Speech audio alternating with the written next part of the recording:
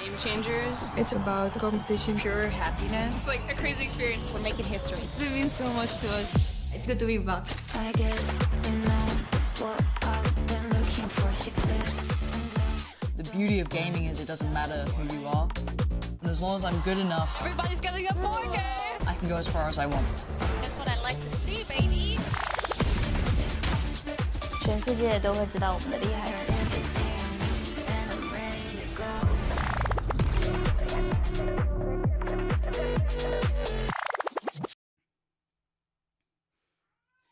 Two teams, one best of 5 between them, and a ticket to the Game Changer Championships on the line. Welcome, everyone, to the VALORANT Game Changers America's Last Chance Qualifier presented by Verizon. Yesterday, we saw 3 teams battle their way out. Only 2 remain today, and cannot wait to get started with the finals. My name's Sierra Dawn. I'll be your host for today, and joining me on the analyst desk, we say hello again to Emily and welcome in to Ash.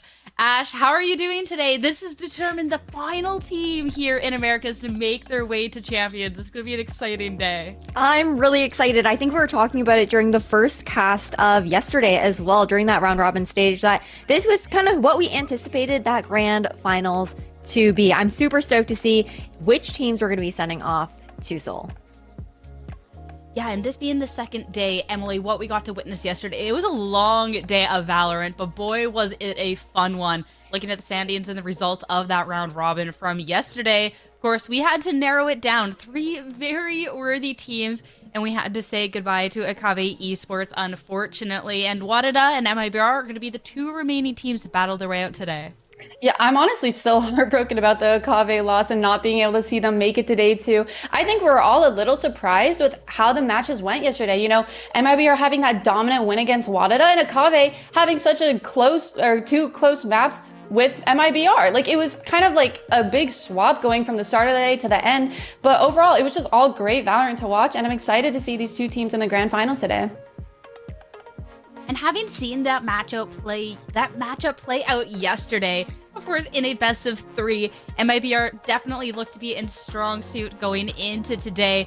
But we'll have to see how they play on the day and how they're going to be hitting the field. But based off yesterday, it's going to be strong. Looking over at this MIBR roster, there is a reason that they were one of the top teams. I mean, the top team. We got 3 teams here, guys, that we were talking about. And Ash, it was a team that, too, they've just been top of their own region, just barely falling short. And they look on point to get that ticket. Yeah, it was definitely heartbreaking here for MIBR in that Brazil finals to land that second place and miss out on that opportunity to get the fast ticket over into Game Changers Championships for this year. But they've been so consistent. This core as well within Sayuri, within SRN and Mel, they were top of Brazil during 2024. They were itching to make that return to Game Changers Championships after falling short and landing that second place up against SRG during the last year as well. All of these players are so hungry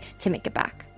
They're also just a super well-rounded roster. Like, they're not super reliant on one person. And it feels like, well, we have SRN who's been popping off almost every single match. But even if SRN isn't having like as good of a game, there's always another player to kind of step up and take that spot and just have a pop-off game of their own. And also going at today's best of 5, because they went 2-0 in their best of 3s, they have a 2-map ban advantage, which I think is going to play a huge part going against WADA today, because they do tend to rely on maps where they can run their chamber comps, where they can find the most success on that chamber. And normally when you're talking about bans, you can either ban your weakest map or ban your opponent's strongest map. But here, MIBR get to do a little bit of both. I mean, they definitely have a lot of things going their way today. They got such a well-rounded team. They have the map pan. They have that confidence as well, something that Lisa was talking about a lot yesterday, and we had the opportunity to get a couple more words from her about yesterday's matches. O primeiro jogo foi tranquilo. Acho que a gente chegou preparado de uma forma melhor, assim, no geral. Eu acho que teve essas pausazinhas, né, de algumas horas. E eu acho que a gente meio que se preparou mal para o segundo jogo em relação a essa pausa. Então acho que isso também ensina muita coisa a gente, porque eu sinto que trouxe meio que o nosso... os problemas que a gente estava tendo antes um pouquinho à tona de novo. Não é que tava, igual antes também, mas eu acho que a gente tava bem... Tava todo mundo com muita vontade, todo mundo muito feliz, então acho que isso ajudou bastante também, mas definitivamente eu acho que a segunda MD3 ter sido mais difícil foi bem melhor pro nosso time, pra gente poder dar uma conversadinha sobre o que rolou ali mais ou menos, pra gente se entender e realmente botar um ponto final. Eu acredito que essa final vai ser tranquila, vai ser de boa. Lógico que depende muito também da nossa postura, mas eu acredito que o nosso time é muito, muito, muito mais que capaz de ganhar essa final de uma forma bem de boa. 3-0, pra eu ir dormir logo, assim, entendeu?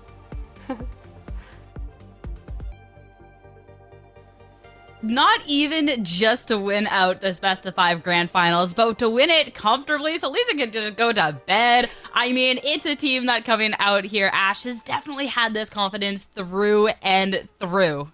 Oh, 100%. And also, when you think about how that series between MIBR and WADA went yesterday, you really can't blame Lisa for feeling that confident going into today's best of 5. It was so strongly on the side of MIBR, and for Lisa, it would be her first time trying to get over to GCC, and for the rest of the team, again, trying to make that return to the big stage. So that experience on this team definitely, I think, fuels that comfort and confidence heading into today's matchup.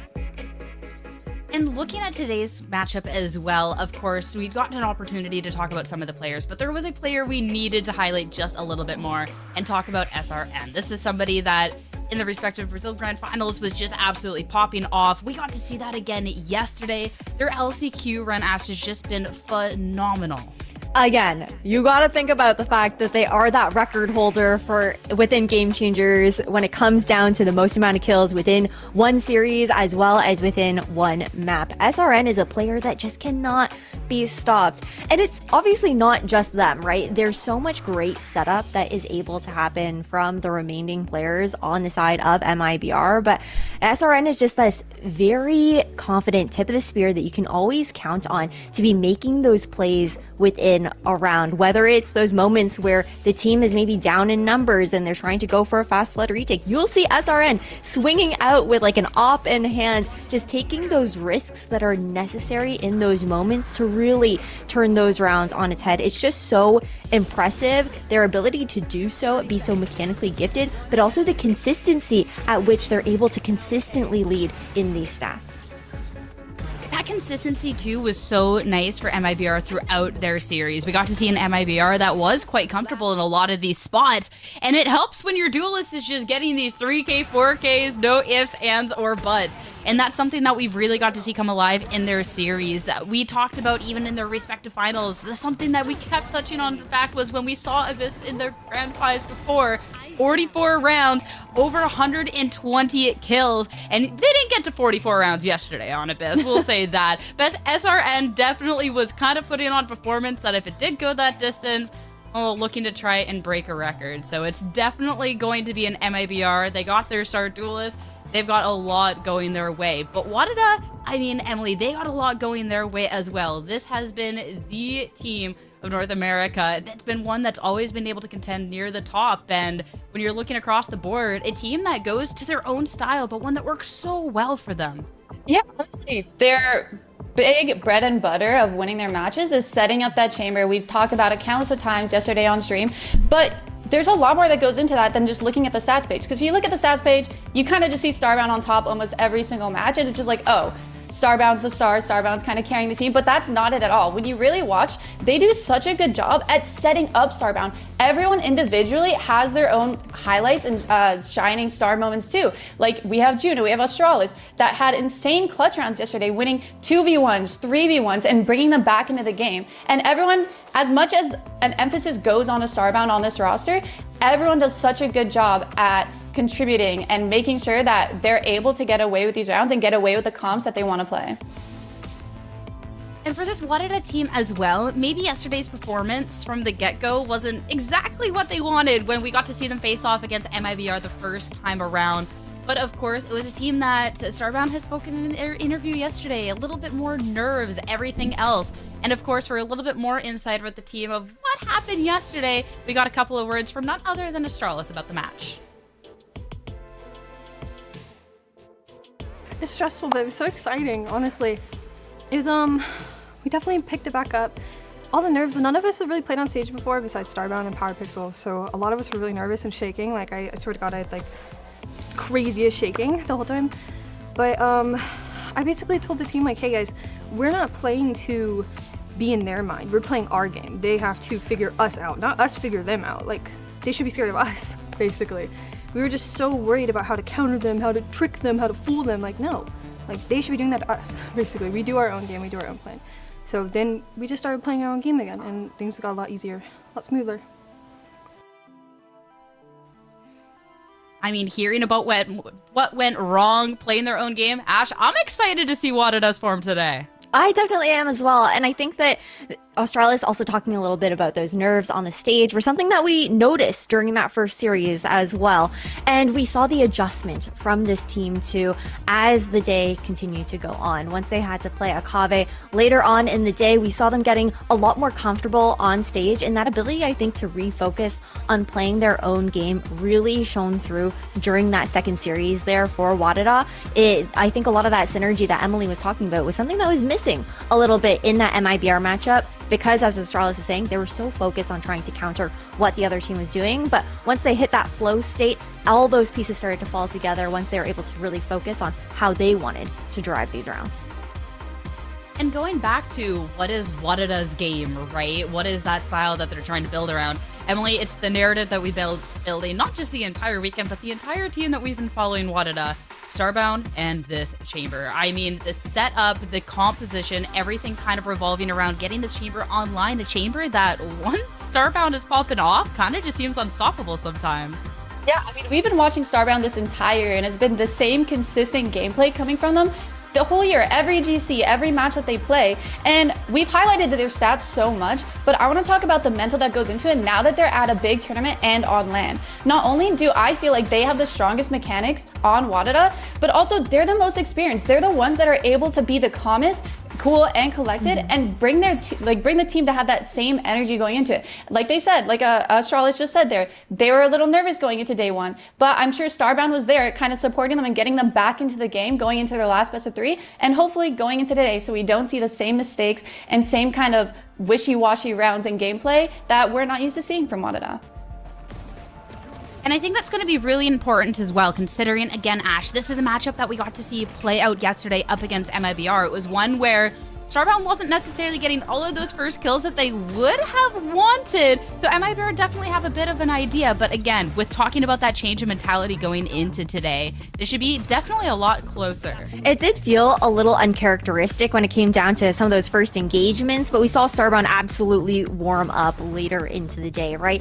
And again, it just comes down to that focus and being able to play their own game. I think one thing that I'm really looking out for, though, from Starbound and the rest of WADA is just really being able to take care, depending on which maps that we're going to be seeing, on how MIBR are trying to control the map, because they very much so have that understanding of the win condition where if they can put Starbound or Juna on an island as that solo anchor on one extremity, they're so good at trying to swarm around them and really being able to like isolate them in that fight and just take them out of that round. And that's something where WADA are going to have to be very keen on their positioning and utility that's going to be able to help them get out of those moments. I mean, talking about utility, talking about those key moments, talking about key players, two other people that we have to highlight going into today's match.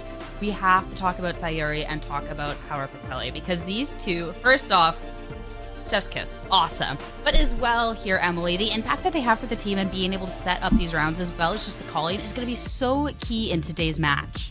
No, for sure. Well, especially because they're calling in two very different styles. Like Astralis touched on, yesterday, WADA was struggling because they were not focused on playing their own game, which is something that Power is going to have to bring in today. They did it in their last best of 3 yesterday. Should see the same thing today, where they're setting up Starbound, Power, setting up the rest of the team, like making sure Starbound can get in these positions to pop off, and also just making sure everyone else on the team is supporting those first picks on both the attack and defense. Whereas on the side of Sayuri, you're not only setting up SRN, but you're also calling to kind of counter WADA, because instead of, yes, focusing on your own game, you also have this insane chamber op that you're gonna have to deal with no matter what. And you're gonna have to use everyone on the team and every piece of util to try and push that back and not let them get an advantage on that. And again, when you're looking at a WADA that is the one that has to change, hearing all of that impact and what they need to be changing up in today's match, and of course, making MIBR be the one to react to them, I'm curious with exactly how that's going to be changing up. But WADA still have an uphill battle ahead of them. Looking at the map picks and bans, again, MIBR being the higher seed based off of their results yesterday, were able to ban out both maps of choice. And Ash, that's going to be Crowed, Haven, Gone, and Abyss first on the dot. And Emily was talking about this earlier as well, right? Like how important this veto is going to be. And for the side of WADA, there's a handful of maps that are extremely their strong suits, Haven being one of them. So it's no surprise that MIBR wants to take that one out of the equation. I want to say that that is absolutely, without a doubt, the best map for WADA. And now being able to kind of control how the rest of that veto looks, I think that once we get, if we get to that 5th map, Sunset is terrifying because we saw like how good the Sunset was for MIBR, but WADA were able to bounce back in that very close overtime series up against Akave Esports. But overall, this map pick ban, I feel like is leaning pretty heavily toward, actually, I want to say like pretty even, like here and there, and maybe leans a lot more MIBR as it goes deeper into the series. No, I completely agree. Like, I think we've seen a lot of footage on Abyss, Ascent, and Sunset. The one map that I'm very excited to see today, though, is Lotus, because we've seen WADA play that so well back in GC Stage 2, right? But we haven't seen it on LAN yet. And I think MIBR was kind of crazy for letting them pick that, because on Lotus, I think they play the best chamber comp that they have, or like best play around the chamber, sorry. Because they don't play it one-dimensional. They have a few tricks up their sleeves, and they have it where chamber's constantly getting that first, second position and getting success in that. So I really think this map could go either way. I think it is even. I think that Lotus will be heavily sided towards WADA though. I think that makes it really exciting. I think even more pivotal for WADA to be able to get off on the right foot here. Even if it's the first map is not quite it, but that second map, we saw them take a little bit of time to be warming up in yesterday's games. But at this point now, it's going to be Ash's stage that they're more familiar with. They're going to be a little bit more in tune, and hopefully coming out of the gate swinging can make it a series that does go the distance. Because again, only one team can go to the Game Changers Championships. And I think that's what's really important, is being able to try and start this series off strong here for the side of WADA. For MIBR, with the experience on that roster and experience playing on a stage in particular, it hasn't been a problem for them to need to like warm up. They're starting hot in the server. But for the side of WADA, it was a bit of that slower start, which is something in a best of 5 like this, where you, I think, fell so hard up against this team during the previous day. It's a bit more of that mental uphill battle because you want to brush that off. You want to be able to kind of reset and then just start off on the right foot. I'm looking forward to Abyss though, because overall for this map here as well, I'm interested to see if WADA have also made any changes, because they've had the opportunity to maybe hide a little bit more since we've only really seen them play it once. Yeah, that'll be something as well, because we got to see MIBR's Abyss yesterday, and it is absolutely terrifying. But WADA could have that opportunity to try and counter a little bit. And again, talking about the fact that they want to play their game, they want to make MIBR be the ones to adjust, to change things up. But again, on the day, it is going to be 2 top teams looking to try and make their way into that championships. It's all down to one more match, this best of 5 grand finals between MIBR and WADA, and it all starts now.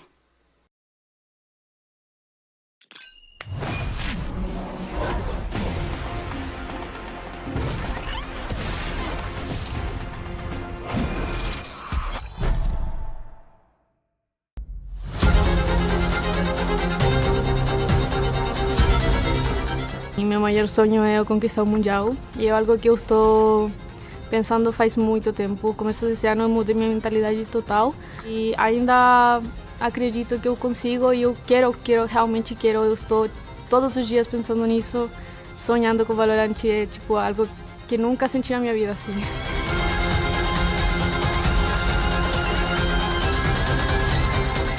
Mais uma na mira dela! Mais uma na mira dela! É o Ace! A bastarda é demais!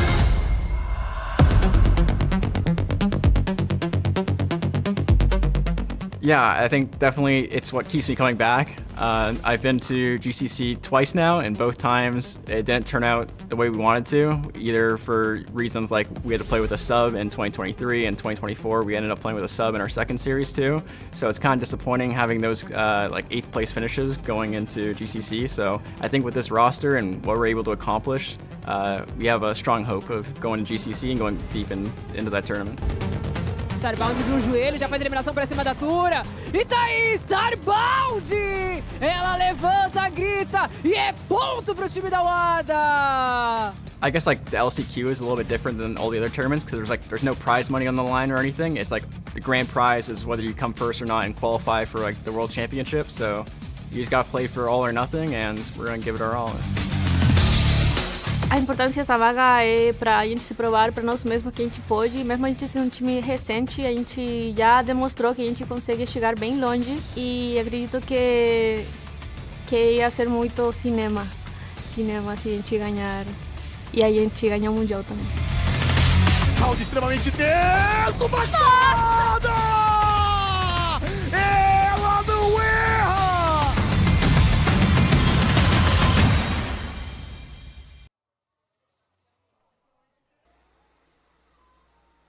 Now for our players to hit this stage again, an MIBR that has been here before in front of the home crowd, one popping off yesterday. WADA, the underdog, is traveling out to try and take this title, to take MIBR down. It all comes down to this.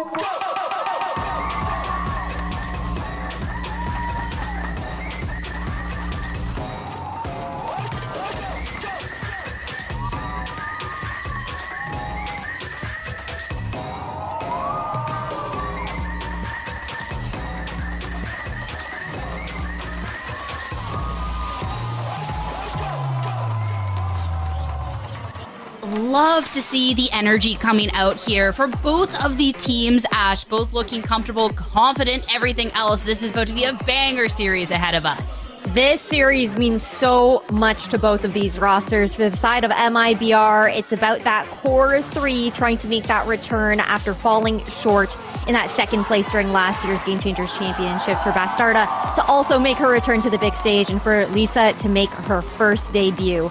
For the side of WADA, it's this rookie squad led by PowerPixel and Starbound, who have previously been to Game Changers Championships once together on that Evil Geniuses Game Changers roster, and you can feel how hungry they both have been with MIBR's stunning performance yesterday, that consistency across the board, and WADA's bounce back from that first series.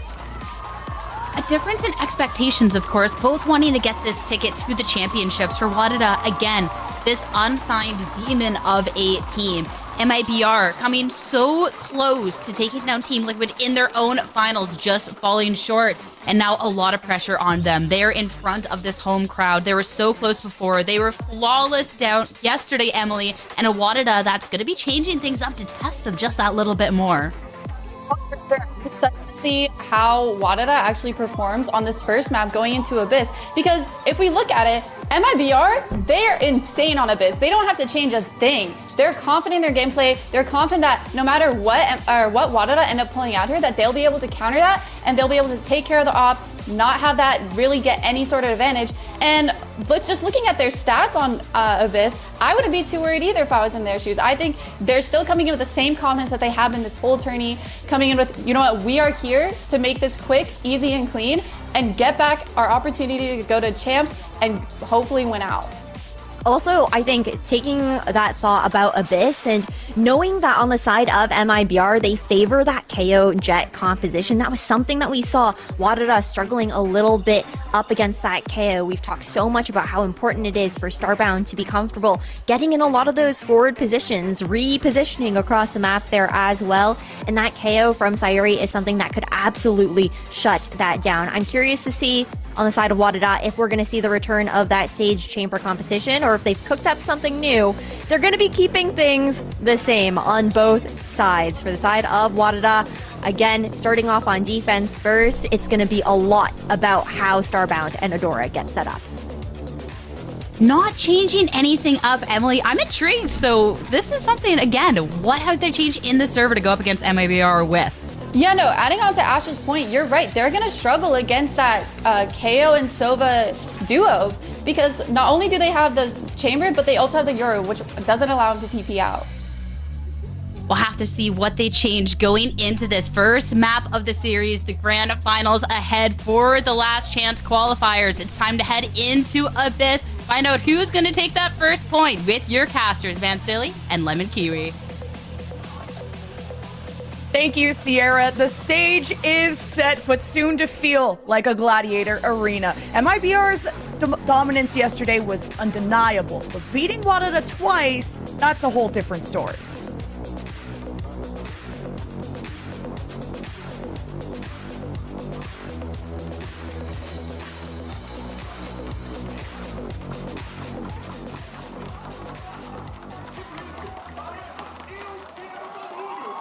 Getting into this pistol, this is a weak point for WADA out of, what, the 10 pistols we saw out of them yesterday. It was a marathon. I think WADA only won one of them against Akave. So this is a whole different day. You cannot blame it on nerves anymore.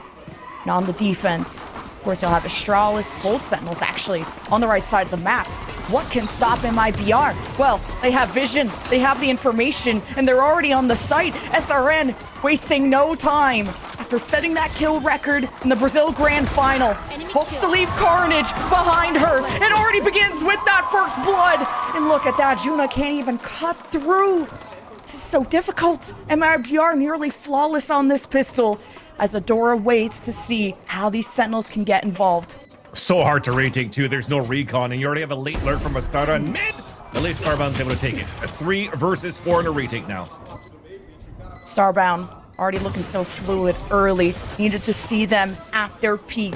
Big win condition for WADA. We talked about this Sentinel play, but Astralis with 2 gets put down to the ground. SRN dips, dives, and dodges. Starbound at their knees as SRN stands tall at the top to prevent the spike and slices through the jugular of Starbound. A pistol goes the way of MIBR. As we mentioned, this is going to be a very tough game to kick off this BO5 for WADA because you have somebody like SRN who's so comfortable on this map. As I mentioned before, unfortunately I was muted, chat, my bad, but 50 kills. Kill record on a single map, which is on this one right here. You see how comfortable they are moving into this series, into this map, and how dominant they were just diving into this B site. This is going to cause a lot of responsibilities around Astralis, or maybe even the Astron Juna trying to hold this over for WADA, because if not, the consistent dives once again are going to be hard to deal against, and once again, WADA struggling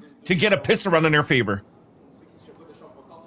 Nothing changing from the WADA setup, at least the early positions, rather being more forward. And Bastarda, huge for MIBR. But wait, does Adora go unnoticed? No! Now going without kills. MIBR are looking to make a repeat of yesterday. If things don't get rectified for WADA, with the share of buys, that told me that WADA were hoping to have a better effort in the second round, but I mean, the odds were stacked against them. And it's a very clean one for MIBR in that round. An anti-eco for them to stay back towards that spawn, anticipating a push coming out here from WADA, and they read perfectly. I also like the extra layer, putting in the Cypher to move it alone towards this B site. Only has the ghost in hand. She could find the information for the team for MIBR, and then could get the trades if needed. And who better than Bastarda playing this role to push forward for the team? She usually plays a duelist, has top fragged even for Team Liquid 2 years ago. against SRG in the grand finals, and she definitely is showing even more agents in her pool and excelling at it. Paper does beat Rock, but how about this sniper from SRN? Well, I don't think Astralis wants to show her hand quite yet.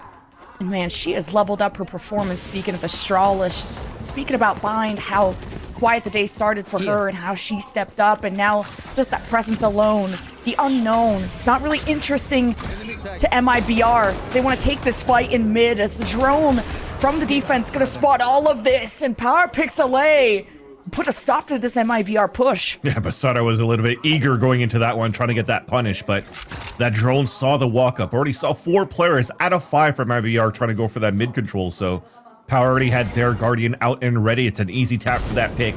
Now you see to rotate over towards this B site, but for a fake, so it does pull the rotate, but thankfully we did wall up towards the A site before. Oh, outlaw to outlaw. SRN tried to dance in the face of fire. And MIBR working the map more now that WADA have rifles to contest them with. It's now at the top window. It's all MIBR have to work with. Lisa is trying to draw someone down from their perch. This is just such an uncomfortable situation. Sayuri can try and throw the knife out there, but 13 seconds. WADA are drawing out the clock. And MIBR need to win this fight.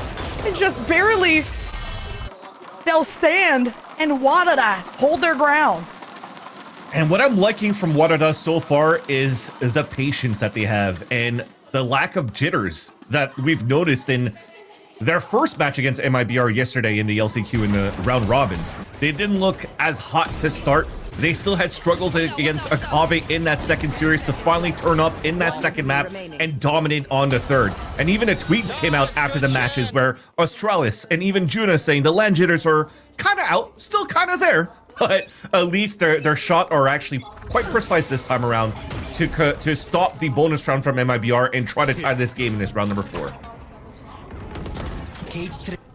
SRN has had to slow down on these entries. WADA are quick to flick and silence that duelist. They know that Astralis has been hanging around this A side. You do not want to be caught in the midst of that slow orb. You just will not be able to escape. And in the wings is Power Pixelay ready to punish anyone caught. As the wall comes up, immediately destroyed. Only a sense of safety for a moment as MIBR hunt that Sage down as Astralis has to fall back. Still loving this movement right now from Adora, pushing all the way down mid. This should punish Lissa. Yeah, there you go. They don't have any more util for the A site for the post plant. Really gonna need that controller. There's so many openings and WADA are creating them. Bullet holes across. Bastarda will silence the people on this high ground. And man, she's relentless. Now the neural theft going all the way. WADA spotted at the top window. Starbound is not going to have the advantage they were hoping for. They've been supreme with the outlaw before as Bastardo one away from the ace, and Juna sits at the top looking for her first kill as well. Now with the smokes, he's going to have to play some mind games, but now unable to drop and just will not have the time to defuse. But do you want to feed the beast? That is Bastardo, of course you do! And stand up indeed, Bastarda. Joining MIBR, looking to get back onto the GCC stage with a brand new roster. And she is going to be the tip of the spear if SRN cannot do it. Look at her move around that map. Everything started off so well for the side of WADA to control the Astra, not give a chance to get the pulse plant gravity well, and even any util to allow the attackers to get into the site. And Bastarda takes the matters into her own hands. The kills, the neural theft, even a camera baits out and jukes Juna into the 2 recall smokes and nullifies that play that she was trying to make. And that breaks the econ once again of WADA. 2 players now looking towards this B site. The knife is gonna spot Adora and even a drone where Adora cannot now retreat. An opportunity to dive into the site and for SRN to open it up. MIBR is so good at closing the gap when they want to get onto the B site. Difference though is WADA trying to double up and group together, and now deciding that the retake strat was gonna be key, and WADA just fell apart before they could rotate out. And they didn't even stack together, but wait, this double walk-up from WADA is going to remove at least one rifle and give it to Astralis, who has the res, but this just does not feel very winnable. And MIBR going to keep one in main as Bastarda is now just heating up. The trip triggered.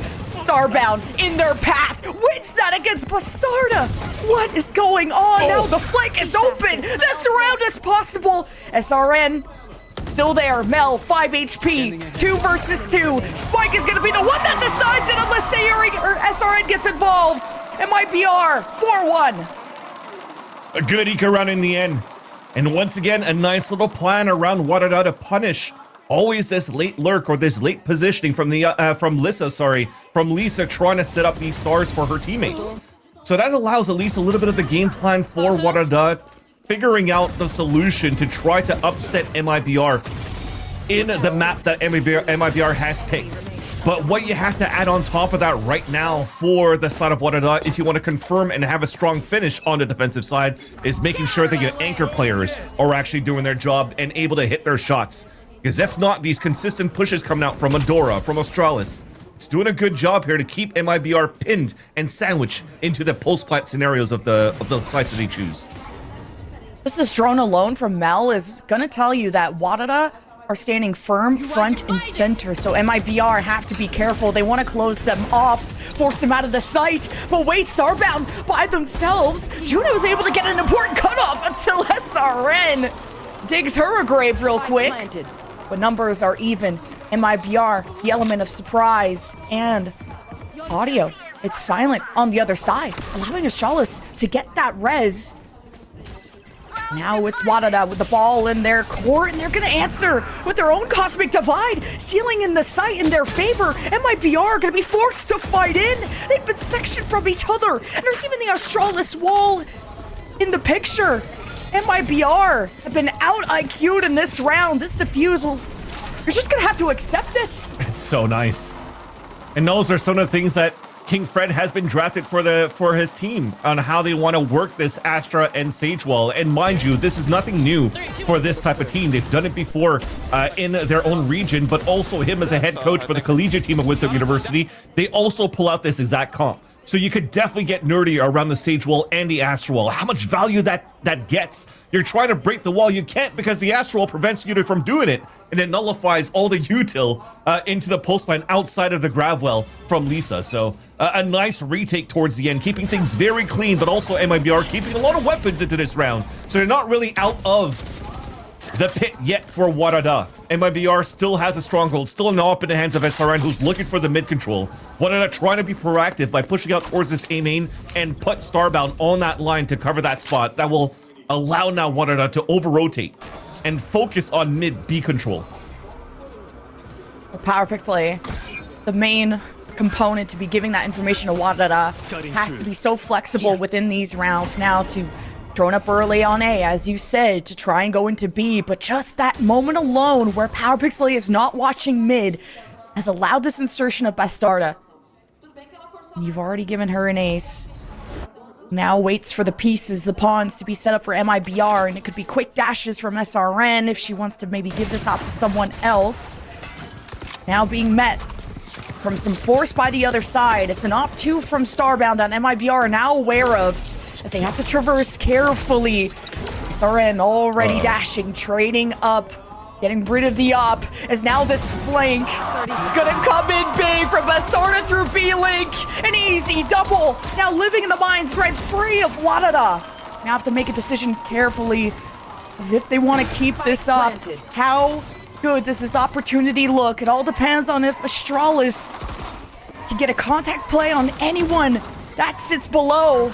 As MIBR want to keep WADA honest, they want to keep the pressure on, and Power Pixel A tries to draw attention towards them, has the Hunter's Fury, but time is of the essence, and WADA are taking too long to decide, so it will be a save. And a small mistake, I think, in terms of rotating around the map for WADA. Everything looked really good at the start to take that line forward on the A line.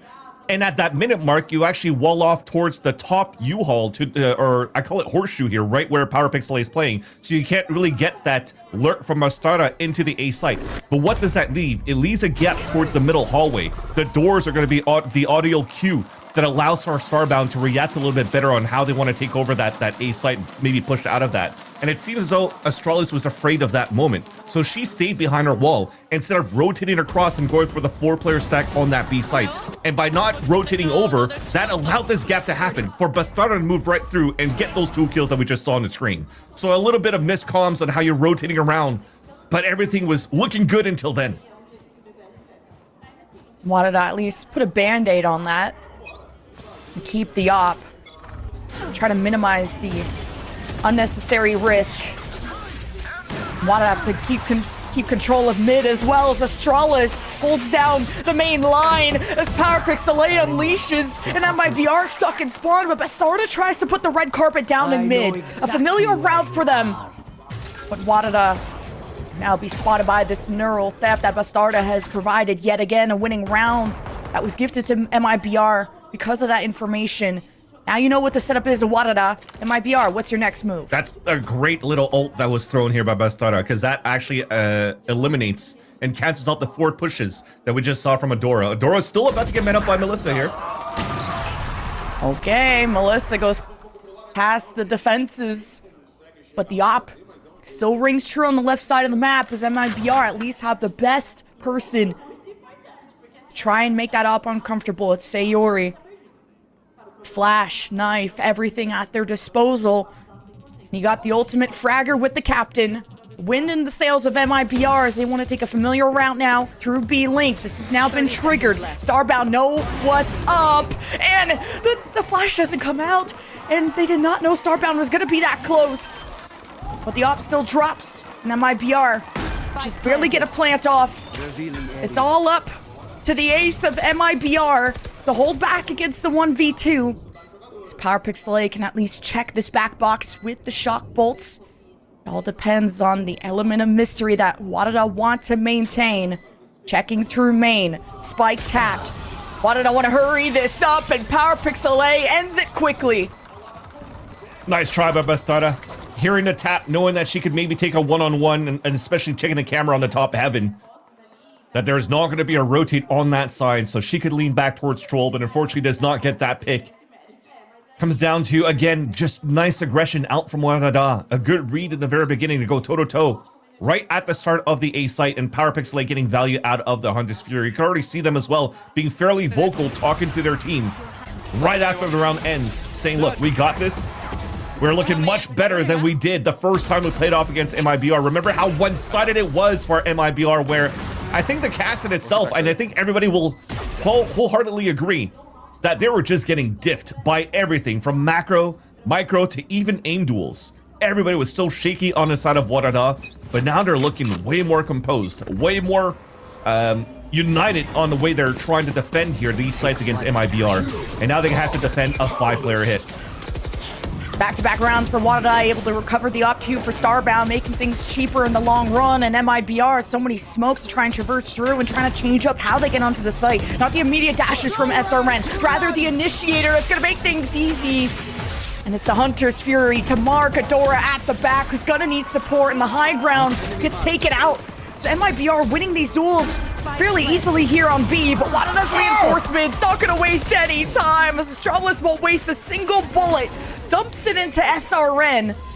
Now that the tip of the spear starts to be blunted here for MIBR, at least they have the spike on their side. And just the isolations are pretty huge for WADA, but the drop down's awkward from Adora. At least you know where this Astra is. The rest of MIBR stay in the main lane.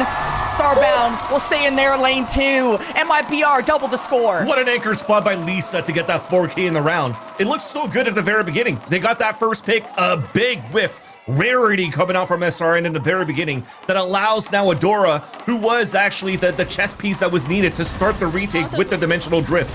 As they get information on the site, easy kill onto the KO. But after that, what was missing? Why are we not flooding with Adora dropping down on that bridge? Why is there no smoke towards that front? Maybe the util wasn't there, so you still needed to have your Yoru trying to find that information around that site for that front to allow a safe cross or at least some sort of advantage for a trade.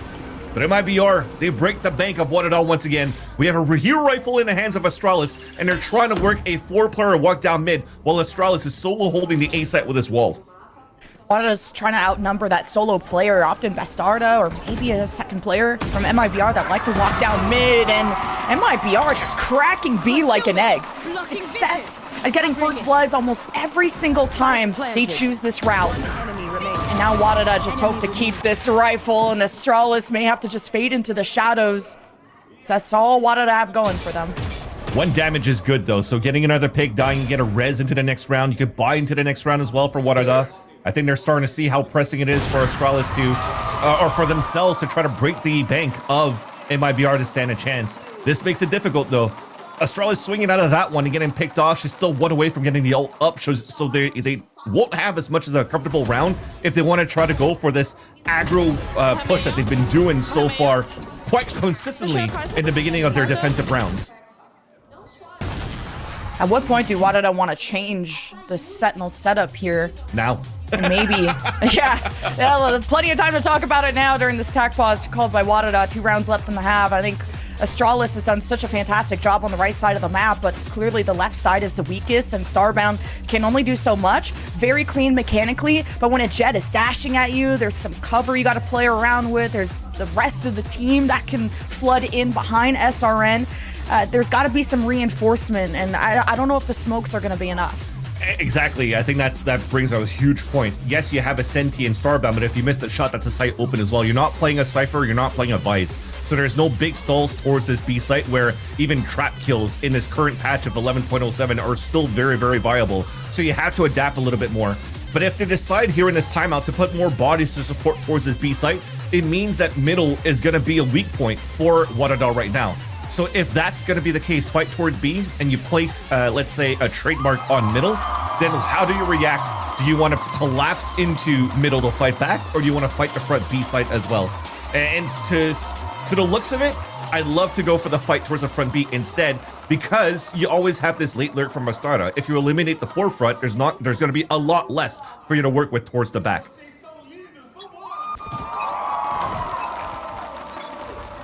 MIBR with the lead, but the same game plan going forward. Hit the B site. Nothing's changed for WADA. Maybe just the approach. Kind of these more aggressive stances, like where Adora is. And this is the past repeating itself. Now you got Melissa getting first blood. Juna can go pretty back and forth, toe-to-toe. So it's not always a 5-person post plan for MIBR, but WADA tries to make the job easier. This time, not cutting through their own spawn, but deciding through B-Link or elsewhere. Always very good, at least on a rotates back. Now it's the retake that's a little bit hard, because now you're walking into uncertainty. You don't have anything available. Maybe a recon dart could help you right now, but a dart already fell. 1 enemy remaining. Now Recon doesn't get anything, but a false sense of security. Actually does get the 1 ping, and Astralis handles business. Now it's a 2 versus 2. The numbers are equal, and MIBR gonna hold their ground, and the angle and the high ground, that's a miss. SRN has to readjust, and Melissa will get the ace, but MIBR will get the round win. What a huge opener by Melissa too, to diff Starbound with a snipe rifle when she's walking up with the Vandal to win that in the back control. You have to be quick and reactionary on that. Look at that. As soon as Starbound peeks out, Melissa already had her crosshair placement there, so all you need to do is to react on time for the tap, and she lands it perfectly. There was the idea there after the timeout to actually get a little bit of a aggression out of the side of WADA. You saw Adora do a little bit of that leaf jump on that left side, the right side of the abyss, to get onto the ledges on the right, but you still stay put. You still play with no information into the mid round, and then you just got caught with a whole slam of MIBR towards his B side again. And Adora's had these insertions that have been punished, now hoping to get a surprise on MIBR, but now revealed there by the knife. We'll have to take a step back and just help support Juna in the best way Adora knows how, with so little time together. It's again the smokes that are key for WADA, but look, Astralis has already rotated over. The B side has been hit so many times. Now you have a wall and a slow orb to play with. Even a Cosmic Divide very soon if Juna can get that same kill that she always gets every round. It's just been so annoying to deal with Bastarda on these lurks though. The one time that she goes solo, she always has closer to neural theft, and they have to be ready for those on these type of hits, but it's too late. It's the last round of the half. You're not going to see this anymore, so it comes down to Starbound just having to be able to anchor at the back of this A site. Especially post lane's going to be strong. Cosmic Divide, and oh, beautiful recon, beautiful shot. It's MIBR after all that we're looking at. Planted. Look, the post lane positions already getting proactive as WADA don't even have the best of weapons. Bulldogs, they could still pack a punch, but Bastarda knocks out Juna cold. So far forward as Adora now has to do their best to make do. We'll get that kill on Bastarda when WADA know where the enemy is. They can go in with confidence, and Astralis knows they gotta hurry up. And it's the break-in that ensues. SRN will have to reposition. Now in isolation, WADA chase down these last defenders on the post plant. And Adora, that's the second kill of the round. Diffuse being held, but the Hunter's Fury pierces through the hearts of WADA. We have a 9-3 half. How do you want to deal with a post plant like that when there's still Gravwell available and a Hunter's Fury? They've done such a great job once again off the back of Bastarda's lurks on the attack side. She's been so good. We kick things off with an ace on her side, and then these consistent lurks coming through on middle, finding her timings, are making it a pain point for WADA. But thankfully, this is still a comp that's good on the attack side for the North American team, so we'll see if they could pull this through. But right now, let's speak to Nandine, who's standing by here with Felipe Tonello.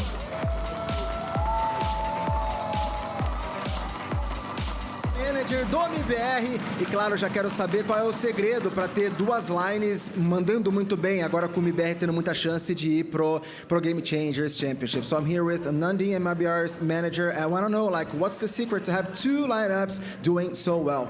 Como é que faz isso então, mano? Yeah, hey, first of all, I think it's pretty... Pode falar em português. Só não precisa mostrar o inglês não, sei que você tem. É legal a gente estar aqui no Brasil, né, voltando, então a galera, acho que a torcida, todo mundo tá aqui é muito bom. E acho que o segredo, nada mais do que o trabalho, né? Acho que desde que eu entrei no MIBR, o MIBR já era uma organização gigante, mas é uma organização que continuou investindo, investiu cada vez mais, desde a staff quanto os jogadores, a gente está vendo aqui. Cara, eu amo cada uma delas, assim, é muita dedicação, é muito trabalho e a gente está colhendo esses frutos. Então, tanto os meninos no Champions chegando cada vez mais e as meninas agora, a gente vai garantir essa vaga para esse Mundial aí. So he was going to say it in English, but I'll let him rest a little bit. So basically he said it's huge, it's amazing to be here once more. He loves every one of the players, and of course the answer for that is the work. Of course, MIBR has always been a huge org, but the work that they put in and investment that they put in as well is extremely important for everything to work out. Agora uma última perguntinha muito rápida, já comprou a passagem para Seul? Cara, a passagem está com a Riot, né? Se Deus quiser para amanhã, mas aqui entre nós, né? A gente já tá de olho no bootcamp, já tá certinho pra gente ir pra Coreia. Legal, legal. So I asked if he had already bought the tickets for Seoul, and he said, well, depends on Riot, but of course we're going to have this bootcamp going on, so it's going to be very good. Tamo junto, mano. Valeu. De volta com vocês.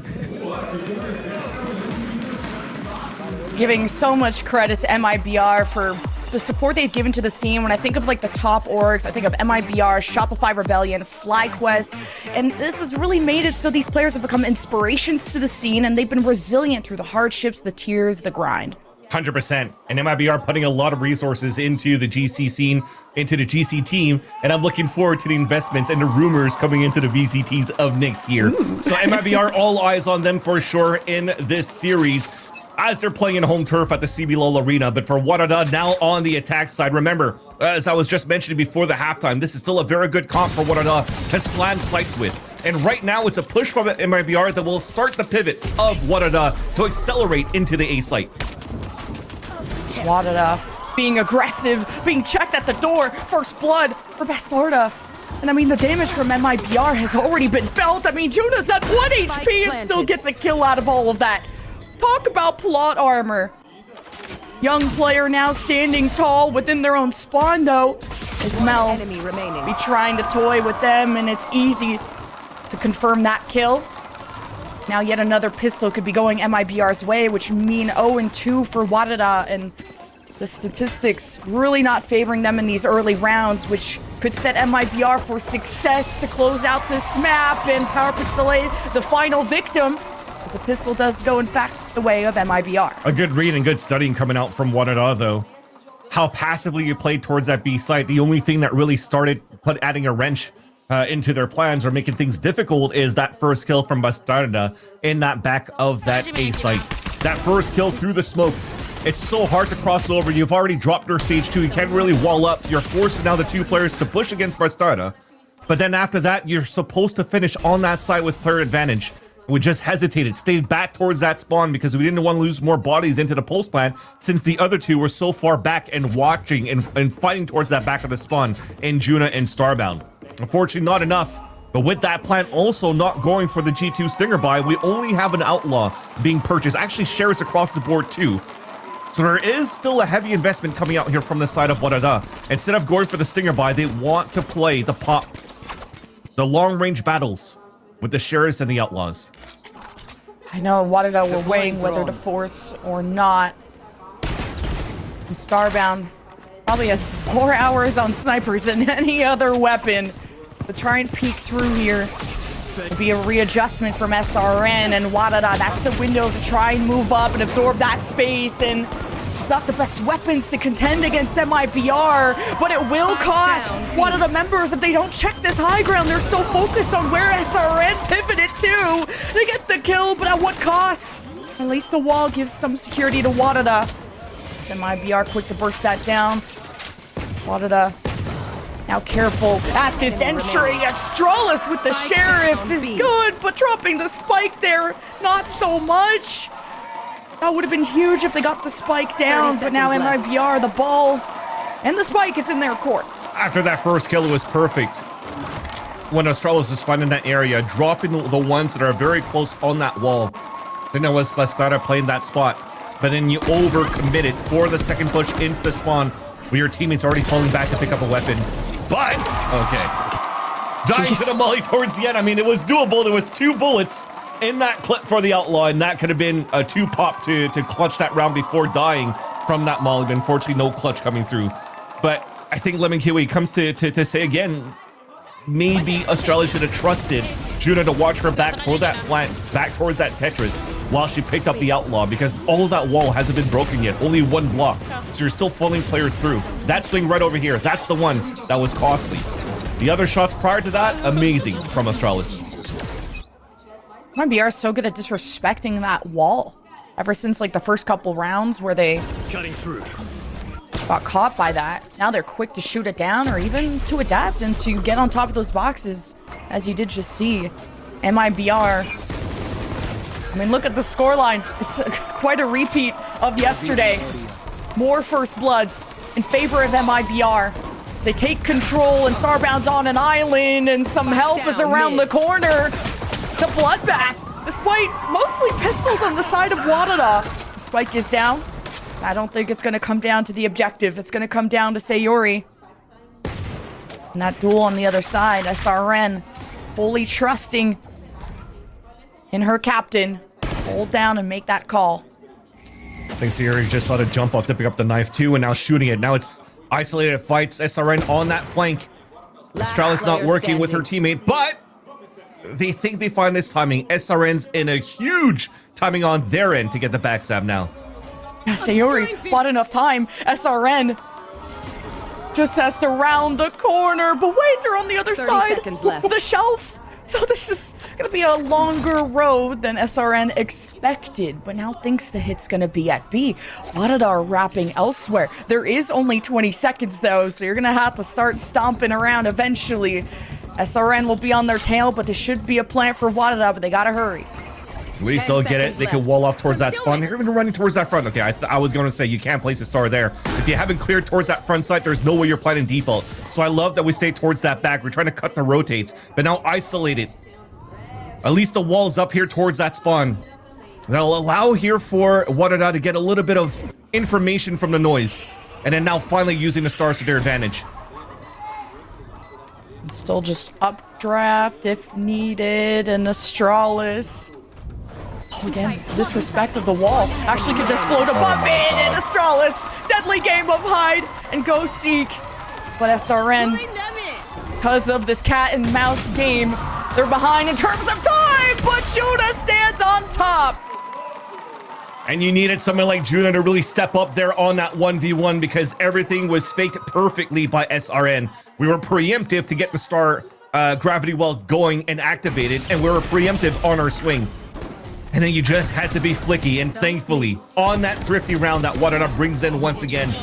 They've been so good in these thrifty rounds throughout this tournament. They're able to stay alive in this fight. Like that Juna is warming up too. Such an underrated talent.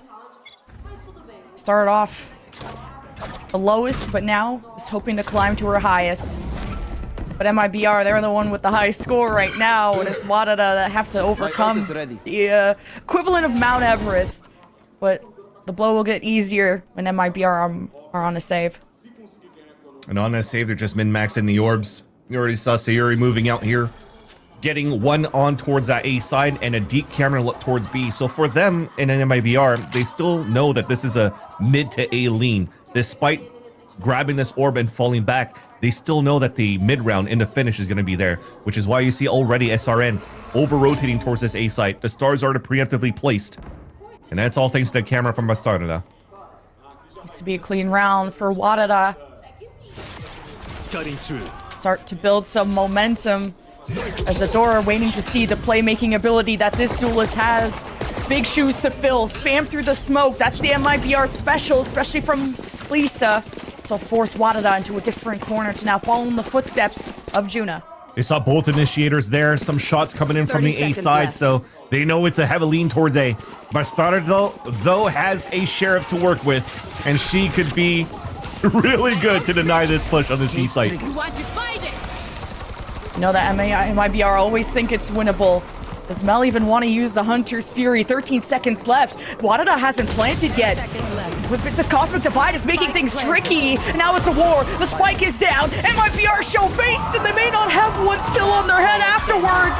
But wait, the sheriffs are doing damage, and WADA get thrifty. There's simply no way. And I love that SRN is stepping up. It's standing up after that 3K thrifty.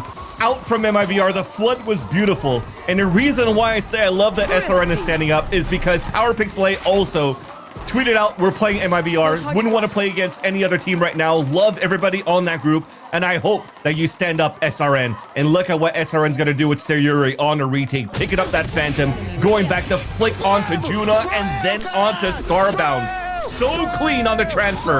That said, a lot was invested for WADA to get into that site. The wall with the Astral Cosmic Divide once again, such a strong suit for them, but they admitted this double swing from Heaven and Tetris that really threw them for a loop. Now that's the nail in the coffin. So we'll get the map 1 funeral going. And we were kind of laughing yesterday. WADA are so good at pistols when it's not the first round of a half. And I'm going to take that back. MIBR confirming that pistol. Something else. Oh my god, the pings on that Hunter's Fury. Oh, Katniss Everdeen over here. And now SRN. It's hunting season. And MIBR didn't even need the Hunter's Fury that I mentioned even last round to get the thrifty. It was all sheriffs. It was all W. Now you have to use the res, you have to use what you have left, because this is looking like the end of map 1 otherwise. That's Val making WADA have a little bit of a taste of their own medicine, because that was the same type of crunch that PowerPixelate did on that first half. Now elbows are sticking out, and thankfully it's the clone that saves them. Jeez. It's going to take heroic plays from WADA. But pressure makes diamonds. But the information is what makes things so easy for Melissa. Was Deadly Sova in the lobby, it seems. Now the spike will be picked up. It's all about trust and execution. As Starbound will take care of the drone and will take care of business if MIBR dare to step in their sight line. Now things are reset, and MIBR around the corner. No util, just vibes, and a Colette, and almost clutch for Starbound. Astralis just has to finish off what the GOAT started. Now knowing to play their lives, but the spike is awake. Just react and stay as close as you can. Astralis with the timing. The clutch is insane for WADA. An important 1v1 for the rookie of Astralis on the stage to play against the hero of the MIBR of this first map, and to win that one on a 2 versus 3 is huge for WADA. The collat coming through where Starbound didn't even have a TP. All they had to do was break that drone, reposition, hold the tight angle, and they run into their crosshair and gives a chance for WADA to fight another round on a lower buy. They now have the economy in their favor. One ult as well that they hope they don't need to use this round here, because MIBR is only on 2 hero rifles off, 2 key players to hold these. Whoa. And finally one of them fall. Astralis is so good in these duels, and these hectic ones too, where it's a quick swing and you're only gonna have one chance to strike at the queens. But now 2 hero rifles from MIBR, supported by pistols. WADA carve their path. Ahead of the game too is Adora getting quick vision, not wanting to waste a single second, but right below, Astarta goes unnoticed. Adora will remove them. Box has been checked. There's even a wall to delay Mel from coming over any sooner. You're gonna hear these stomps. Starbound has the outlaw. I'm liking how they're playing so far in the anti-ecos too. Just to be able to get Astralis in these over-committed angles just to wall off the spawn. That will put Starbound in a good position as well and not allow MIBR to get set up on the flood. Look at how tight. It's a funnel they have to run through this wall with 3 players watching it. This is gonna have to be a 2-player jump off the map and save your weapon for Lissa. Read like a book. Last player standing. Let's see if Lisa will get to keep this. May have really liked those pistols to help, and unfortunately for her, no Vandal. No Vandal to bring over, but at least they have the economy to work with. Remember, this was only 2 hero rifles being purchased on that previous round because you could carry weaponry into the next for those that saved. And then we'll have to see if SRN has Bladestorm or something to work with as well. But this was a nice hold on the side of WADA. Being very patient to work inside that map and being very good on how they committed into the post plant to fight against this. So look at what the buy is. And sorry, it looks like SRN already had the Bladestorm on the previous round, but still has enough to go for a glass cannon off this round in 19. WADA cut the score in half. It's 3-3 in the second half. I think Astralis has been huge on these first contact plays, and mids being heavily watched. There is not a nook and cranny that is not watched right now, and SRN with the fadeaway. Jeez. Hunter's Fury as a response, try and chase down this pesky fly. But SRN just cannot be touched. Adora has to match. Blow for blow, ban for ban. But it's feeling impossible when MIBR sit at a match point. Astralis with a kill would be important as well, but too far away for the res. They're going to have to keep this in the post plan if they could penetrate this defense of the crossfire set up by both Lisa and Sayuri. Sayuri just going to ignore the recon, hoping the flasher. I guess Lisa does not care. It's all a bait. It's a trap.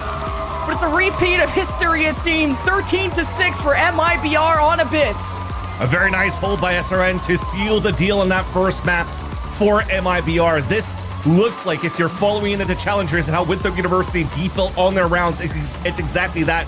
But a lot of responsibility, onto your chamber to take mid control, and MIBR just places SRN to go toe-to-toe against Starbound to win this one as well. So the preparation is there for MIBR.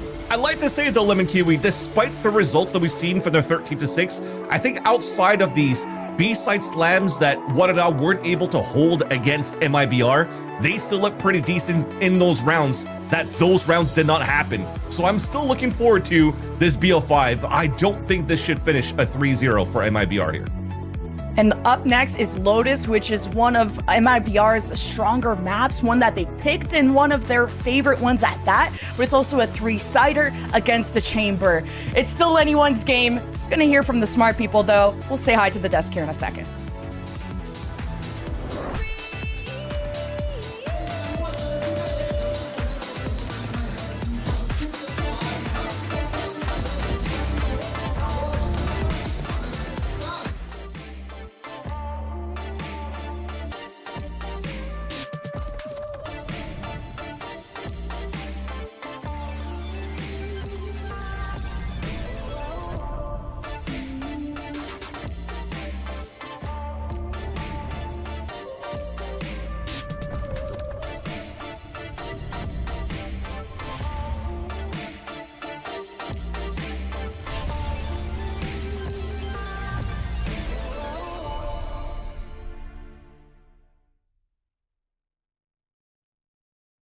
It's for you. Do you like it? Come on, Charlie. Use your new door. Come on, let's go. I said go. Let's go. Silly dog. I'm gonna trade you for a cat. Red Bull gives you wings. The new Red Bull Zero is here. 100% wings with monk fruit extract.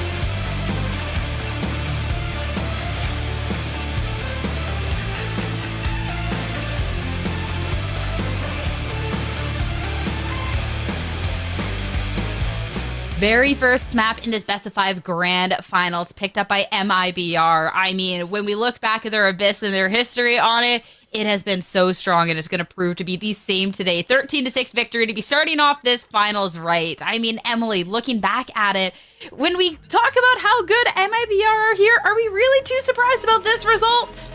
Not at all. And I really want to point out, like, they said that they were confident going into this matchup, and we saw it in their gameplay. Hitting off that pistol with an SRN knife, Bastarda getting an ace round 4, and they were not scared of the chamber op at all. They were willingly fighting into it and walking up and just taking the ones. Like, they were so confident in simply their mechanics that they're like, okay, even though they have an op here posted on me, I'm going to swing and I'm going to get that kill.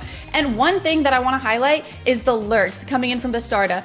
Bastarda had such an amazing map, and it really showed in their lurks, Ash. It really did. It was very impressive. I think she was just so consistent in being able to get that time and catching the rotations off guard on the side of WADA and finding those opportunities for some of those mid-round pivots there as well.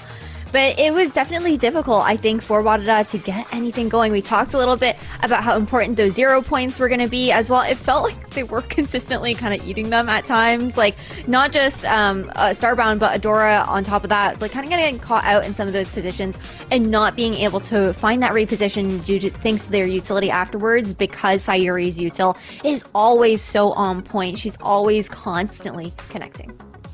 And I mean, looking back at the match as well, even if WADA a little outmatched at some points, we got to see a couple of those hero rounds. The one that kept WADA in it, where we get to see the Starbound call out, was just crazy. But in the end, MIBR, they're just too strong. I mean, looking over at the players and the consistency across the board, SRN was someone that we talked about a lot heading into today when we look at Abyss just previously being their playground. And yeah, it'll be a strong performance there.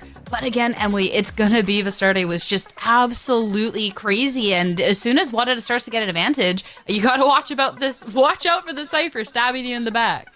No, really, and in their gameplay, WADA did try and counter that. You know, mid to late round, they would try and sage wall so that they would stop the lurks. But ultimately, when you have Bastarda and Lissa both lurking outside of the mains and mid, it's kind of hard to shut down every single angle, especially running a chamber.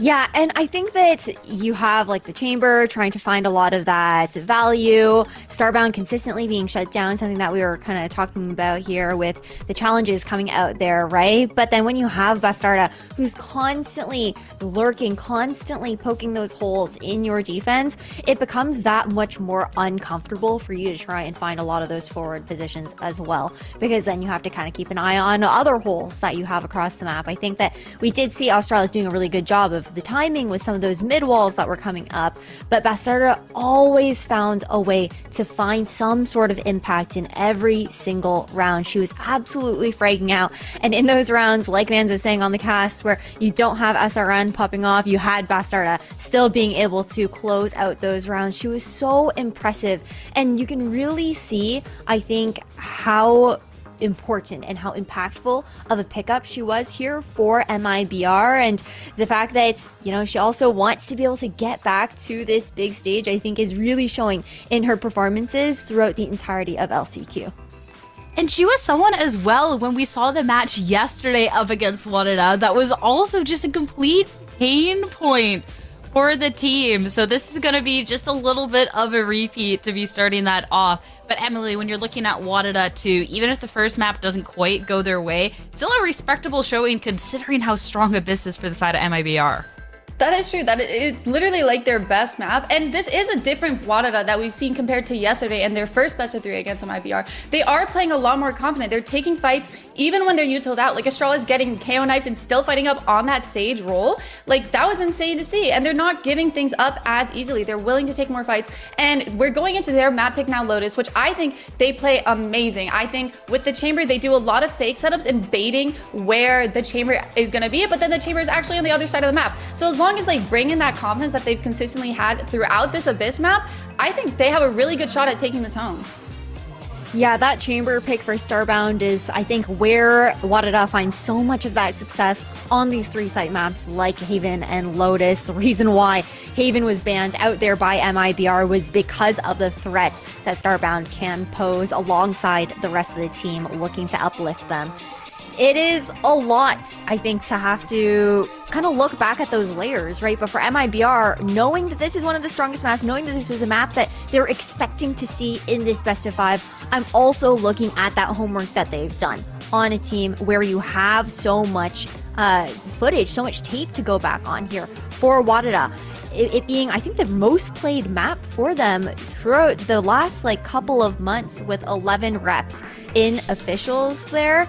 There's so much to be able to kind of go and dissect and understand. So I'm also looking at them to be able to counter how WADA are going to try for some of those fake out plays, and then also for WADA to dig deep. And heading into the Agent Select, Emily, again, very different play styles when we look at this double duelist from the side of MIBR and WADA, of course, that patented double senti. No, I was really expecting to see a little bit more info util or maybe a breach to bring that utility so that they can take care of that chamber. but I'm not seeing that. I'm seeing a double duelist with a Fade and an Omen blind maybe, and I'm a little nervous for the side of MIBR going into this map.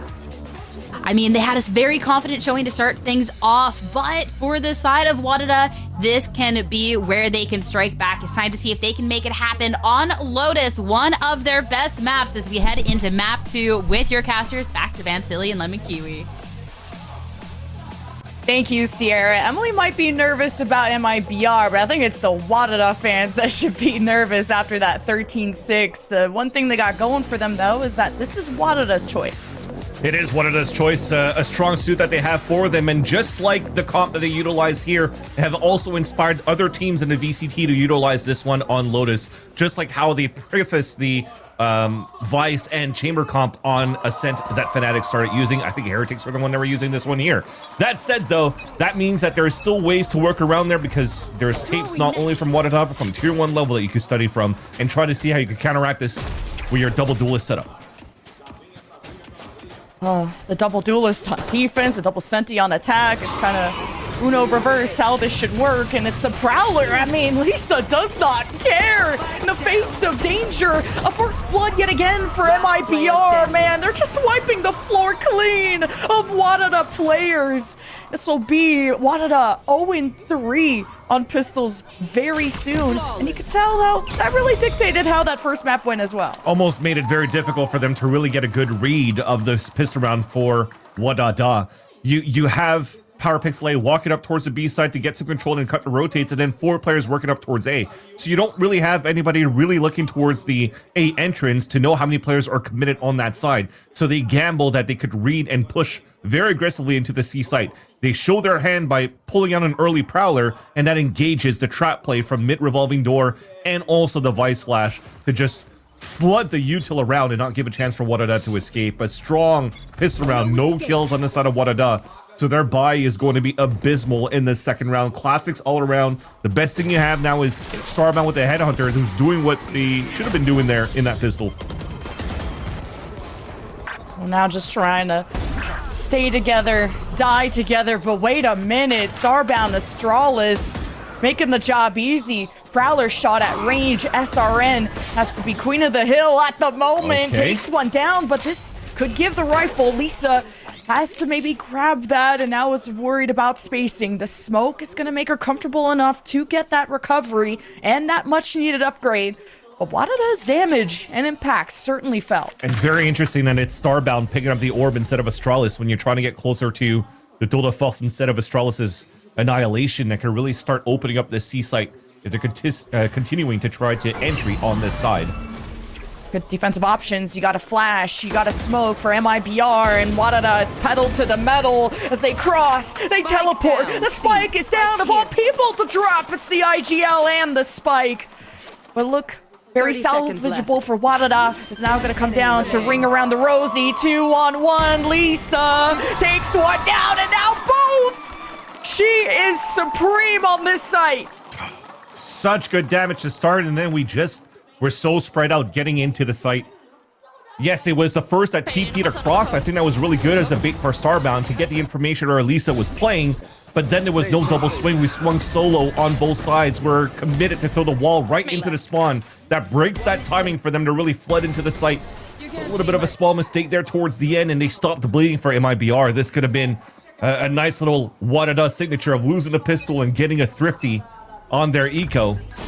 And now it's everything back to normal. MIBR with a pretty decent bonus round, a rifle in the hands of SRN, a push towards long B side. But this gives a chance now for WADA to start brute forcing their way forward on this A site as soon as this turret potentially spots both duelists. WADA having to navigate around these smokes and potentially through some thorns. They open the door. No one is home from MIBR, and now things are a little too quiet. They just smoked the trip. So these two can start flanking behind. This is dangerous now for WADA. WADA gotta at least huddle down on the site and hope the door closes behind Juna. She'll be in charge of watching tree, and MIBR, they have all 5 ready to scrap. It's Juna now hearing these flankers behind. Now have a lot on her plate, and now the chamber's involved. 2 versus 2 for tree control. MIBR's flank. Sure, Punk punctures, and it sure hurts. But Juna at 5 HP. She's not done yet. Hoping to get timing on Bastardo. No. The panic. No, the spray. And a single bullet into Bastarda. But it does not matter. PowerPixel carries with a 4K. If not, the movement was perfect for Juna. You can see how she's breathing here, feeling the pressure on that 1 versus 2. She still won her first one, but when it came down to the perfect repositioning, catching her players off guard, she just had a similar thing that SRN had on that first map of Abyss, where unfortunately, where are the bullets going? But thankfully, look at these shots coming out from PowerPixel. Even picking up the kill that was left and slipped through the grasp of Juna, and a 4K for the round. A loud cheer for the son of WADA, and we're 1 away from the ult for PowerPixel. WADA gotta be louder than the crowd. They gotta be their own hype merchants. But MIBR, when they walked away with 13 first bloods in the previous map, that is their signature. Early advantages. Early round wins, but WADA, they got a tango, but now as individuals, as a spike splitting apart, a default WADA at a standstill, and SRN does get tagged, so WADA will hold their ground. That was huge. That forces the pivot now towards the A side. There's no TP for Bastarda, so there's an opening, but Sayuri is able to anchor it up on that C side, and that nullifies here that gap that could have been taken advantage of by WADA from some nice shots and anchoring from Sayuri. Juna and Adora, their only chance to try and pull MIBR to the left side of the map with that door open and to hope to have an open lane, but with the amount of people left from MIBR, they could watch everything. They're confident in their duels, especially when outnumbered. And Bastarda is not going to even take the duel. Is happy to just call out the push. Now WADA feel like they're walking into a trap. Thing is, if you're given that space for MIBR, Paranoia and Nade paint shells are still available for the side of WADA. That could do a lot of damage into the entry on the A site. Flash at the ready for Bastarda. The boombot reveals WADA, and Bastarda reveals who the true queen here is. After the ace and top frag, Bastarda's just getting started. From a Senti role now to a duelist, and this is also the thing that could be dangerous for the side of WADA, but maybe also an opening and an opportunity here for WADA as well, because you see how much Bastarda is aggressive in how she's trying to find the information with SRN. She could TP away out to safety, but she is also rifling a lot on the defensive side, so they don't have too much of opping power until SRN maybe is going to be the raise op. So that's an opportunity here for Starbound to go toe-to-toe on these openers. Oh, SRN, what an insert! And the nade does all the talking too! WADA gets stuffed! They get suffocated!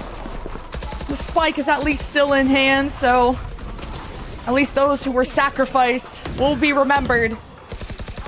WADA cut all noise. Boombot gonna be shot down too, so WADA really hesitating on the approach. The annihilation, time to go fishing. There's even a nightfall that could be used, but the showstopper splits apart. WADA, as they have to fight tooth and nail just to leave spawn. But what are you doing, PowerPixel? They have families. 1v1, goat v goat for the ace. For the IGL, when all look dire for WADA, they survive, they thrive.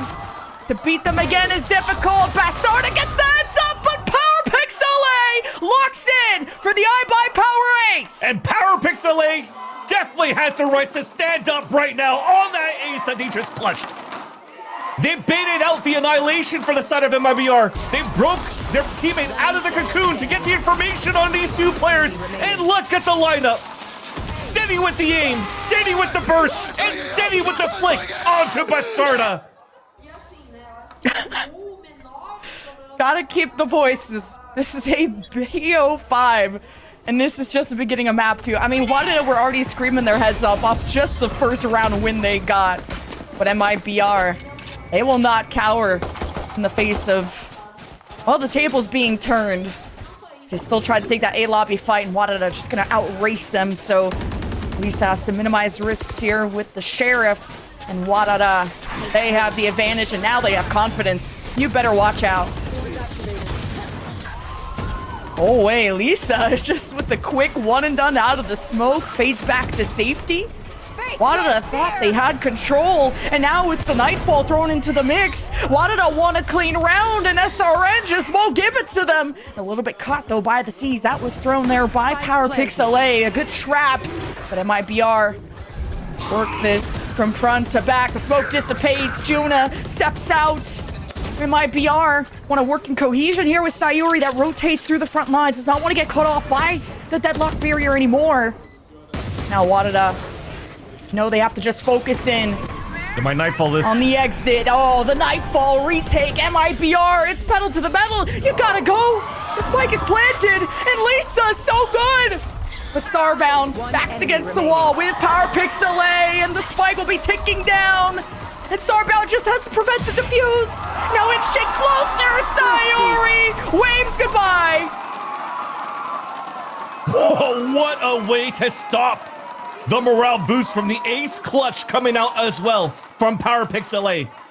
An eco round that came out from MIBR, forcing the hand of WADA when they stalled him with the razor vines on how they were anchoring towards that site. You saw again overcommitment on the side of WADA. After the wall and the Nightfall, you're still pushing through and trying to fight towards the waterfall because those players are low HP being hit by the Nightfall. But this is still Game Changers. This is still the GC Sheriff. They get dropped, and on a 3v3, able to come back now with the Nightfall from that pick, picked up by Lissa. And yeah, that will stop the breaks once again, just to calm down the situation for WADA as King Fred and assistant coach Jerk will have to figure things out one more time on how cleaner they could be in these post-plan holds. And to really try to break down Lissa, who has been such a fantastic addition to MIBR. You already thought they were stacked when you had Mel, Sayuri, and SRN from the original MIBR GCC squad, who now add even more firepower. They went to the finals. Now they want to threaten the crown, but this has been an unexpected detour to get to GCC. And MIBR been the favorites. I don't think they've dropped the map either. They went 4-0 yesterday. And after that 13-6 debut on map 1 in the finals, I don't think there is any breaks on this pain train. Comes to show how important and difficult it is in the Brazilian scene for GCC. The talent pool is deep from MIBR to Team Liquid to even 2-game. One of the teams that MIBR was consistently losing to this season, being 2G and also Team Liquid, now looking unstoppable this series. Another first blood their way, good trigger on the wall. WADA know they gotta try and bait out as much of the Sentinel util as possible. So WADA want to be able to play their game. That was something they wanted to improve on from yesterday.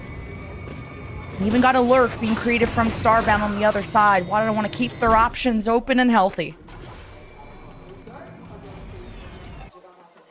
Trying to force the hand now of MIBR. You still have this tool de force from Starbound, so a lot will rely on them once again, who think they have an opener here. By also baiting and jiggling and showing themselves on these areas, it isolates this 1v1, but unfortunately Starbound overcorrects the clearance.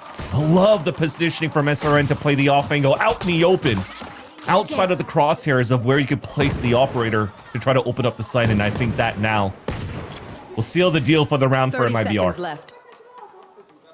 At least you also know that the Odin's in play, so trying to long-range fight. Well, you're probably not going to see the enemy because you could just get spammed down from trees. So, like that WADA got to pivot away from it. Now 13 seconds. We hope to get a door in a position to satchel in, but wait, quick to the trigger. Quick to put them to death. MIBR off that thrifty. Now back-to-back rounds. Also, that reminds me, as you mentioned, SRN with this Odin, I have a little bit of a chuckle because Sleepy Aria, who currently unfortunately is not participating with WADA, but currently watch partying with Elizabeth Marquini, did mention to me, it was like, you have to look at the tech of a duelist on an Odin on defense. And SRN is doing it. So Aria is probably like, man, I wish I was there. I wish I was me with the Odin to try to fight back toe-to-toe against SRN right now. Well, PowerPixel gonna purchase one themselves, and it's gonna be a loud round. But who's the first to step back? It's MIBR. It's actually a reposition, controlling the perimeter of this lane, forcing WADA to have to stagger through the smokes.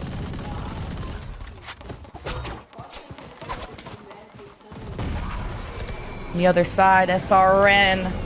It's gonna try for the one-hit fadeaway. Prowler 2, revealing WADA are actually at the door. I like that WADA are taking as much time as possible. They're known as that aggressive offense, but a smart one too. There. This looks like it's still going to be a finish towards A site, though. They got this wall in the staircase, but no. you do have to try to clear this, and finally, they do get the pincer maneuver at least. Oh, no one cleared through tree until Adora just did now. Now you gotta pick up the spaghetti off the floor, including the spike. Oh, the showstopper. The sails right past the ears of MIBR. A really risky ult to use, but Adora's just gonna kill everything. In hand-to-hand combat, it feels. So now you got an op, you got Nodin, dimensional drift. As Bastarda pings everyone. And just the flash right at the front door isolates Adora. The Annihilation claims Bastarda, freed by the Odin. Sayori wants to free this round from the clutches of WADA. It's a 1v1 yet again to decide the winner. Now the spike tapped. Juna just spams, not even gonna show face. 5-3 still for MIBR. The overpeak was dangerous there after they got that kill onto SRN out of the cocoon. So you're still getting walled and mowed down by the Odin when you know and you've heard it being sprayed by Sayori. It got very chaotic, but the game plan was already there. And the reason why it's not as clean is because you have SRN that's alive. So hard to take them down here towards this tree side, and thankfully, they still have the nice pincer maneuver. And the fact here that Adora at 5 HP, despite missing the rocket, still gets the pick onto the player dropping down towards that pick. That was probably the round-winning kill for the side of WADA that keeps them in the game. Adora 2 is leveling up, but some early tags. Bastarda, the one with the op, 29 HP. Will have to fall back. It's WADA satisfied with this early round to really just threaten the left side of the map to keep some defenders still anchored and allow WADA to have a weaker, or a stronger push, I should say. Now to open the door, there's now thorns that will sit in their way. Lisa has pivoted sights and has flashed at the back. MIBR want to scrap through. WADA could pivot towards B. They don't have a clear there, so they're going to wrap through spawn. Lisa getting my question answered now that Bastarda is holding out this operator. She's been rifling so much and trying to get aggressive positions. Now this TP towards the front is just a clear mound for the side of WADA. They don't have too much util after for big ults. So now you're waiting for the haunt. It's up for a Power Pixel A. Now you go for the flood. Sayuri, Johnny on the spot, falls back. WADA have him right where they want him. And now on the front lines, Lisa expecting this push. Barrel to the dome. Adora does it again. Really coming in clutch as she's just warming up. Adora with back-to-back kills. MIBR behind. Both the numbers and physically. All three stacked on mound and stacked with the showstopper. Here comes SRN! And that's the raid boss you gotta worry about if you're WADA, because it's always winnable when the GOAT's on duty! SRN, how many aces are we gonna get today? Adora, you give it to him! 4K for Adora! Oh my god, clutch to deny the ace. I'm dead. This is insane. What a round by Adora to open it up, putting the barrel of her weapon into the nostril of Lisa. Look at this pick right here. And then anchoring towards that back of the site. Yes, it looked like a 2vx was supposed to be so easy for WADA. You have all of that information now that Starbound gets that pick with the operator. But look at the util. Always available, always present. SRN with consistent double kills. And they're just overpowering the site, both Bastarda and SRN. Thankfully, though, Adora was there. Star player for FMCL. I'm not going to say what that pronounces. But that definitely does make me think about Mimi. But that also cools down the MIBR camp as we're calling out the timeout now on their side. My god. This is just coming down to who can clutch out the round. When MIBR had less numbers, then all of a sudden SRN's trying to get an ace. When WADA looked like they were dead in the water, PowerPixel actually gets an ace. Like, heroic plays across the board. This is the version we wanted to see of WADA yesterday. And I think MIBR knew not to underestimate them. It was going to be a tough battle to beat them again. Now WADA just trailed by 1. This is just a classic Riot scripted B05. It's always bangers going into the most important match of every tournament. Potentially now you're seeing, chat, what MIBR could bring to the table, the potential that they have, and why this could potentially even go to a 5 mapper. A strong side attack based off clutches from both PowerPixel and Adora, and now weapon control in round number 10. A full force push into the A site with only Lisa forced to fall back. Now WADA not going to let MIBR develop on the map and WADA expose these weaknesses, and SRN tries to jiggle, tries to chance fate, and it's the Nightfall invested. PowerPixel wants the guaranteed win, the information. MIBR can really sneak up on you. And it's Mel in a 1v3 with the Stinger at the ready. Starbound gets the second shot that rings true to equalize ourselves 5-5. And you see how important that is right now, this time, to not hesitate to use the Nightfall. The last time they had to play the anti-eco against MIBR, we waited until we got on site to use the ult. We waited for the players to get ready. Now you're actually being more proactive. Already instantly going out with the ult, even though you only get pinged 1. You're also allowing 2 players to move on top of the ropes to actually get these picks off the rotates from the spawn, because you know nobody's playing on the top of that heaven side. And that proactiveness allows for you to potentially even cycle ults going into the next rounds. Look, we have 2 rounds left. They're 1 away from Showstopper, 2 away from a Total de Force. They could do a lot of damage here for WADA to finish this half in their favor. That nade alone from SRN forced the TP back from Starbound. Now the op has to get comfortable again. And MIBR satisfied with the stress they've put WADA under. A lot more respect given to WADA in this A lobby fight, especially when Adora threw a nade of her own, or their own, and Bastarda. The op gets that first blood yet again for MIBR. Now WADA have to walk into the clutches of MIBR, who've been more further back, and Adora gets active in kind of a similar spot for the Showstopper. Need maybe some more high ground, and it's not going to make that connection, but it is going to put fear into the eyes of MIBR. Maybe that's the intention. It's just the zoning ult, but here comes the army. 5-person retake for MIBR, with 2 flashes still for Bastarda, and of course the paranoia, as WADA tried to disperse and not get hit, but it's too late. PowerPixel will fend for themselves, and they're the true lethal threat in this field. And Astralis wins their duels too. Man, it felt like MIBR had everything to throw at them. And WADA are starting to see the successes and the gaps now of overtaking the A site of Lotus. Where you thought C site, I mean, they had to come down to a clutch, but outside of that, it was hard for them to anchor on that spot. But now the value that Astralis could have, throwing the wall towards that staircase, the sonic sensors towards the back, and how forward they could get for WADA's side, and these crossfire setups that they have on these pushes because of weak side holds, is definitely the key to their successes and how they have the lead so far against MIBR. But now this is a broken by 4 Guardians for MIBR and a Vandal. And the best ult that they have is a From the Shadows. You see them already lining up here for the push to try to anti Starbound pushing forward. And as soon as they see nothing on the line, it's going to be one of them, Mel or Bastarda, that's going to pick up the ult. And it's going to be Bastarda to help on the flood retake. Doesn't get any more even than this last round of the half. PowerPixel under fire, as the Prowler will keep MIBR honest. Will keep them at that side as WADA try to out-rotate them. But they know Lisa has been marked on this side before and likes to sometimes pivot A.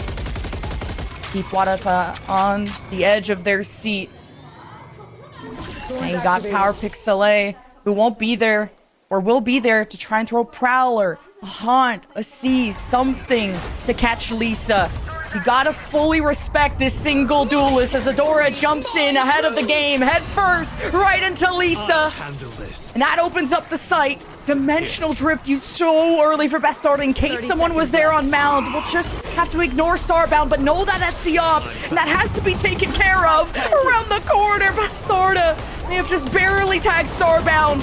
And now the kill confirmed, and it's MIBR, an advantage. What a wall that stands in their path. Beautifully placed there from Astralis. Some seconds for WADA to reposition to create that crossfire on the high ground. Astralis gets ahead. It's 1-for-1. Power Pixel A with the cutoff. MIBR really splits, but now having to lock down when it matters the most. The Guardian against 2 rifles. Sayuri at full health. Oh, Power Pixel A.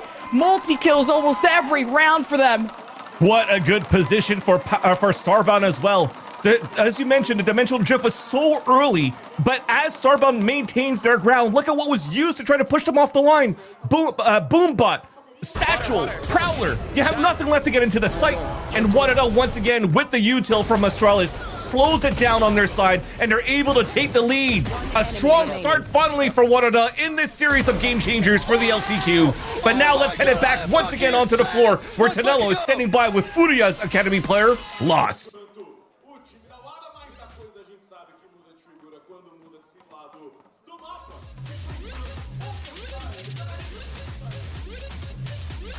Cara, eu tô aqui com mais um prodígio brasileiro, o Loss da Furia Academy. Faz barulho pro meu mano. So I'm here joined by Loss from Furia Academy, another Brazilian prodigy. E já quero saber, cara, tava fácil o primeiro mapa, mas agora as outras minas acordaram, e aí? Cara, a gente precisa colocar o pezinho no chão, a gente tá com uma comp de double duel aí, né? Então esse TRzinho é só manter que a gente dá bala na cara. So I asked him, like, the first map was kind of easy for MIBR, but now they're giving a good challenge. So what's going on? And he said, well, basically we have to be down to earth, and really because we have the double duelist composition, it's gonna be kind of not easy, but it's okay to win this next attack side. E agora eu quero saber, mano, tá aqui com galera e tudo mais, eu sei que, pô, dá muita vontade de jogar em LAN, como que tá sendo essa experiência mais uma vez? Cara, sempre uma LAN é muito bom, né? Assistir o jogo, a gritaria, a torcida, é tudo muito lindo e tudo muito bom. E vamos pra cima, MIBR. Mais fácil jogar ou assistir? Jogar, com certeza. So I asked, like, what is it to be like here in front of the Brazilian crowd? And he said, well, it's amazing, of course, to watch the game. And I asked, what is it like easier to watch or to play? And he said, to play, of course. É isso, mano, tamo junto, ó. Próximo split, tem que amassar. Demorou? Obrigado. É nóis, tamo junto, de volta com vocês. Well, Loss, very confident in MIBR's double duelist on that second half, and they're only down by 2, but what is this, the first time MIBR have ever been in a deficit against WADA? Ooh, I'm stoked. It almost feels like the first time MIBR has been in a deficit throughout the whole tournament, if I'm not mistaken. Yeah. Right? They were very dominant against WADA yesterday. They were very dominant against Akave, even as the last game of the day. When you have a gap in between 2 games in the Swiss stage, that could definitely cool you down, and it didn't look like they were missing a beat at all in that third series. That said, though, going into this one, second map of this BO5, winner takes all and goes to Korea for the Game Changers champs.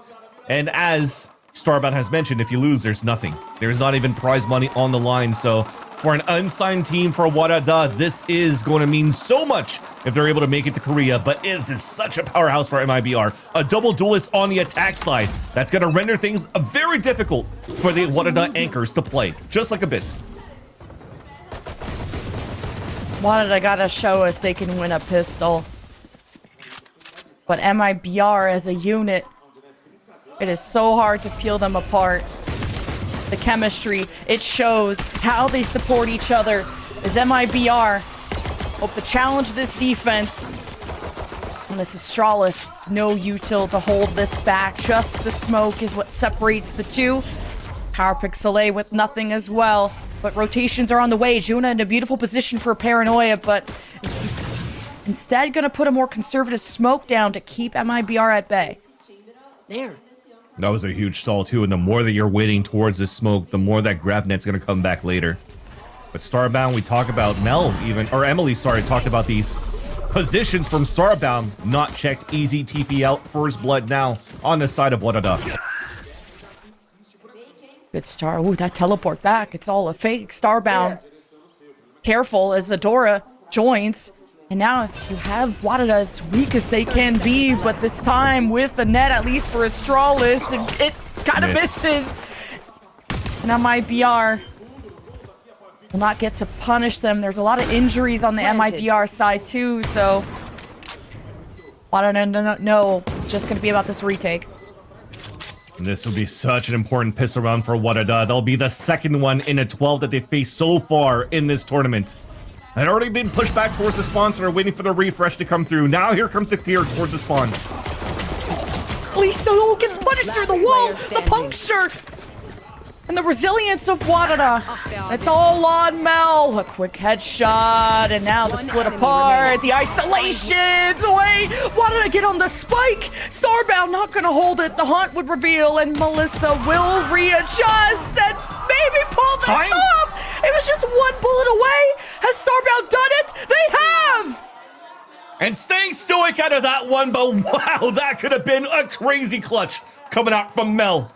Staying back on that 1 versus 3, and again, it was another one of those rounds where you're a little bit disjointed on that retake, or at least on your pushes as a team. The first 2 kills are perfect right there, and as soon as you're starting to figure out where the last 2 players are out, they kind of spread out, and then you see Mel almost getting it there for the team. Not connecting, one more bullet left against Wallbang thanks to the Headhunter. And that's an important pistol round for WADA, as I mentioned before, a huge confidence boost to get their second one in this tournament out of 12 pistols that they faced so far. Better late than never. Oh, okay, Juna will take what she can get. MIBR caught between a rock and a hard place, now hoping to fight their way out, and it's not working. Now they're getting peppered by Util that WADA still have at their disposal, and the spike's not even down, and I don't think there's going to be an alternative unless Bastarda creates one, and it's just Sayori, 4 HP. With a bulldog of all things, and WADA know they just have to basically flick her in the nose, and WADA will convert that second round. They were a little bit antsy on the side of WADA there, understanding that there were a lot of gaps right after the flood that they stopped. They're like, wait, nobody's watching A side, nobody's watching back towards spawn. So they start spreading out once again, backs exposed, and then you drop 3 players in the process. That should have been such a clean round going into your bonus round. Look at Adora getting picked right there. Catching Juna off guard too. Both of them asleep at the wheel. As I mentioned before, this could have been such a good bonus round for them in this third round of the half. But now they only have the Bulldog, Sheriffs, and an Outlaw to work with. Chance for MIBR to close the gap, or to begin that comeback, which is a sentence we haven't uttered in this LCQ for MIBR. Adora will not fall for those silly tricks. Bastarda, one of the duelists, fall, and MIBR will at least try to fill those shoes. There's a deep prowler and a boombot at breakable door. MIBR, the checks and balances are there, but WADA to prepare the line. Such a tough spot to play there for Juna. Even if you're playing player advantage, Adora's already got the information for you. You can't swing out with your Sheriff. Losing that also nullifies the flash flood that is needed for WADA to retake the site. Now it has to come down to gun battles. Starbound holds the line. WADA trying to explore that staircase. I like that proactivity though from MIBR. They are going to be forced to corral back towards the site.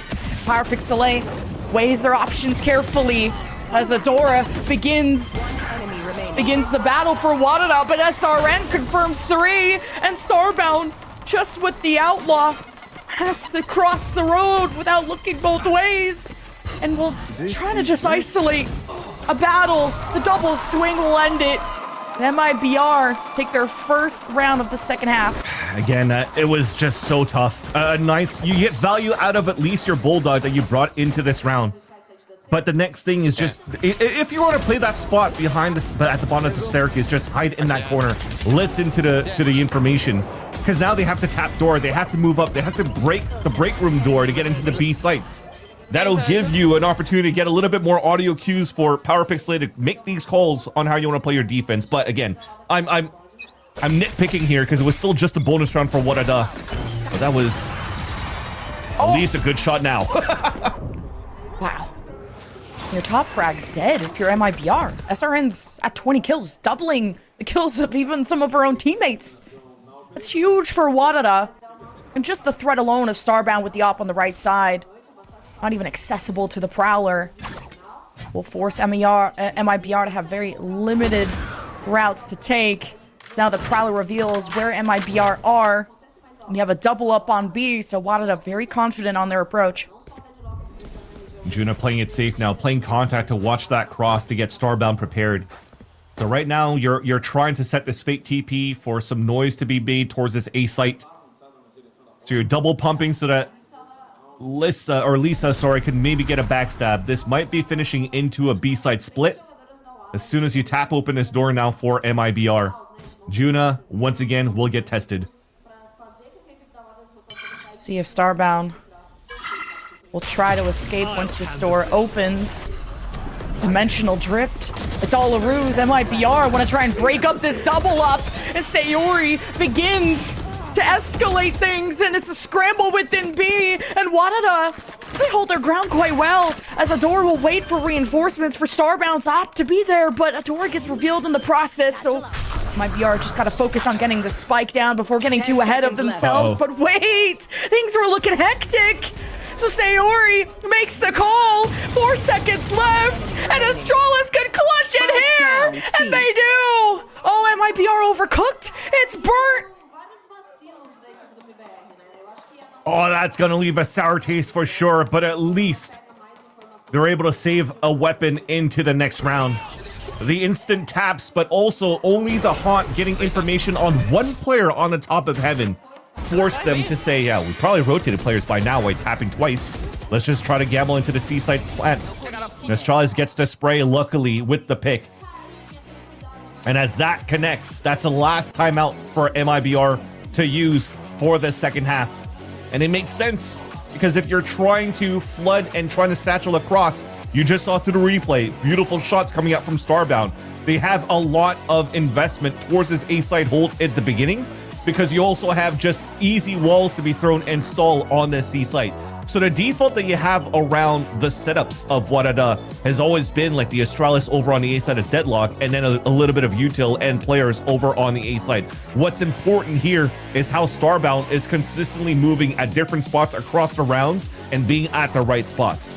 So I think at this point, if you want to avoid the op and you want to force these rotates, you now have to force your hand to make noise on mid first or something to pull Starbound away from these lines, if you're not going to try to go for the early haunt to figure out where the op could be. How the tables have turned from not even just the scoreline, the fact that WADA actually banned Lotus in their first encounter against MIBR, and now they've gone to pick it. They know that a 3-sider is so fantastic for Starbound, and you've highlighted just their impact in this match and the decisions that they force MIBR to make with just their presence alone. And MIBR have never shied away from a fight. And that starter will be the one. It could be sacrificed. It can't be SRN though. That was soul crushing for MIBR. You really need someone to be able to explode onto the site. Here's the thing right now though, WADA are doing the same thing, so they throw the wall instantly towards the C site, and MIBR reads it off the timeout. We're gonna instantly break it. And this is how you want to play against this double senti comp. You want to slow things down for a bit. You're even blocking the line of sight now of the op. So another avenue that MIBR has chosen to try to force these rotates. It'll come down to that, but unfortunately, still a death. And if they still pivot towards this C site though, even though they broke the wall, you still have Astralis with a net that could stall. Keeps WADA busy on the right side as Juna gets to work herself. Beautiful box position. MIBR gonna have to check that in the future. That'll reveal them on mound if they choose to do that. The net is gonna grab one. Adora with their second kill in this round. MIBR really left with nothing. 1 versus 4 for Mel. The position she did well in before, but that was too much. And what a good early start for WADA in these rounds. And we kind of thought MIBR's double duelist was going to do more work on the attack. Loss even said it. And they've only registered 1 round. And it looked like they were about to clear that corner on the seaside walk-up. Right there. SRN was looking at that spot when they were scaling up. And then they tapped the orb. SRN looks back towards main, where they potentially should have been the one still watching that box and the Omen watching the front for Sayori, but that really caught some players off guard. And good choice for Juna to focus on that 1v1 in front of a first to transfer, to the second one. And now an eco round for MIBR. WADA are about to be at map point. The first time against this Brazilian team, the second time that they face off against each other. And now in the fourth map in all of these encounters. Overall, they're about to get their first one. No escape. Oh, the scale. Astralis tries to get ahead. Did catch someone in the net. Oh, it was a decoy. At least Astralis looks away. The paranoia just has to spam and hold on.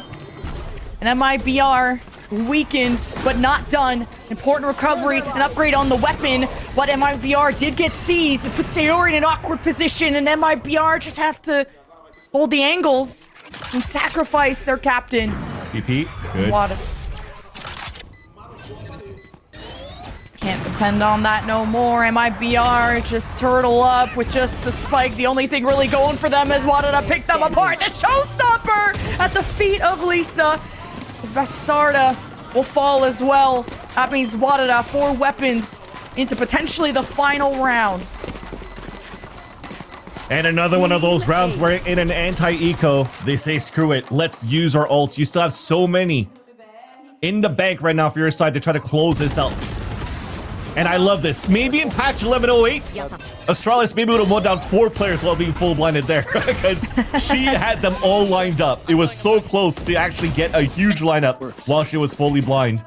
And maybe a Phantom instead of a Vandal, but that's just potato. It was still a nice retake for WADA to put themselves in prime position to close out this map. MIBR have ended at B a few times, and how many people are left from WADA? It is so impossible to keep any space to even extend out. SRN, the big win condition is behind this showstopper, or behind this nightfall here from Mel.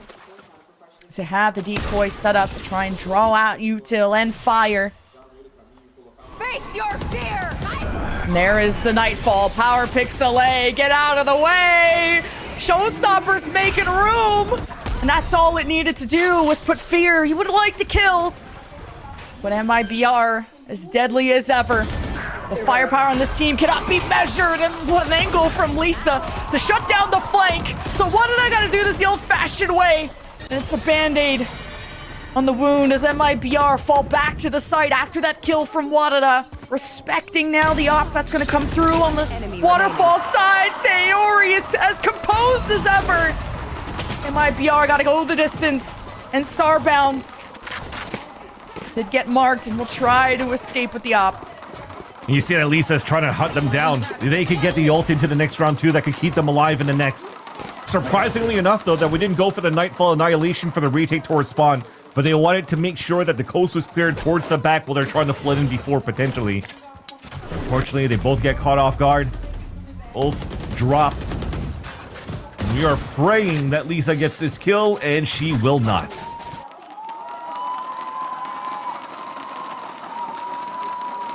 Crowd is still behind MIBR through thick and thin. It's not looking like it's going to be a flawless run to GCC. But still, map point for WADA.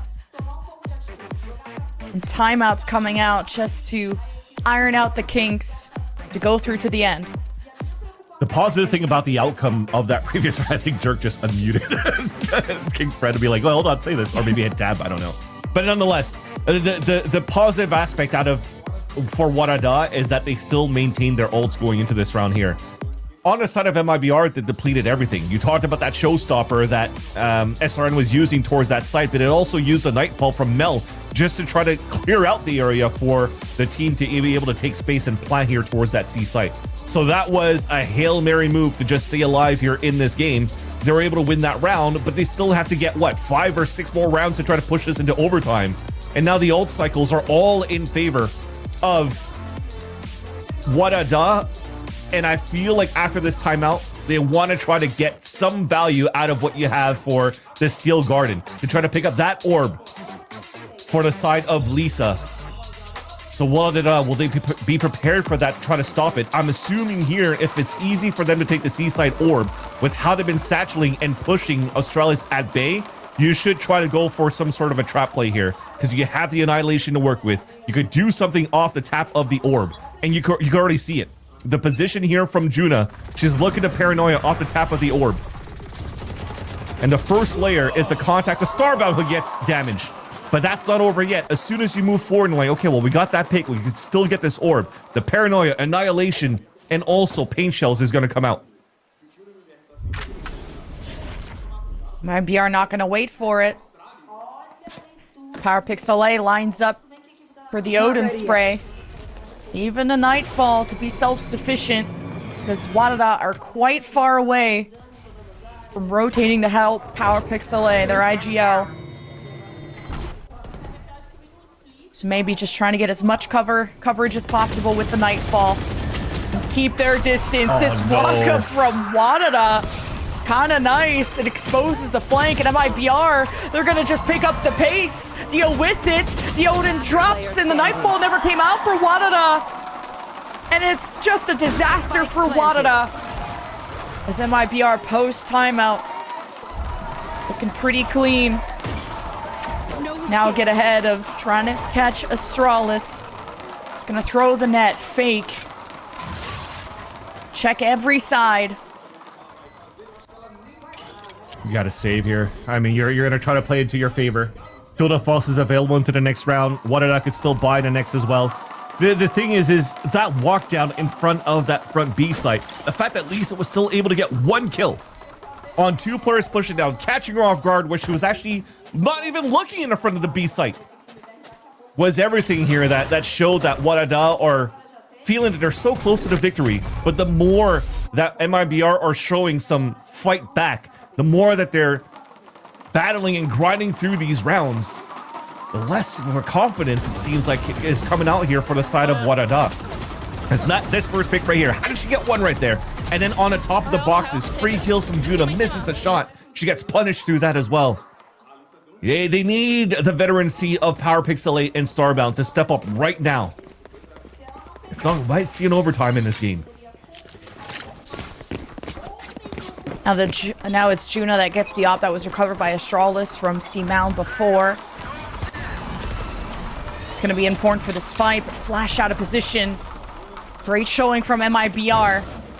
Utilize that util to get WADA on the back foot. And now to get as much coverage as you can with the Steel Garden. Popping it into tree.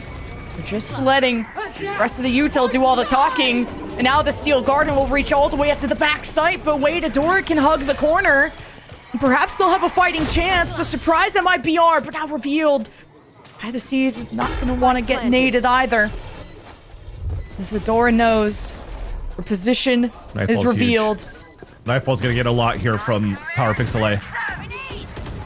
Pulls the trigger. Nightfall will cover MIBR. Bastardo does not care. Will fall back to tree. Hold the line.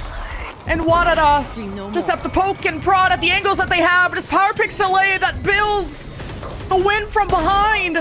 And SRN, somebody has to do something about this fade. Now it's Juna in a 1v1. Beautiful shot to kick us off. Now the spike is being held. Lisa not sure. And at the last second, the win. Juna, oh my God. She clutches it. 13-8. And you saw that Juna tried to go for the let me just spin around this, but has the slowest sense possible. Sticks to the spike with a no-scope first through that smoke on the one of the two players of MIBR to win that round on a clutch. They needed that for sure. We needed a veterancy to step up. Power Pixel A getting value off the Nightfall and 2 kills with the Guardian, or 2 kills at least on a retake to allow that to happen for WADA to win that round. But it looked close and it took a lot for the side of the North American team to get the second map. Now we're moving on to Ascent. I think this is where the series is going to get decided here because both of these teams have original looks and also OG looks on the side of MIBR. So it's going to have to come down to the powerhousing around these two teams, how you want to macro around each other. And the winner of that map probably is going to win this series. I feel like Power Pixel won them that series. The heroic plays, the ult that you point out, the veteran on this team that has been to multiple GC events, has been to GCC from Evil Geniuses to now on one of the best rosters. By the way, still unsigned, but still has an amazing backroom to support them through these timeouts to help them close out that map 2 to equalize our series 1-1. But we got to talk to the desk first and see who will get ahead, and we'll see you there.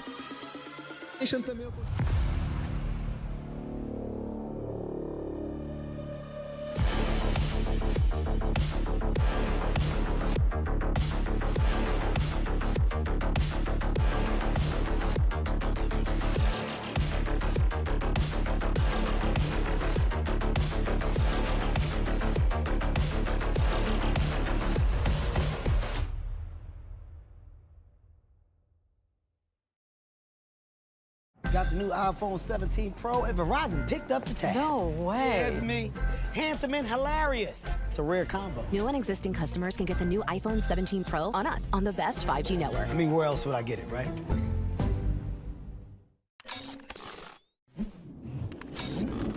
Red Bull gives you wings.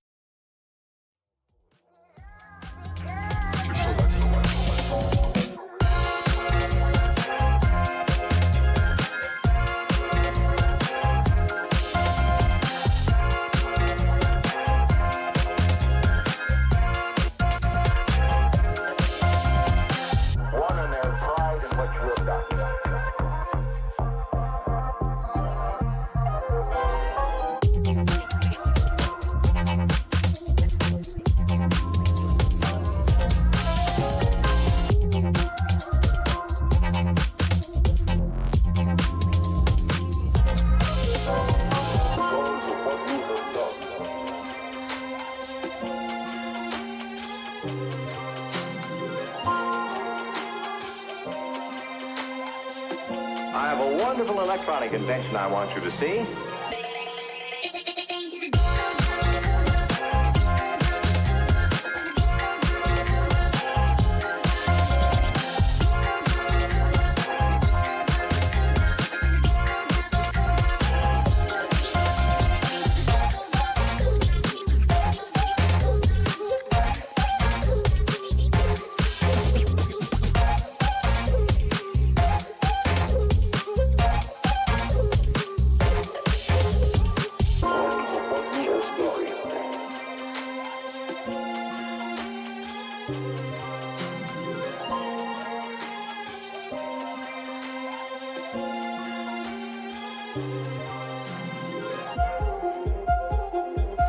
We got to the point where we can control the laws of nature by advanced electronics.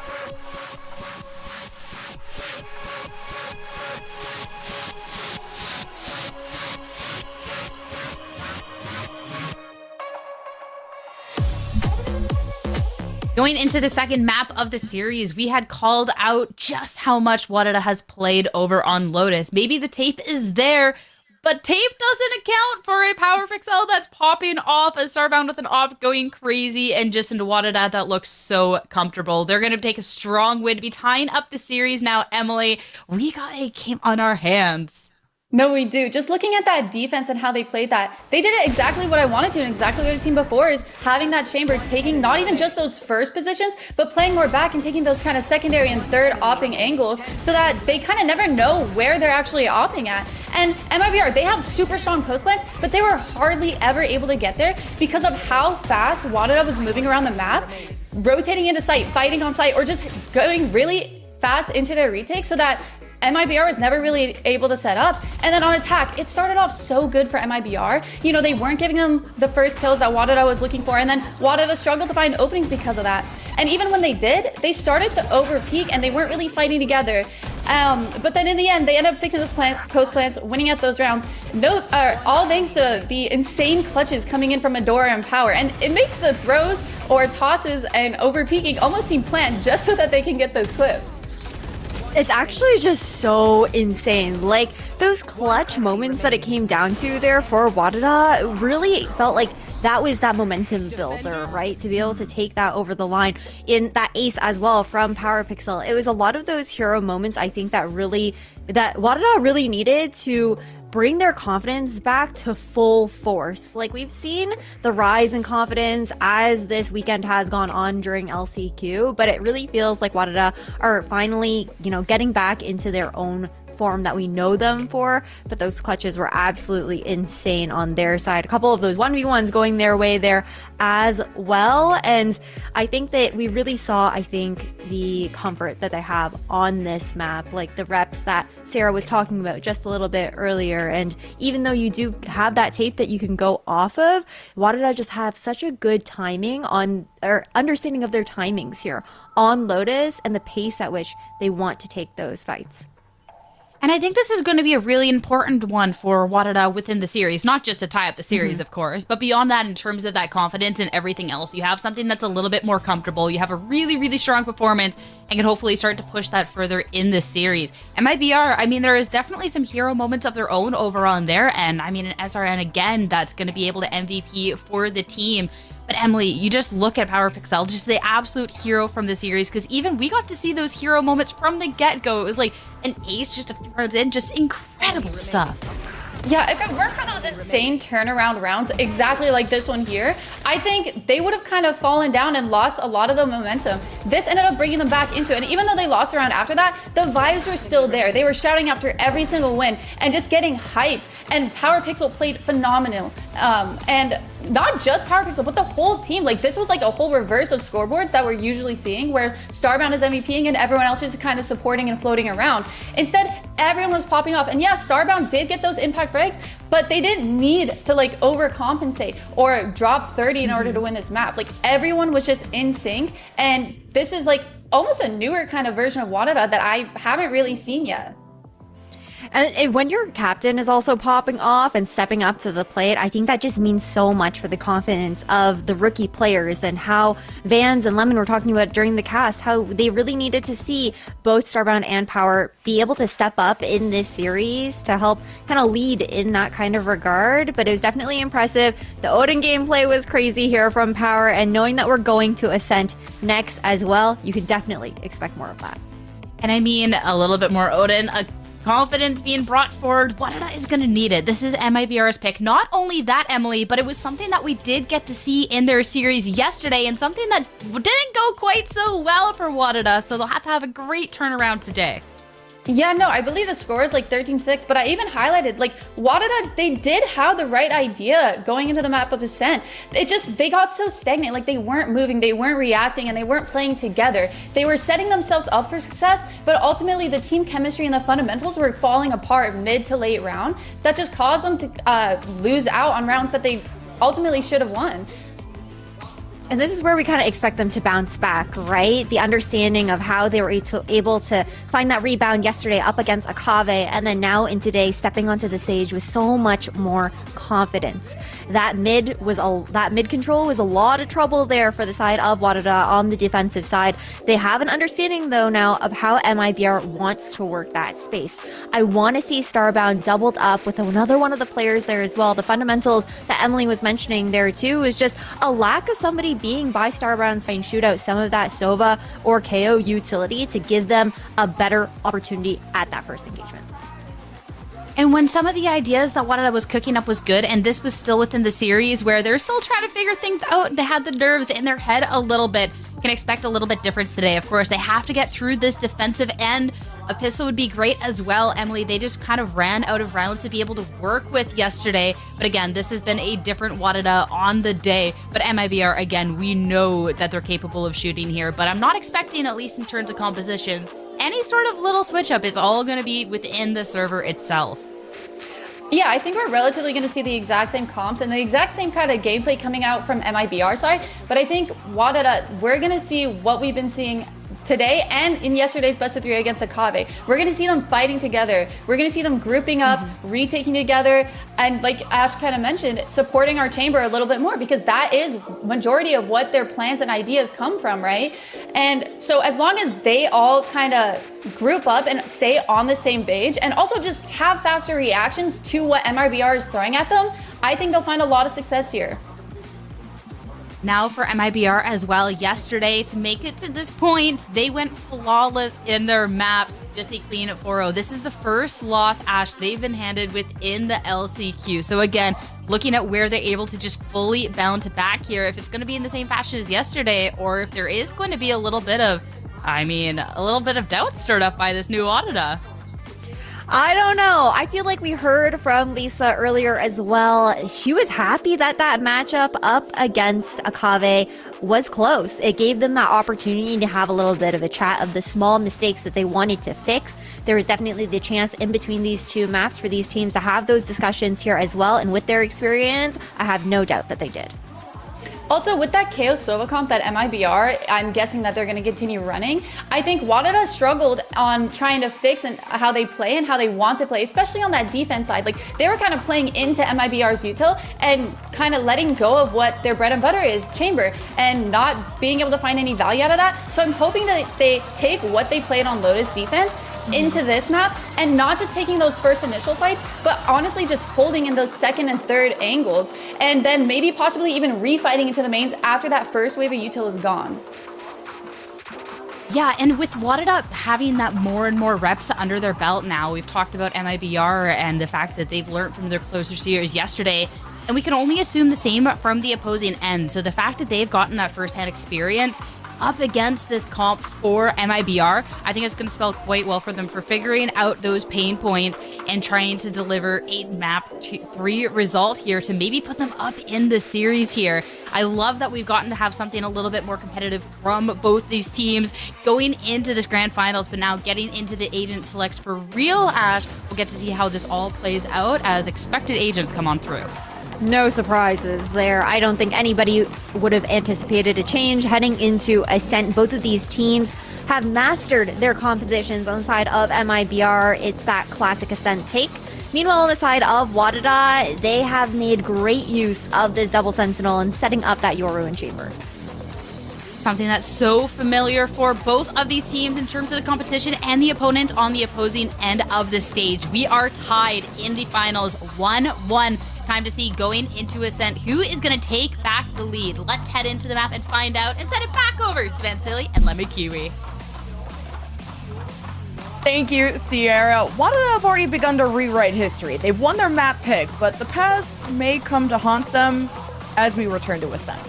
Exactly. They've already faced off against each other on this map. It finished 13-6 in favor of MIBR. But again, to reiterate, if you've just tuned in now, this is a lot of reactions post into that series, post into that day that the jitters were actually really there for the side of WADA, for the newcomer stepping up on the stage. Astralis, Juna, Adora. But this time, it's different. You finally have a map under your belt for this series. It's tied 1-1.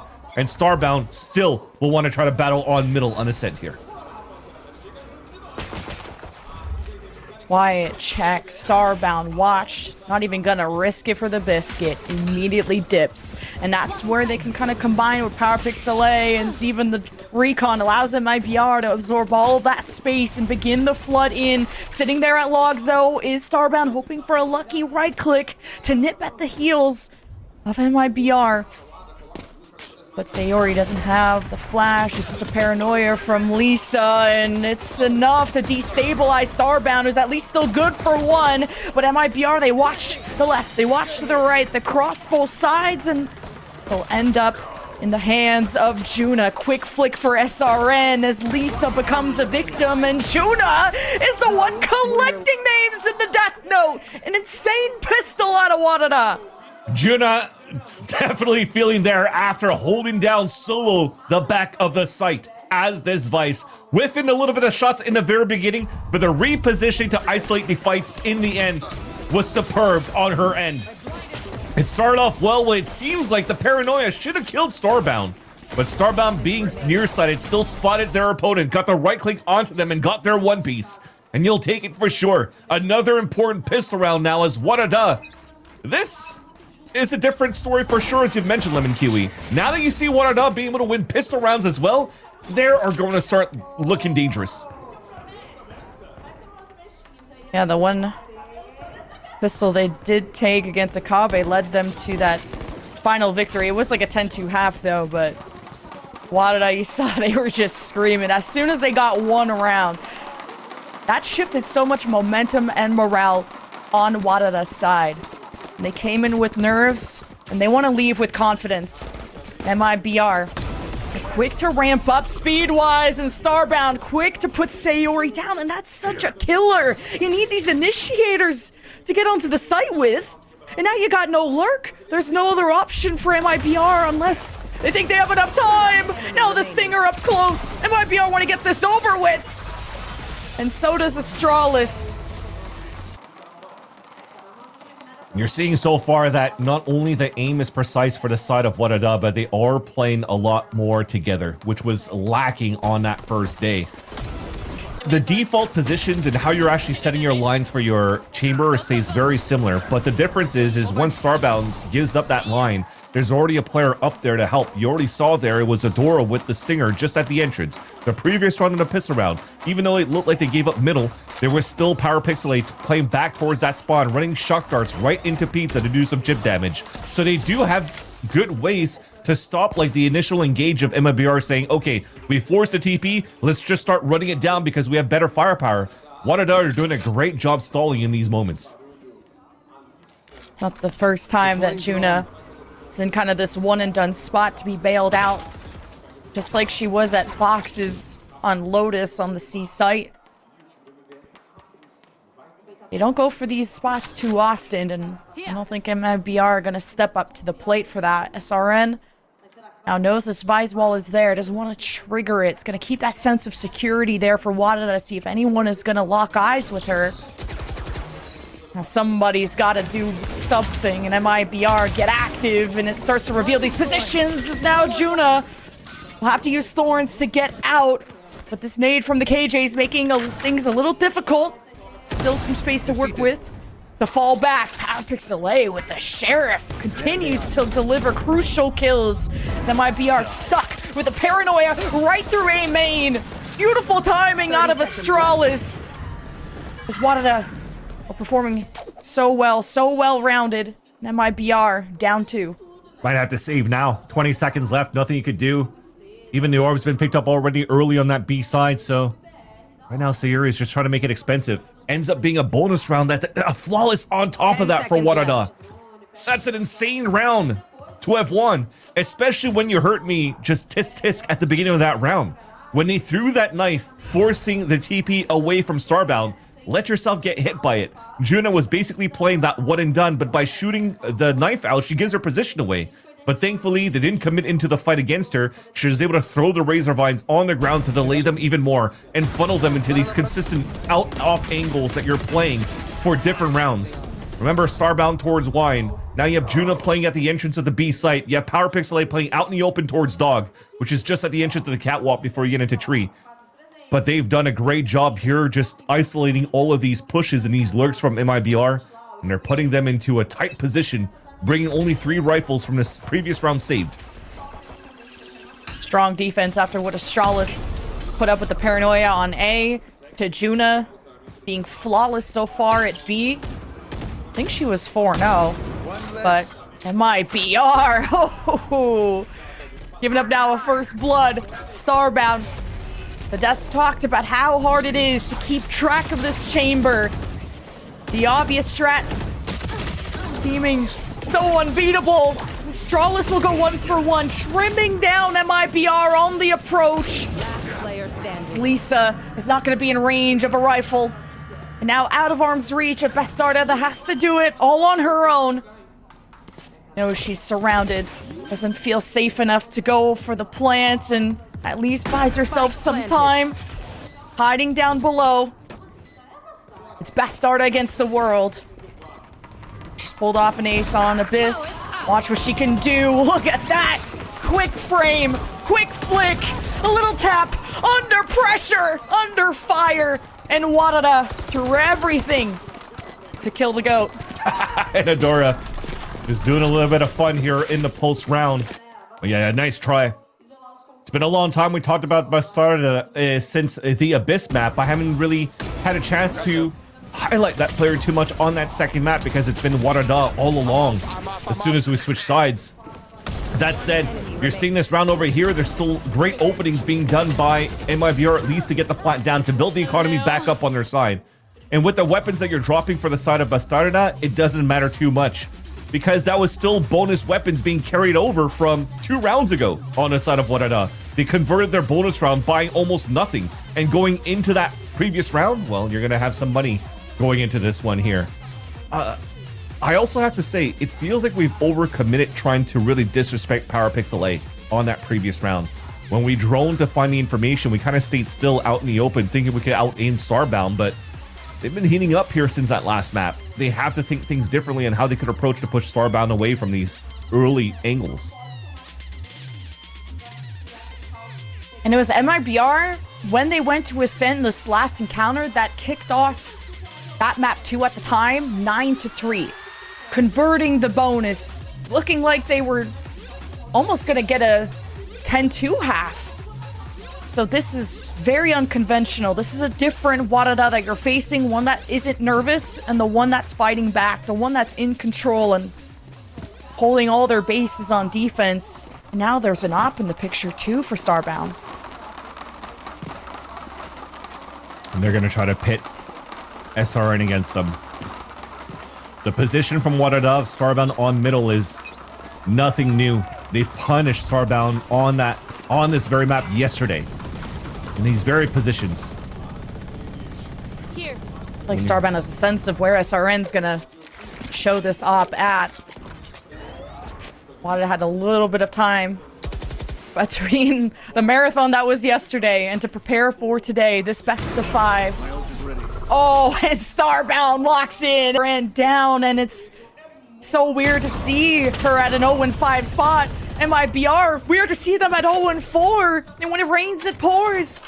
WADA just in full control, like I said, of this map. And that's the buddy system I was talking about too, having a Dora to break the drone so that Starbound can hold the aggressive angle. Beautifully done. Starbound saw that flash coming from miles away and gets the easy pick, allowing a 2-player advantage for WADA this round. Got recons and shock bolts and flashes in the arsenal. Oh, the recon won't be spotting Astralis, who tries to play as anti-flash as they can, and it's the flood in, and MIBR don't have any legs left underneath them.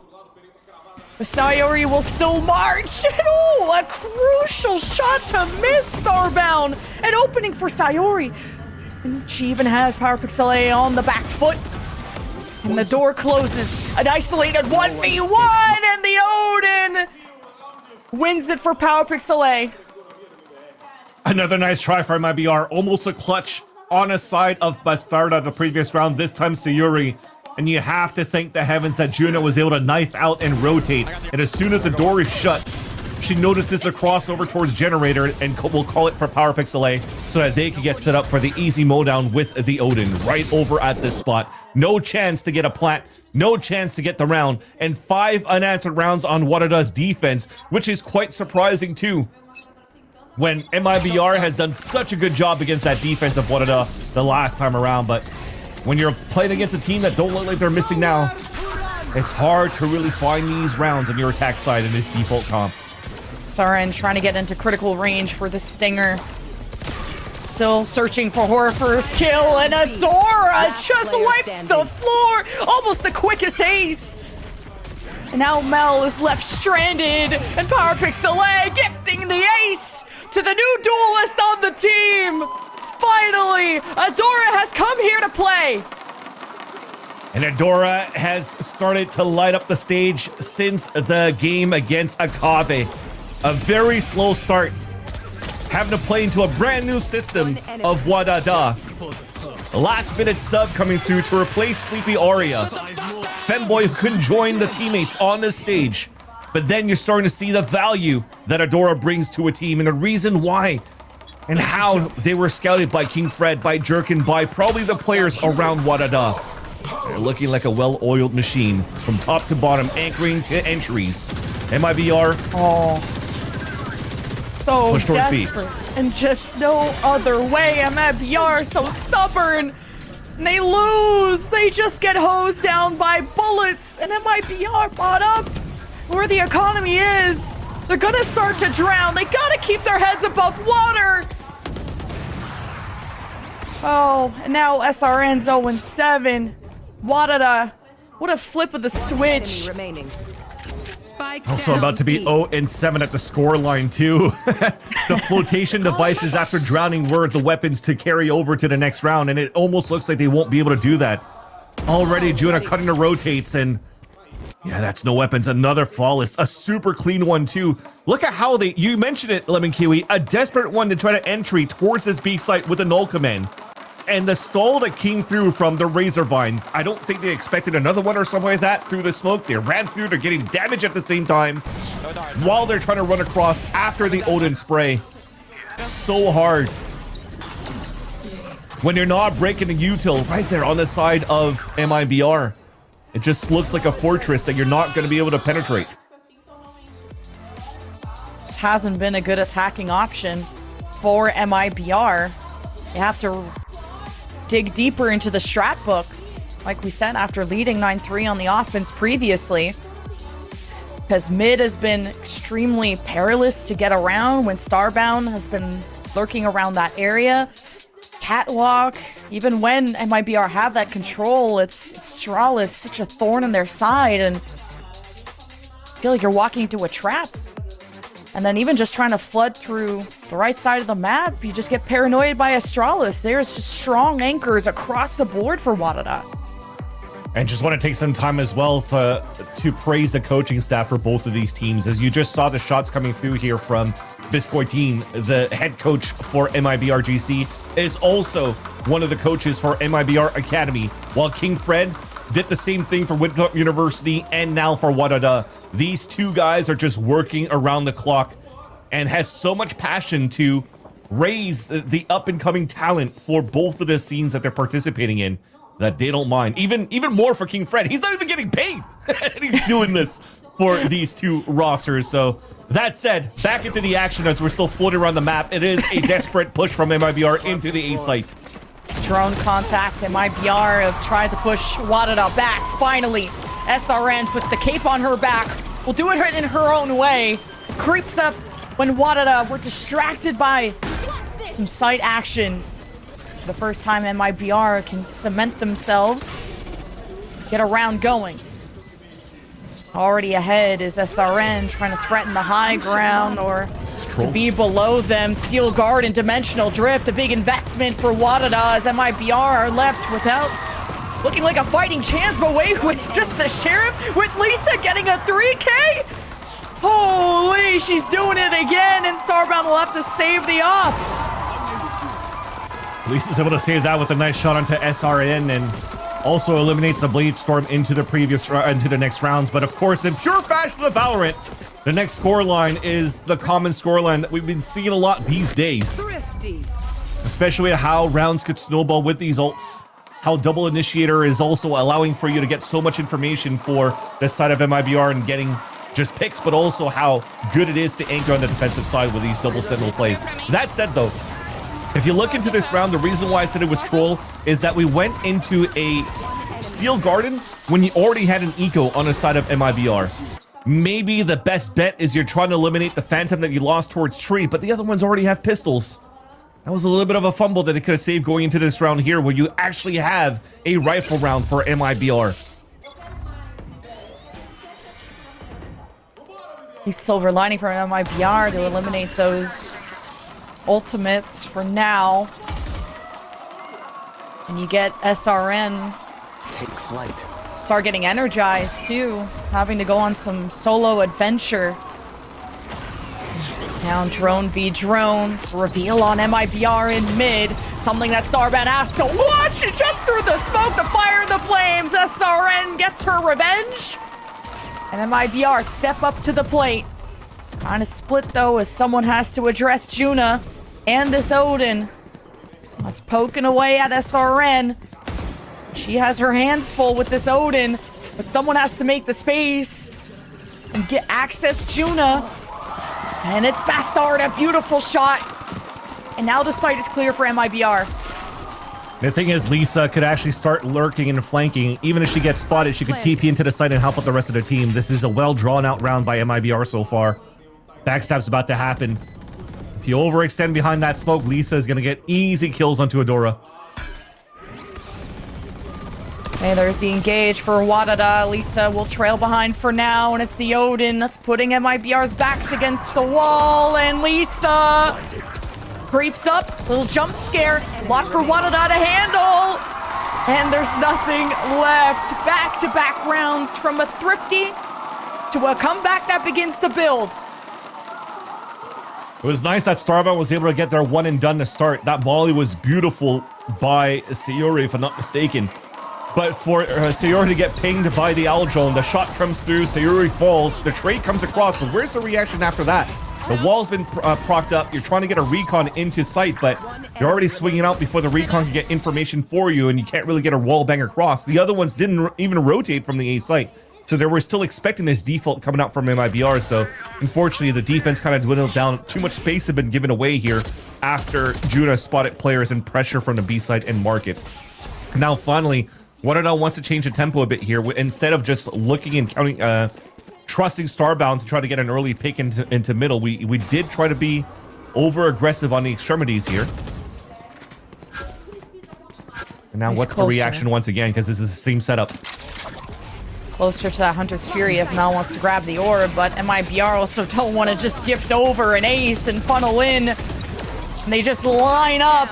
But it's SRN that continues to lead that charge and keep the pressure onto the backside. And after that kill on Juna, MIBR comfortable to get the spike down. They'll be up to maybe Starbound. But now breaking this door will just make it obvious. It'll be about timing for WADA as they coalesce here with Starbound and just clipping SRN. Now having to find a different angle on this door. The flash breaks through and Sayori just confirms the round for MIBR, even if she had to flash her own team. Doesn't matter. Starbound doesn't have anything to lose, but a lot to gain.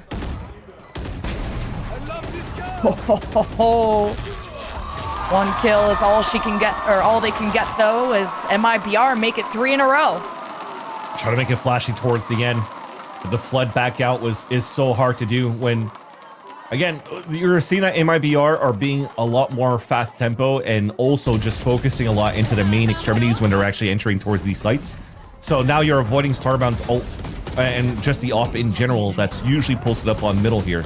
And as you overtake the site, well, the position's perfect, and then it makes it even more difficult for WADA to start retaking the site because now you're playing with an op. You really need your support cast to stay alive in these moments where Power Pixelate was just punished back towards that spawn from Lisa running across. They had their Hunter's Fury available that they could really help out to stall the plant towards that back of the site. A recon flash would have been very good too at that point. so you can't be too antsy, even though you were able to get good value off the initial recons and the sprays from PowerPixel over on that B site. They have to be a little bit more tightened up when it comes down to these group retakes that they have to take. You see Juna nodding away too. A lot's going to be on how they can help support her better on the site. Because before, she would stay in back closet and would create really good delay. But now MIBR, a lot of their first bloods, or just the initial crunch has been on that Sentinel. So it's got to be about reinforcing B. MIBR have been hitting that almost non-stop. 2 rounds left in the half.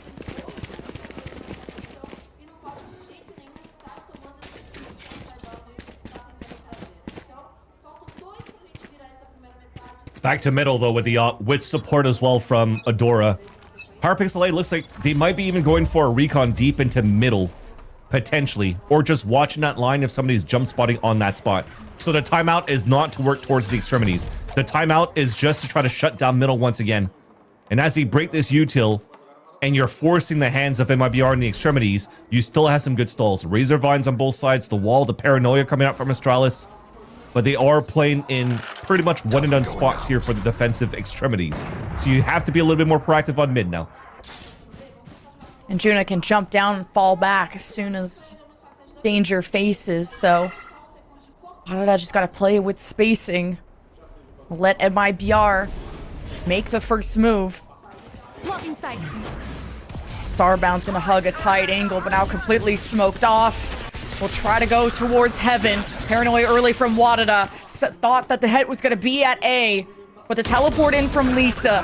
Now it's the hunt down for Juna. Juna wins, reestablishes the defense. The Thorns to delay. Juna is a threat that you're going to need a lot of timeouts to deal with. Mel. 30 seconds left. Still has the spike, but they just don't have, I guess, the woman power, manpower to get into the site with, even with a Hunter's Fury. Now it's Sayori down. This is all over. WADA close to making this a 9-3 half. And it's nice how they played that on the setup. So I forgot that extra element of the Hunter's Fury is still available for PowerPixel. So as you still go for aggressive lines to hold up towards that top mid cross, when Starbound TP's back, Adora's inserted into that middle, so you're still covering that space. They ran into that trap for MIBR. And then you have PowerPixel that could stay towards this market that has full reach around the Hunter's Fury on both the A main and B main areas. So it works out on their end. And great anchoring to support with the Hunter's Fury to allow Juna to get all those picks.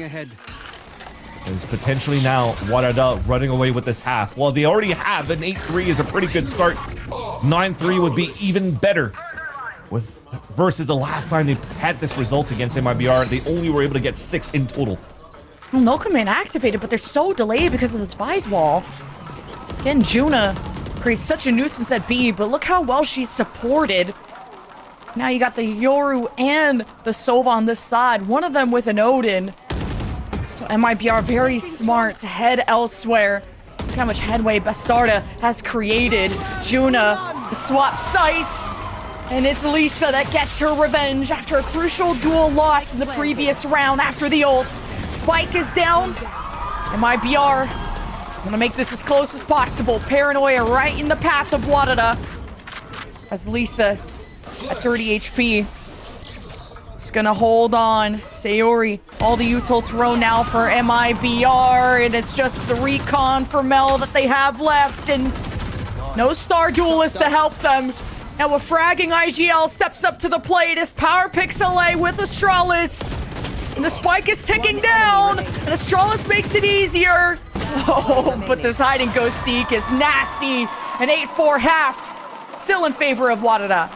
Got close towards the end, a 2 versus 4. That was almost converted here on the side of WADA, but well done for MIBR to have a little bit more inserts. The way they've been playing towards Abyss on that first map, of being able to find these gaps against the double Senti comp that was being thrown on that first map as well, allowing for them to muster up these rounds to end the half at 8-4, to salvage something that was so one-sided in the first place. But now, let's go talk to Tura from KRÜ Esports.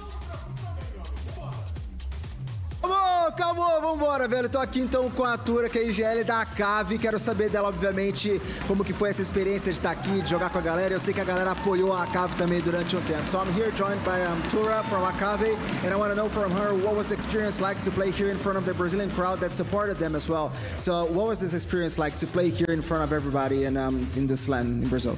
I mean, it's something that we don't have in Latam, so it's like really fun. I love the crowd. I love them shouting at us, or sometimes no. So I hope we can have this soon in Latam. I love this. Bom, ela falou que ama, que não foi uma experiência que acabou tendo lá no Latam Norte, mas que foi muito legal estar aqui jogando na frente da galera e ver a galera gritando por elas e às vezes nem tanto, mas tudo bem, faz parte. E acabou que falando que gostou bastante dessa experiência, né? E agora eu quero saber, pô, elas já treinaram, claro, algumas vezes aí contra a equipe da WADA, então o que aconteceu pra esse time mudar tanto? So you've already practiced against WADA a lot of times, from like as far as I know, and what do you think has happened for them to change so much? Like it's a whole another team. We know that WADA is like this team. I'm really happy for them that they're showing their real talent, what they are. I mean, I've been seeing them like this whole year. I know what they can do, so I'm really happy that now we are winning. So you're for them? Obviously. I love Made in Brazil, but I've been rooting for them like since always, so I hope they win. Bom, ela falou então basicamente que essa é a WADA, que é o time que elas treinaram contra, que elas sabem que tem esse potencial e que realmente foi o time que ela viu durante o ano todo e falou que tá torcendo pra elas, que ama o MIBR, mas que tá torcendo pra elas porque já tava torcendo pra elas desde sempre. Thank you, gracias, de volta com vocês. So awesome to see Tura in the crowd and from enemies to fans, I guess, after WADA won yesterday. It's cool to see everybody in the crowd too. Exactly. Even after WADA finished their games yesterday, I remember PowerPixel, Astralis were still hanging out in the crowd and watching the Akave versus MIBR. So a lot of cool support coming in from the Game Changer scene from inside the server, outside the server. It's a nice little community that we have built up here throughout the years for Game Changers. That said, though, MIBR, defensive side, aggressive pushes. A couple of pop shots found here on the side of SRN, but that's going to stall this early aggression, and WADA now has the upper hand to start taking control of the map. Really crucial pistol for MIBR. It's okay to have a slow start, but it's how you end that matters. Not being used to being at a deficit like this, and you could tell that it's made them angry, but they're as resilient as ever. They just put it a lot on themselves to step up, so MIBR, it's now or never.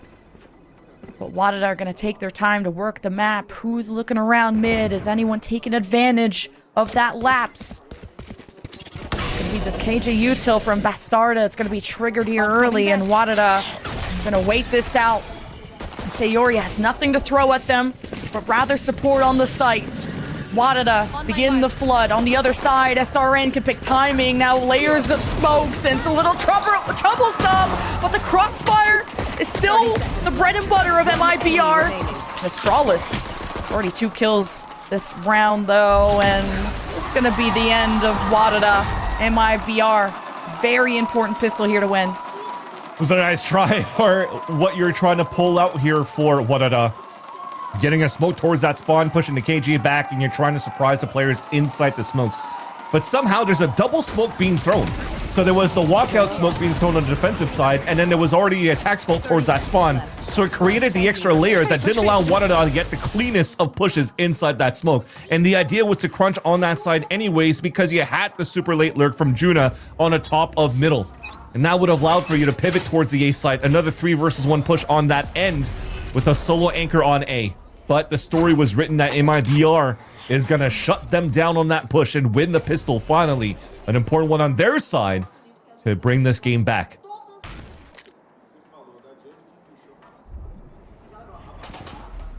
Drone up to B. Nice and quiet on the left side. And Bastarda with the judge. It's got to be a no-go. Everywhere WADA step. Oh, what a beautiful paranoia there from Lisa. She grabs hold of this round. PowerPixel, the last one, the only element they have is gun here. the mystery, and the mystery has been solved. And MIBR begin to close the gap. Looks like it was just trying to make some noise so we could try to get a plant towards this B site, but Power Pixel A was never really fully inserted into B yet until we started making some noise, or when we started making some noise over on that A side.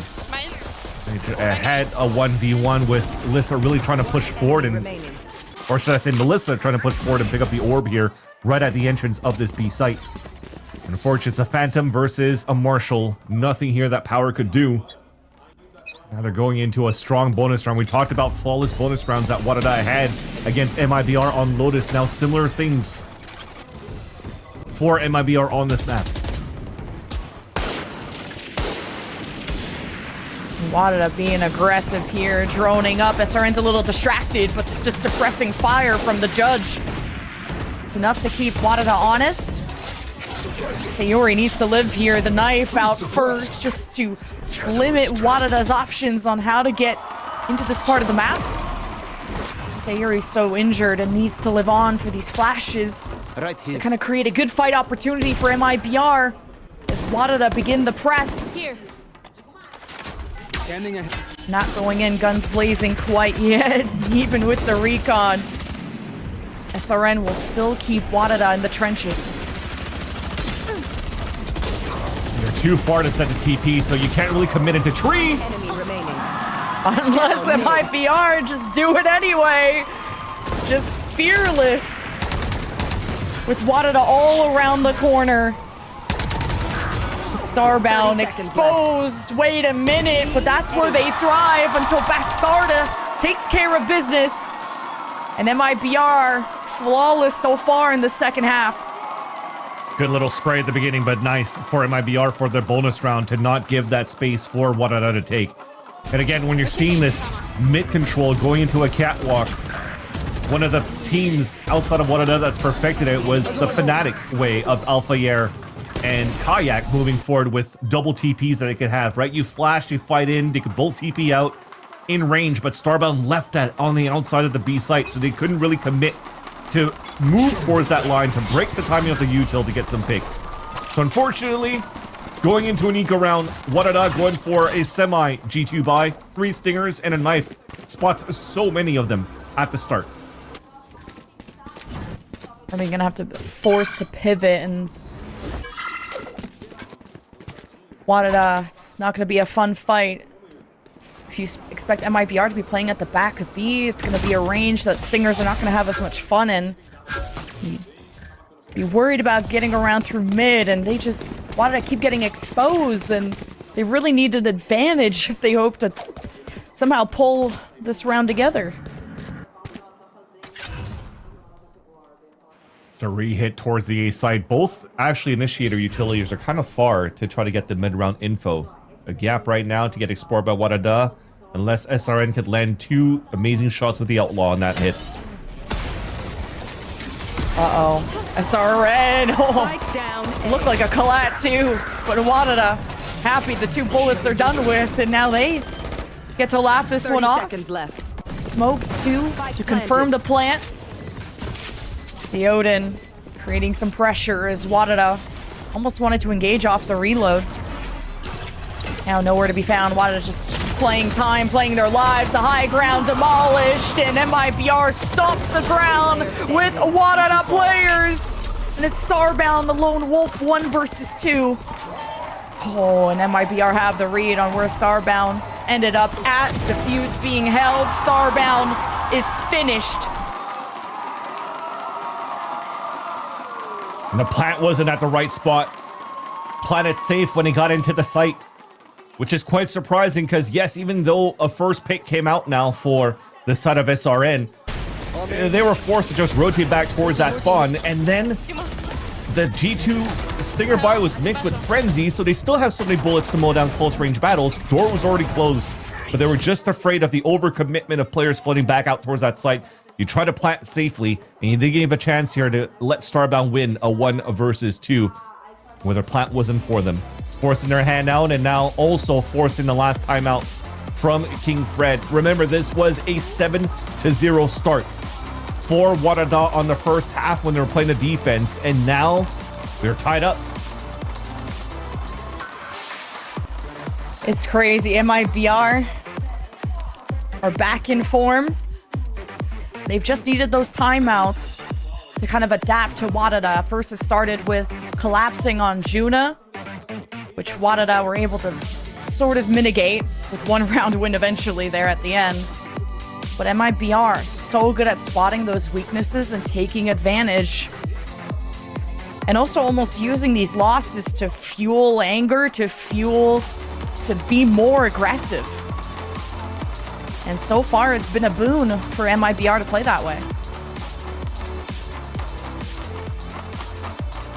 MIBR at the beginning of these rounds, if they're going to play aggressive somewhere, has been a lot towards this front B side where double initiator and SRN tries to get a little bit of info. But now that a lot of the KG utils towards A, even Bastardo's not even playing an ult on their round, you're just trying to get SRN into the front lines in the middle with the Odin. Oh, it's good. MIBR still have the op that has to watch mid, and Sayori at least will have a smoke in front to help keep things delayed for WADA. All noise has been cut. WADA feeling good about the information they've heard at A. It's an interesting play, though, because, again, the idea, I think, is you could get a late drone if SRN sees nothing on middle, so you could post them up into the long B line. But instead, they went for a pop flash Odin, where they now don't have any of that util towards the mid round, so you have to force these type of plays, trying to get your heroes to try to push forward, to try to get picks. Then you're getting picked off now by Starbound. Everybody's going to get grouped up because nobody could push towards B main, because Jude already placed the wall, so they can't push aggressively. You just have to clear the right side corner. Once it's clear, you pop into a site, and Sayuri is going to be playing this solo. That's all they need to do is buy time. The arsenal that Sayori has and Lisa teleporting over will do this together. I get to watch both doorways.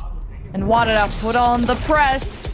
Not a lot of util to be thrown inside of this closet, so WADA don't want to stagger in. It's the double swing. Power Pixelay hesitates! And that's where the captain takes advantage and steers the ship to a lead. Wow, 4 kills on top of that from Sayori. You've heard their flashes already coming out from the site, and also the TP in the back of that B site. Those two are isolated there. You even smoked it up. Yes, you create an opening. There's a gap on that left side, but you can kind of just keep them in there and just plant in the front of the site. Instead, we try to get util in that back, try to flood in behind, but where's that util? When Juna's already trying to, instead of wide swinging, if you don't have util to swing towards that back of the site, the first player has to full wide swing. If not, you're stopping everybody in their tracks, and they can't trade effectively. So everybody goes in one by one. No element of surprise. And MIBR now take the lead. A small mistake, actually a big mistake, be costly now. Economy's broken for the side of WADA.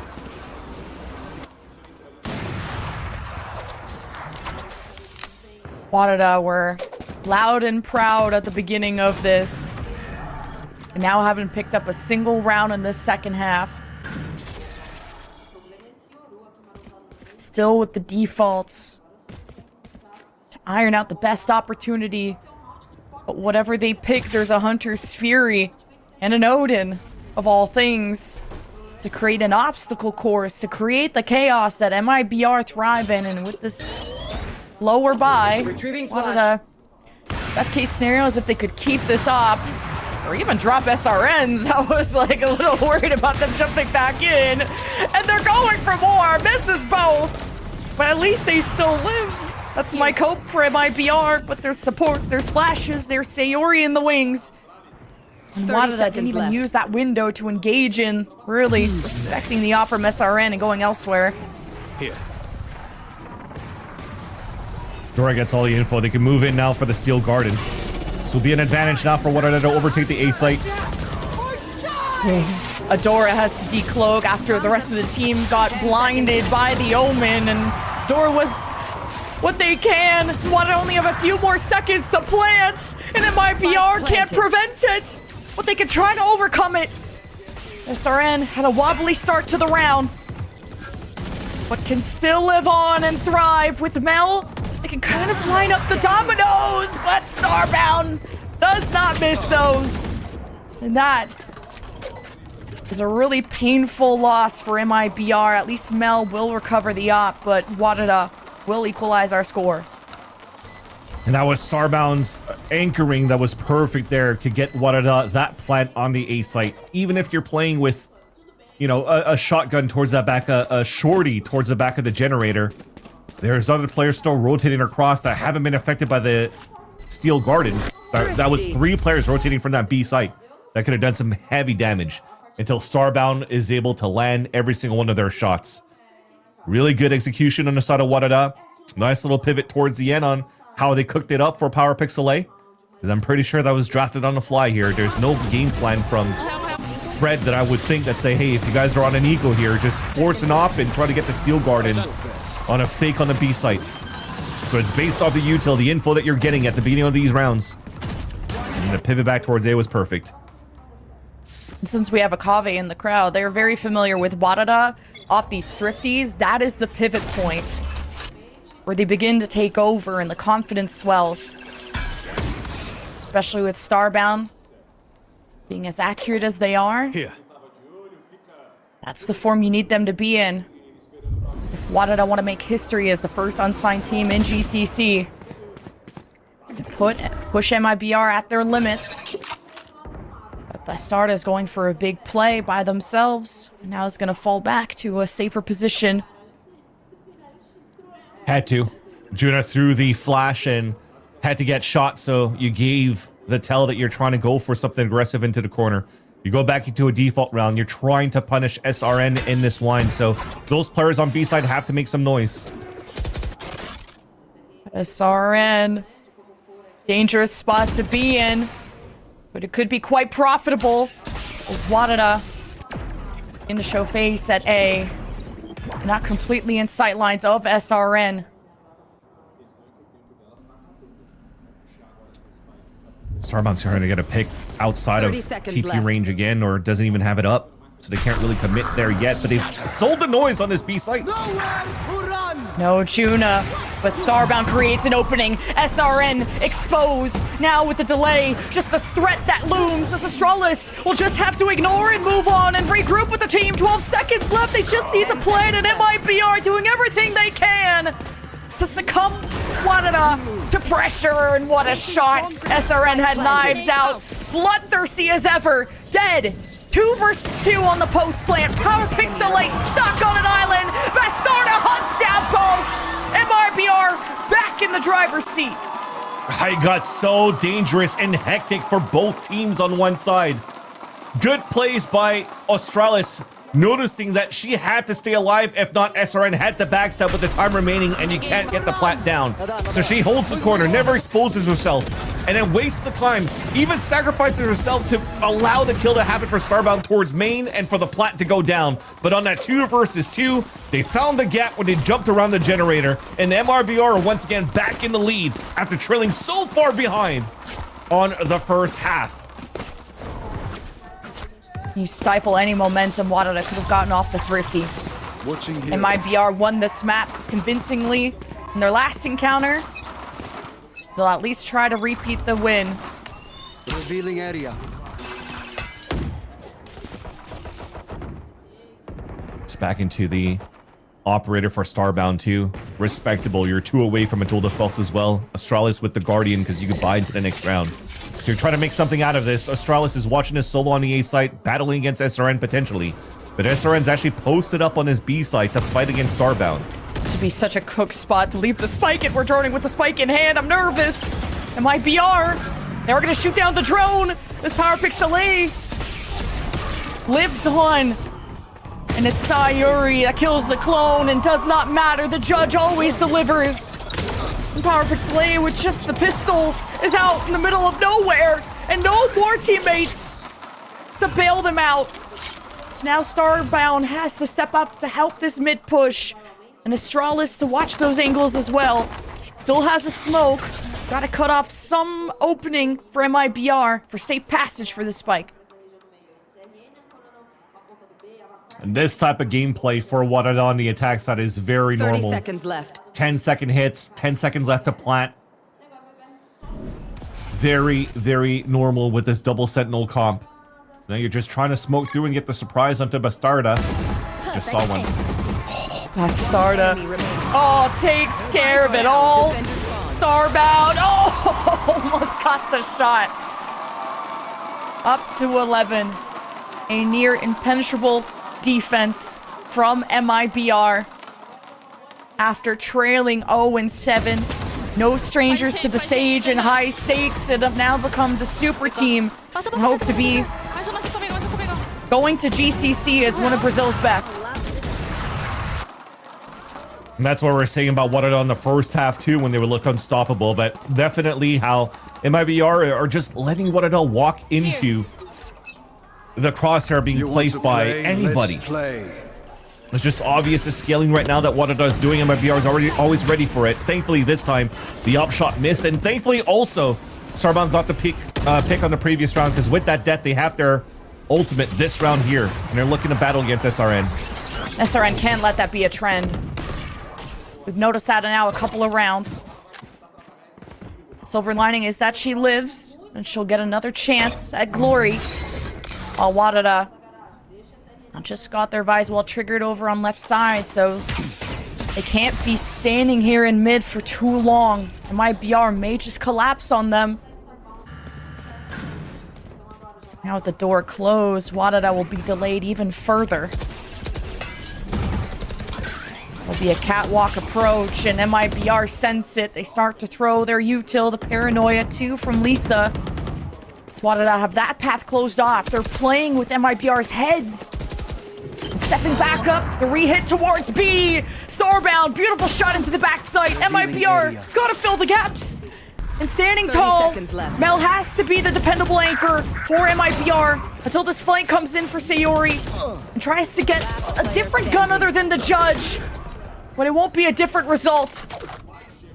WADA close to pulling off a flawless. Even at full HP for all of them. PowerPixel only invested into a regen shield and didn't even get damage at all, so in my book that looks like to be a fairly clean round. And they won't have too much to invest going into the next, and you gotta praise the calls here, the pivots from PowerPixel. When this wall gets activated in front of the B site, then you're thinking, okay, well, if SRN has already upped and dashed on that side towards that B line, they are posting them up on that B site.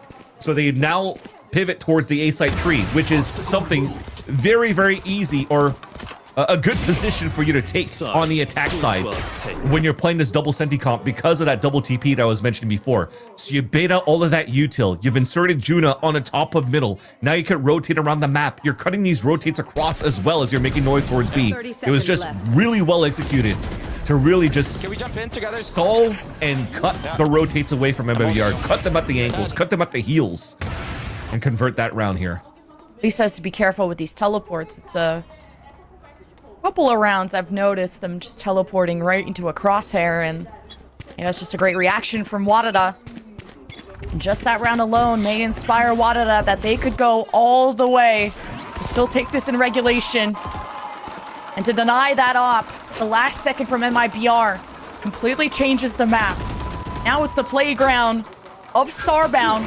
You dominate mid pretty solo. MIBR know it. Now they're just gonna fall back to their crossfires and their inserts and make sure Bastarda stays alive with this lockdown.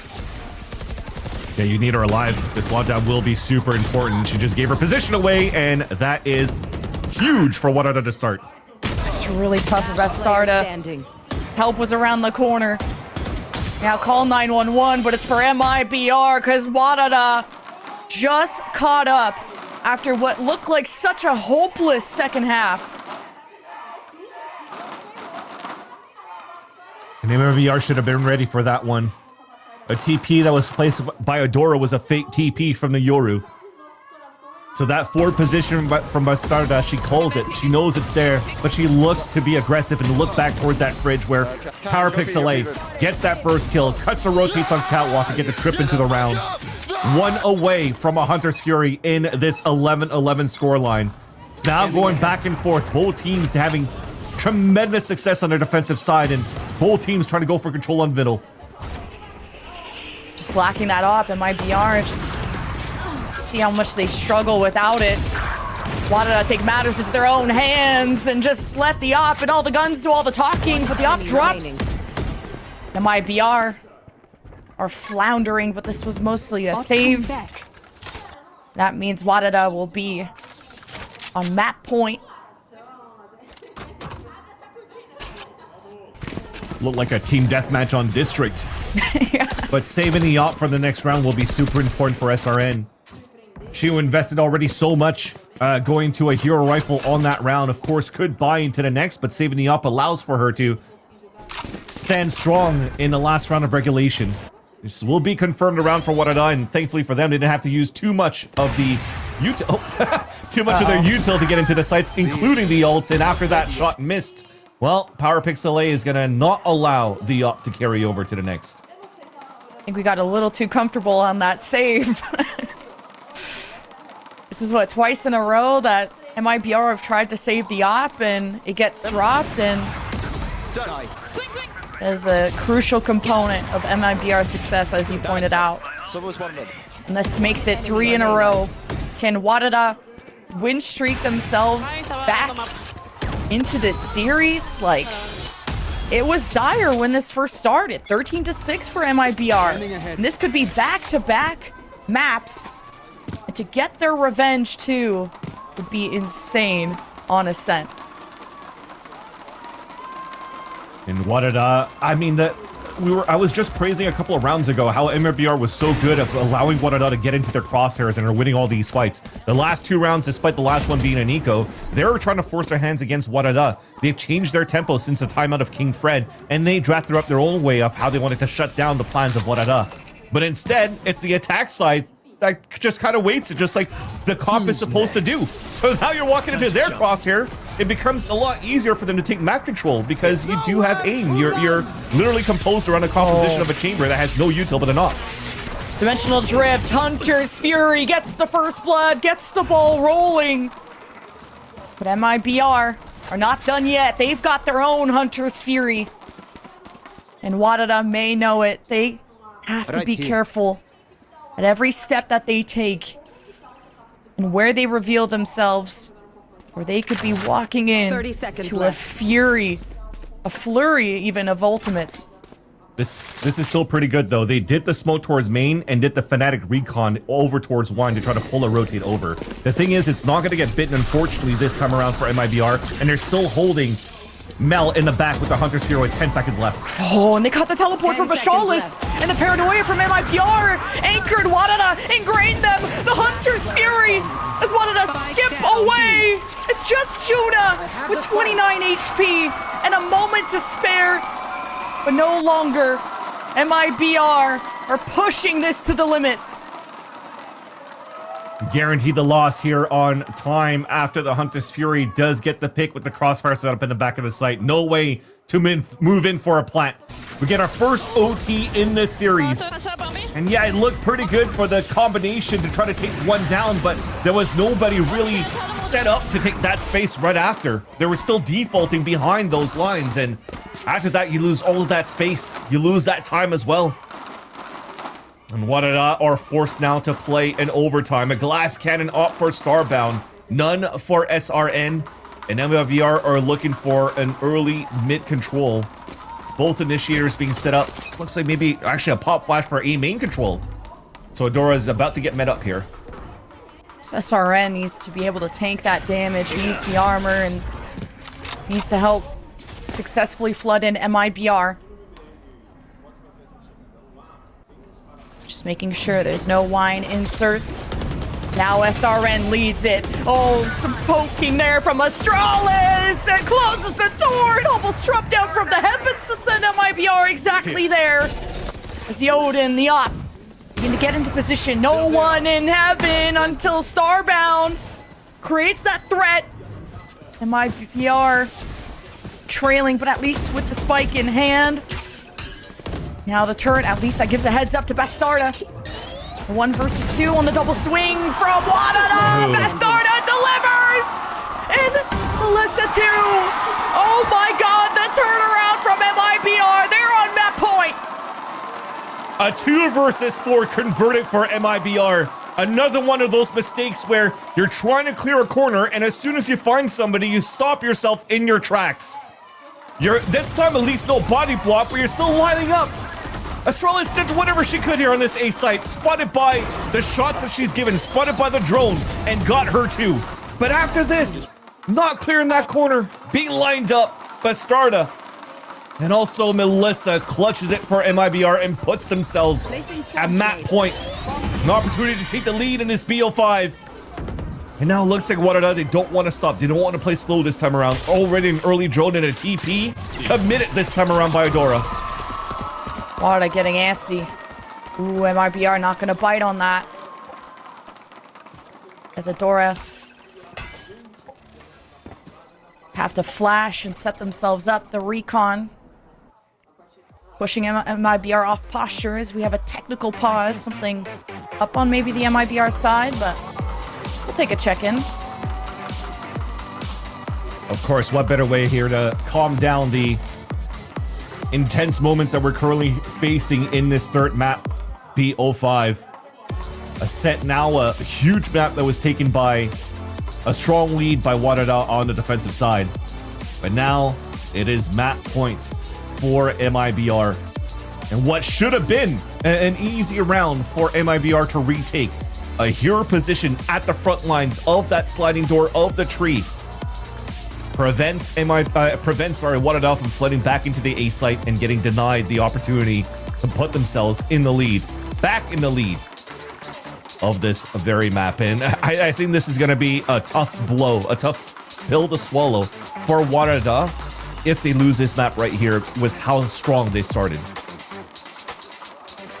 And if we have to reset this round, that's WADA are going to have to dig even deeper. Can't be hitting it the same way. So make sure everything is all right with MIBR, but the pressure's certainly on, especially with the crowd in front. First time a lot of these players are seeing a crowd, but hoping to also return to GCC. There's a mix of experienced players and newer ones, and next generation of game changers on stage. Yeah, we'll have to see what the tech pause is going to be and what they're going to try to figure out, because we don't have any word if it's a player issue or whatnot. I don't see any of the players trying to fix their ears or whatnot, so we'll have to see. If it's a round reversal, I doubt it. I feel like there's been some players moving across the map and even some damage done. But if it's going to have to go down to that, then get ready for a podcast, Lemon Kiwi. Oh boy. But, I mean, you already sensed it and heard it from the crowd themselves that this is a completely different WADA team. They're not scared. They're not nervous. They still have voices, even though they're like screaming after every round win.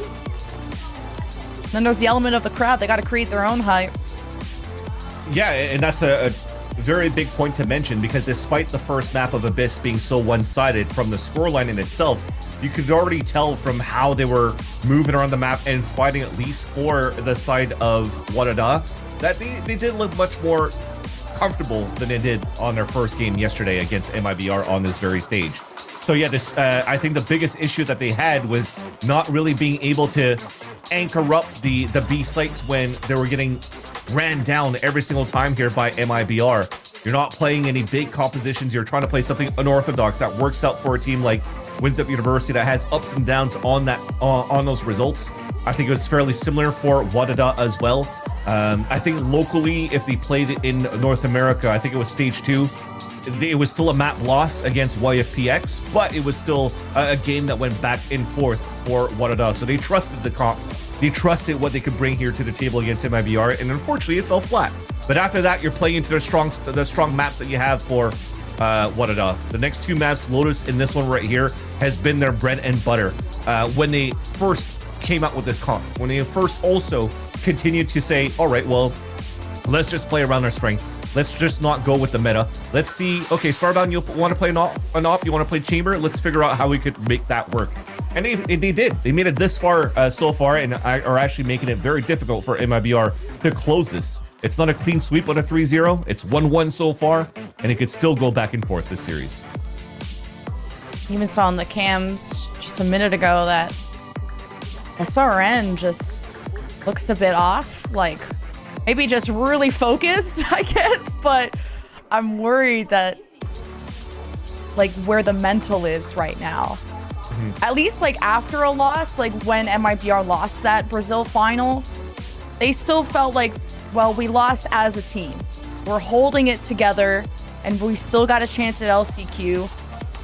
They kind of had, they were building hope towards what was coming next. But now, you got to build that hope as the series goes on, because this is, quite literally, the last chance to get into GCC. And it's going to mean a lot for MIBR, or especially for the Brazilian scene. I think there's been so many iterations of Game Changers champs that were like, Leo, Riot, John Riot, give us more slots. We have so much competition across the board here for GCC, especially when it comes down to all the regions. I mean, you look at even Southeast Asia, when they're coming to these tournaments, they're consistently placing into the top 4.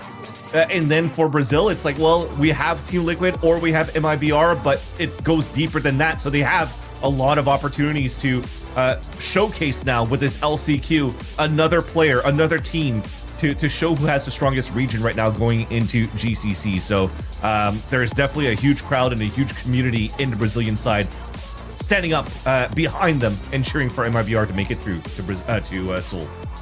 Yeah, there's only one spot left for the Game Changers Championship. G2 did just confirm theirs from the EMEA Stage 3 finals. Congrats to them, but congrats to us. We've earned ourselves a tech break, an extended one as we talk to our admins, so we'll see you on the other side. Game Changers, it's about competition, pure happiness. It's like a crazy experience. We're making history. It means so much to us. It's good to be back. I guess you know what I've been looking for, success. The beauty of gaming is it doesn't matter who you are. And as long as I'm good enough, Everybody's getting a 4K. I can go as far as I want. That's what I like to see, baby. 全世界都会知道我们的厉害。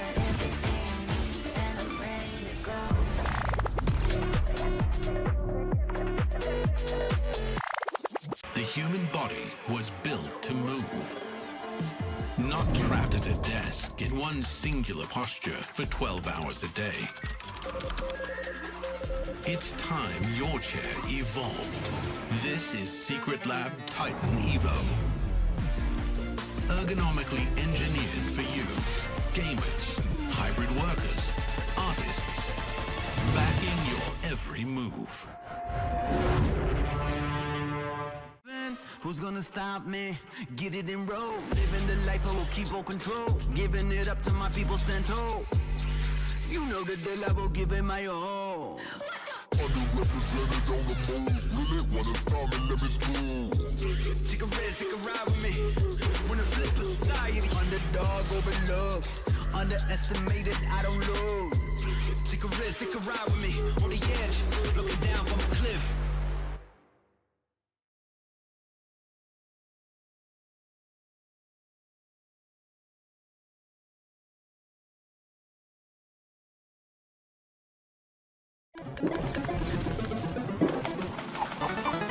Veto gives you wings.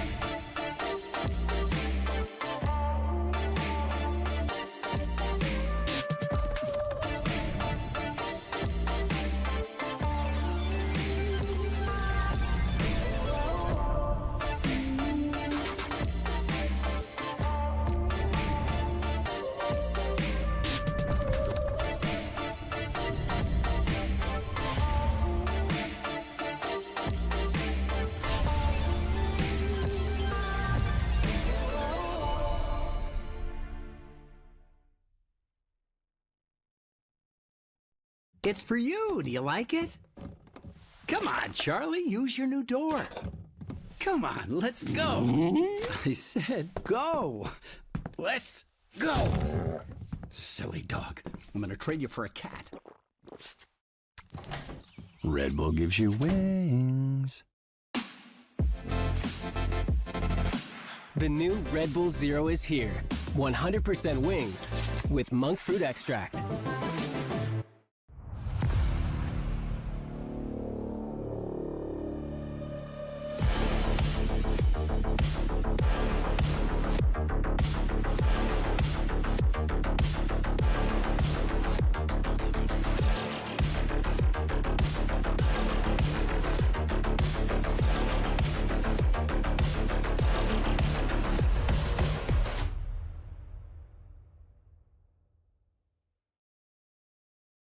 Got the new iPhone 17 Pro, and Verizon picked up the tab. No way. Yeah, it's me.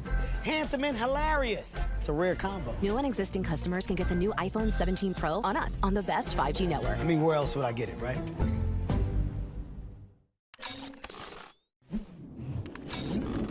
Red Bull gives you wings.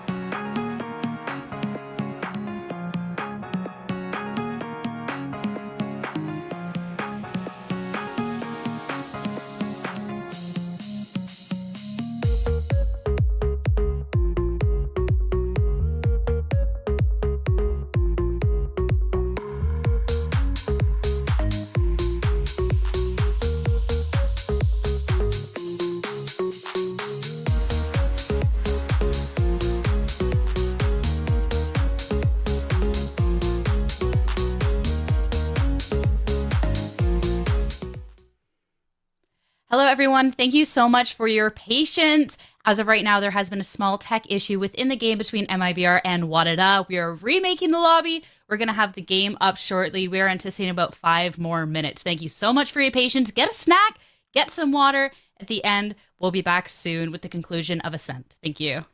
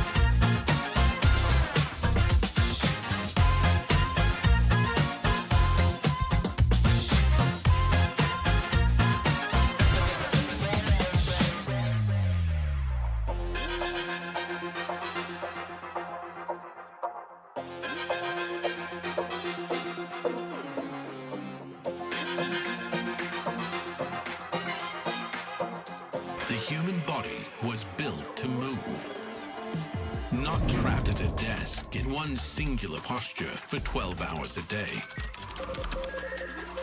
It's time your chair evolved. This is Secretlab Titan Evo. Ergonomically engineered for you, gamers, hybrid workers, artists, backing your every move. Who's gonna stop me? Get it in row. Living the life I will keep on control. Giving it up to my people stand tall. You know the deal, I will give it my all. Underrepresented on the move. Really wanna start me, let me through. Take a risk, take a ride with me. When I flip the society. Underdog, overlooked. Underestimated, I don't lose. Take a risk, take a ride with me. On the edge, looking down from a cliff.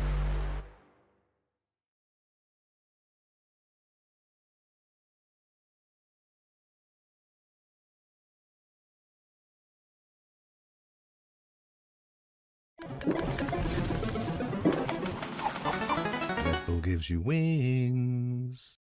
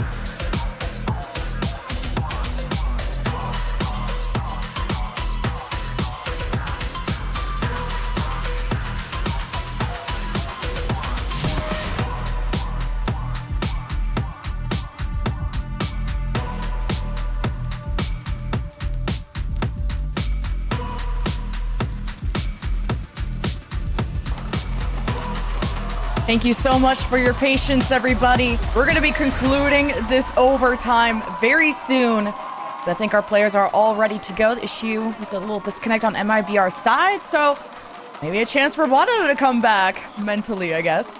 Yeah, and after this reset, I'm trying to figure out where are we resetting. Are we back at OT round 1? Because if that's the case, I was like, dude, just take the W. You wanted 2 versus 4. Okay, it's still that point. It's still that point for MIBR. 13-12 right now for MIBR. We haven't rolled back in the previous round before that.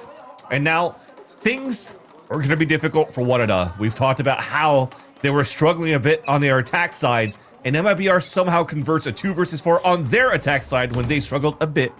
A little bit less now than WADA, but WADA looking for that same type of mid take. The TP set up for Kench Bench. A recon, but you're not hitting that yet. It'll have to be the drone to confirm.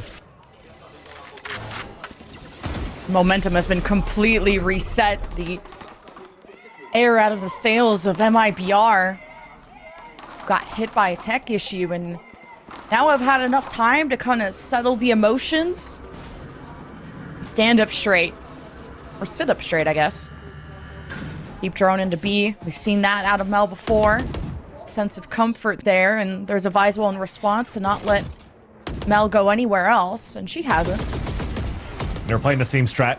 Even now, PowerPixel gets hit by the knife. You're using both of the ones that could TP to start take cat control. After that, the Juna insert will play the rotates. Can they bait Util out this time around? Will it be the same result? That's a lot on Adora. Maybe even Juna. And Juna kicks us off too. 4 versus 4 now. It begins the flood into B. 30 seconds The left. KJ ain't there no more. Nothing will hinder this WADA team. And the smoke comes up, but Adora strikes early and fast. Now MIBR will be delayed, and that means WADA have chance to evacuate anyone that could be left on the site. And MIBR will have fate in their hands on this retake. You saw SRN was nervous in the cams before, and you gotta be when Starbound's back there and trips up over the laces, and WADA even things up. Hard to retake there when, again, all that util is none available for that B site. None of the util available for the B site retake.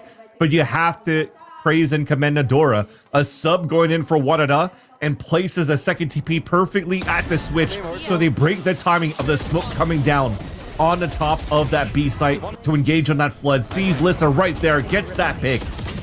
And then you cannot enter a site when there's 4 players still alive in there for the side of WADA. We're resetting things around. Both teams struggling on the attack. Both teams finding results on the OT of their attacks.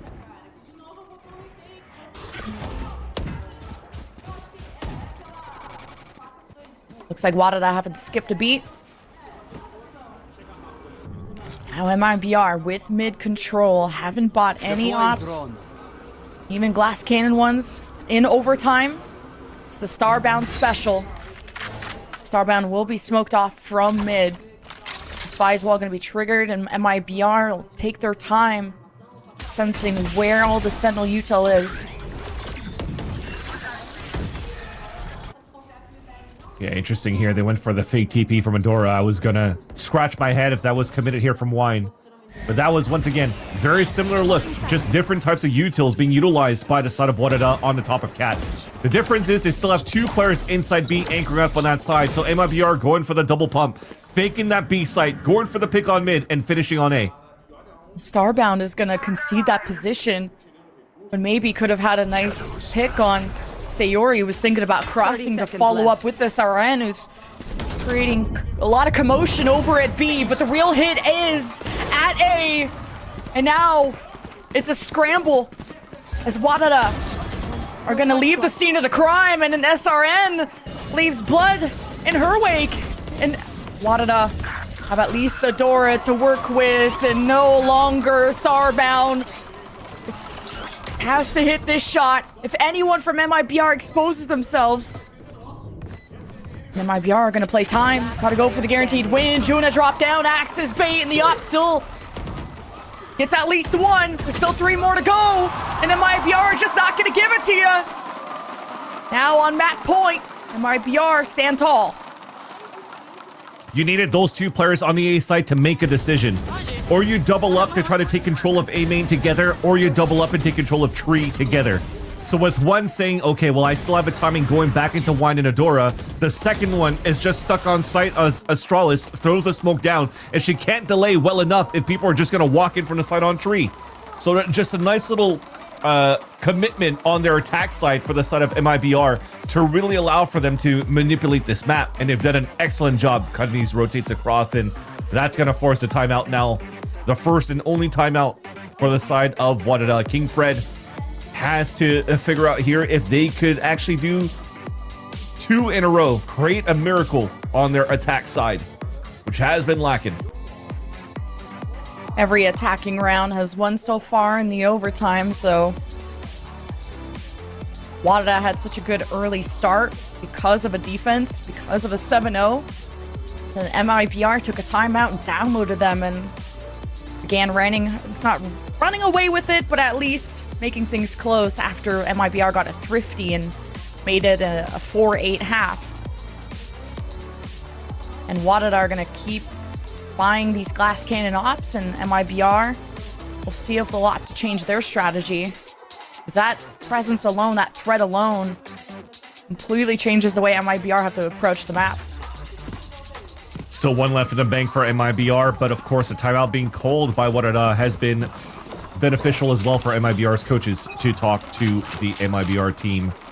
Now at map advantage, and also would allow for them to get series advantage as we're tied 1-1 in this best of 5. Winner takes all for the trip to Korea to meet up with the rest of the representatives all across the world for Game Changers Champs. Now it starts with the Owl Drone on top middle for WADA, showing similar hands. This time, the walk up from the Yoru. I think it's a fake TP to try to work towards this A site. Oh, one committed, and then they'll go potentially for the drone inside A. So they want to go for the fast flood into B potentially here. And a judge at the front door, not something you see too often in overtime. If anything, it was Bastarda that I think had it in tree before. MIBR have had time to adjust and perfect this defense, which they haven't won in overtime yet. Now WADA know there's KJ Util over at A. Gonna smoke That's it the off. thing. We haven't committed into tree this time around, so they're still going for the slow stall. There's no TP available for Starbound either, so they can't really commit to make some noise. So nobody's moving around for MIBR. This judge could still do so much damage. Lisa does as well, and now you got the judge involved. MIBR are in full control of this round. 13 seconds, pedal to the metal. WADA race, and what timing from Bastarda! Cape on her back. The ace up the sleeve, and that's it for WADA. MIBR on series point. The crowd behind them. The crowd has been behind them all along, even when they were trailing behind 7-0. To somehow be able to take the lead on the second half, fight this into overtime, finding results on the attack, and then finally closing it down with not biting into any of the defaulting that was being displayed here by WADA.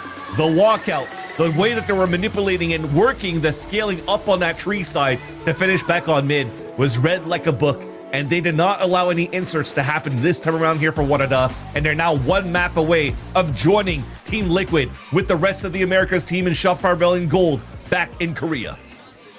Still a very solid showing for WADA to go from losing this map just yesterday to forcing MIBR to sweat bullets at the end. Then you throw the tech pause into the picture. MIBR were still able to stay composed and resilient from an 0-7 deficit to coming out on top.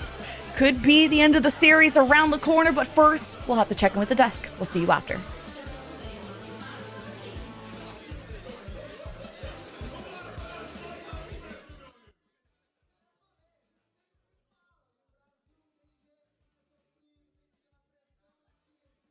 Game Changers. It's about competition, pure happiness. It's like a crazy experience. We're making history. It means so much to us. It's good to be back. I guess you know what I've been looking for 6 days.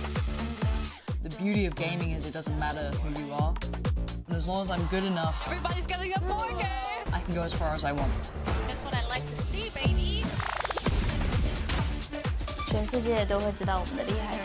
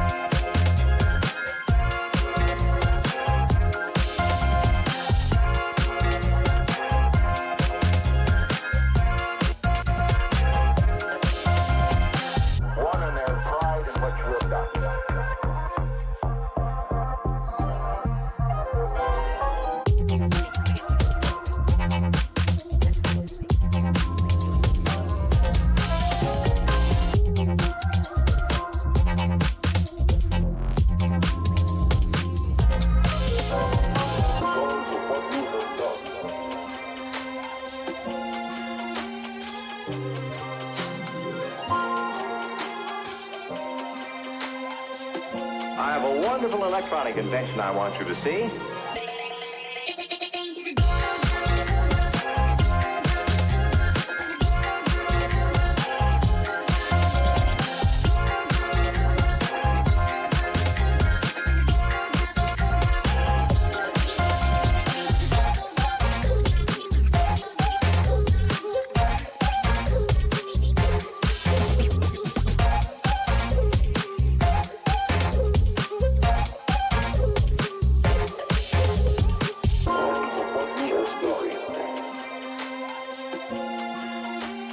We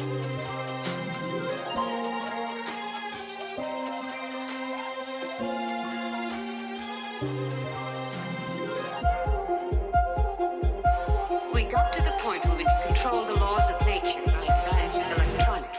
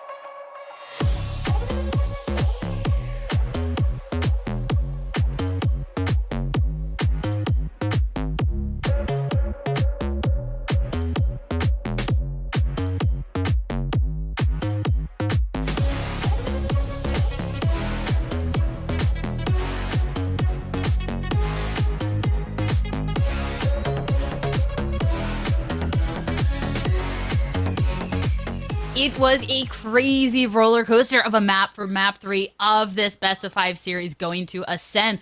One where we needed to see changes from WADA. And Ash, going into the map, WADA, they had the right idea. They get a hot start, but midway through, MIBR get their own ideas. It gets close. We go to 2 rounds of overtime, but MIBR to close out in the end, 15-13.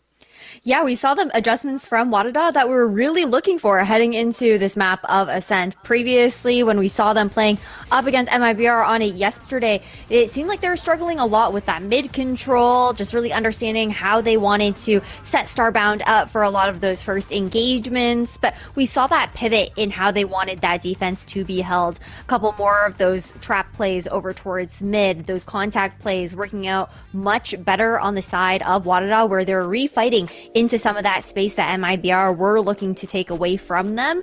And it starts out with that 7-0, and which is absolutely insane for that momentum. But MIBR, they also were so capable of bringing that one back, Emily. No, they really were. And just to add on to the whole them getting their first kills on the side of WADA, after that, Vance also made a comment saying that MIBR did struggle to kind of come back in and was overcommitting on these fights, and just the round kind of fell apart for them because they're going into like the power pixel on the Odin and a whole team just fighting together. And on the 4 rounds that they did get to win on the attack side is when they were able to get into these post plants, because MIBR synergy is just that good, and that's what made their defense so strong. MIBR would take those first initial fights, even if they didn't get a pick or anything, they'd fall back into those site holds and play those site holds like they were playing post plant. They were bouncing off of each other. If one person gets a plant, the other one's swinging. They're all just like fully brawling together. And WADA found like a small adaptation there by trying to take that mid space and kind of just working off and picking off the fast rotates that MIBR had. But at the end of the day, MIBR's site holds were just too good, and they just ended up closing out the match. Yeah, I mean, in those post plants too, you also add on the additional layer where they had SRNs sometimes inserted on the other side of the map or over towards mid, just constantly being a thorn in their side, buying that additional time for them to actually get set up in those crossfires that Emily was talking about just now, and then also usually netting some sort of pick off of it. Even though it wasn't one of the craziest performances that we've had from SRN, the impact from their kills was absolutely insane. I think Sayuri also had an insane pop-off map here on Ascent. We talked about how good her KO is. And it's not just that 0 point. Like, she's constantly connecting when it comes down to those flashes. She's getting picks with her mollies all the time with that fragment as well, just zoning a lot of those areas. It was such a tight game for both of these teams, but big congrats to MIBR for being able to claw back from that 7-0 lead that we saw on the side of WADA. And with that win as well, they're now up 2-1 in the series and 1 map away from closing out this finals and moving on to the Game Changers Championships. And heading into the next map of the series, this is going to be an interesting one because we are headed to Bind. This one is going to be WADA's pick, so there is going to be a level of comfort. But again, when you're looking, Emily, at just the history of these teams on this map, Bind, how close everything has been, especially that last map, I'm expecting this one to also go that distance. No, I'm very excited to actually be able to finally see a bind coming in from the side of MIBR because that was their 3rd map pick on their first best of 3 against WADA. Unfortunately, we didn't make it there, obviously, but here today we will be seeing that. And I'm excited. I'm not surprised at all that WADA kind of favored to have this map come in and be the 4th map because it is a brawly map. It is a fight where a map where we've seen them be able to win these group fights on defense, win all, put a good stop to everyone's excess, like a Kave, for example. And so seeing how MIBR is going to come into this and seeing the type of playstyle they have, whether that would be slow and trying to pick apart their setups or fast-paced, trying to just penetrate those sites and not have the side of WADA get any of those first interactions. I'm really nervous, I think, for the side of WADA heading into Bind here as well. Like, I know it is their map pick. This is such a good map for them historically, but for MIBR, this is a map where they're so comfortable on that defense. They've historically had 63% win rate on the defensive side where they will be starting here on Bind. And when it does come down to, I think the fact that they are running that double controller here on the side of WADA, that's going to be a lot of pressure, I think, on PowerPixel on that fade with being able to use those prowlers to the best of their capability to make those reclears through the smokes very worthwhile so that we can see Adora and Starbound capitalizing. I'm even just looking at some of the standout players on the side of MIBR and the composition, looking more so at this double duelist. SRN has been a force to be reckoned with all day. And Bastarda going on to that Yoru. Emily, this is the double duelist to try and pick apart WADA to close out this 4th map. Yeah, I think they're not going to have too much of a problem, to be honest. Like, to add on to Ash's point on the double controller, I think WADA is going to struggle a lot. Not only just on the attack, trying to get past all these smokes and having the double duelist be able to fight and continue fighting up even after one entry point has been made, but on that defense, on being able to like take care of the lurks well, while also having that Viper wall be able to cut off like certain lines that Starbound might be trying to take with off. Going into this now, MIBR so close to closing it out. Can it be on Bind? Let's find out. Head to the map and back to your casters, Vance and Lemon. Thank you, Sierra. We went to a grueling overtime with a tech pause thrown into the mix. Frustrations, but MIBR closed out. Can WADA do the same thing here on Bind? This is their pick. It's their pick. They didn't get the best of results against Akave yesterday, but I think it's because Akave came up with something new that MIBR was not, or sorry, that WADA was not ready of. The dive here with the Whaley. This time, a little bit more conventional, so WADA should be ready for this. A 4-1 split, a pinch towards Showers. They're gonna try to shut it down. The Tora does exactly that. Holy. Every round you see them and they perform better and better. And WADA are usually shy away from pistols, not their forte, but when you leave gaps like that, it's easy for Starbound to execute both. Jeez, a WADA pistol under the bell. We're in for a treat. And that's the calls here for PowerPixel to let the team know how quickly you want to activate. So noticing that nothing's really happening towards this short A side and that they've had zero presence on B. When as soon as Starbound gets contacted, gets to fight here towards Showers, noticing how aggressive they are towards Showers, that's where you start activating double satchels back into the back shower spot and get that pincer maneuver. After that, it's the good old standard trying to block off the lanes here with this deadlock. And they're able to convert a very clean pistol round to kick off this map number 4. Why did I get to fall back to what worked out for them on Lotus? Astralis on Deadlock, of course, Adora on Raze, PowerPixel, what an MVP performance on Fade. They get to just stick to their comforts, stick to their guns. Yeah. MIBR, they're the ones that pulled through under such a deficit. Only difference is really the Brimstone and the Omen actually going into this composition for this map, which makes sense. You would get much stronger smoke lines here, 20 seconds instead of the 15 of Omen. And you have those on Brimstone. What that allows for you to do is once you start contacting plays and you're starting these first smokes into your execs, if you're getting stalled by, let's say, a Viper Molly, that's usually, I think if I'm not mistaken, like 7 seconds. That's still 13 seconds for you to engage for that second wave while still having some covers into the spawn to flood in, just like this. Oh, Lisa wants to contest this. Stepping into the face of danger, hoping to get the cutoff as WADA were dropping down, and now Lisa is awkward and no raft to save them, hoping to keep their heads above water, but WADA, they fire on all cylinders. And MIBR barely scratching the surface of this ironclad post plant. And they're just waiting for the right moment to let that spike detonate, go into the TP, and die to spike. They don't want to give any snowball effects for the side of WADA, especially when PowerPixel is already halfway, almost, well, actually, literally halfway to their ultimate going into round number 3, which is why you're already seeing them moving down with the Ghost, trying to chase down towards that spawn. You want to start snowballing things on the side of WADA.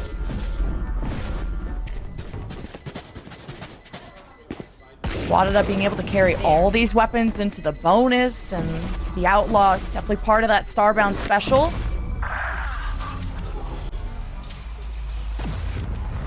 Now you wonder how are MIBR going to switch it up? Yeah, I mean, it's a good call too, because right now for the looks that we've seen in the last couple of rounds for Pistol Round to anti-eco on the side of WADA, you've shown hands towards A, you've shown a slow start until a full committal into the B site. But that's all on MIBR playing a little bit more passively without really trying to find that early information. With the exception, of course, of that double swing towards that showers on that Pistol Round. So you need to start leveraging it, Bastarda right now. Setting up that TP towards that A site and then trying to potentially get that line down. You really need to jump spot, find something here to activate in these moments. Which is why you're seeing early prowlers coming out from MIBR as well. How to react on that as soon as the Bulldog is heard here, shot down by Adora, and takes down that prowler. You're already seeing they're falling back for a bit. Still holding on though to the Season 8 in case that second wave is from WADA into the A site. A lot for PowerPixel to create a distraction. Prowler, and now a barrier right at the toes of SRN. Oh, and Adora pumps are full of bullets. Fantastic synergy from WADA to get themselves set up. Double swing out of U-Haul. Sayori had something to say about it. WADA still have numbers. Injuries, though, don't make this too convincing yet. Bastard is now revealed by the C's, so we'll have to link up with Lisa from the B site. Having to still take care of this barrier. It actually just expires, but like this position though, top of heaven. WADA were last seen in U-Haul. Lisa has to push this. Be aggressive. Watching that angle. Starbound. And it's enough. Bastarda falls too. This is quite dominant from WADA, kill-wise as well. Yeah, the setup on the post plan was beautiful, but even more on the entry.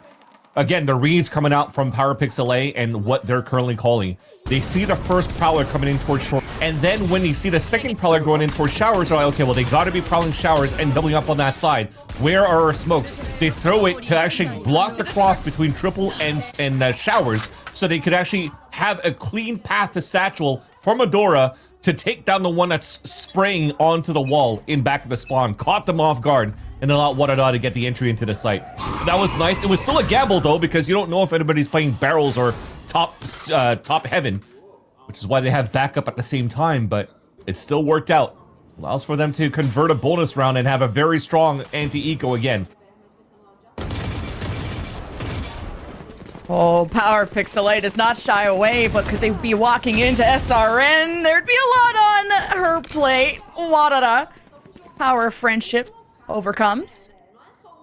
Now Sayuri with the Sheriff has a duel against Astralis. Could be a weapon recovery, and that's important for Sayuri.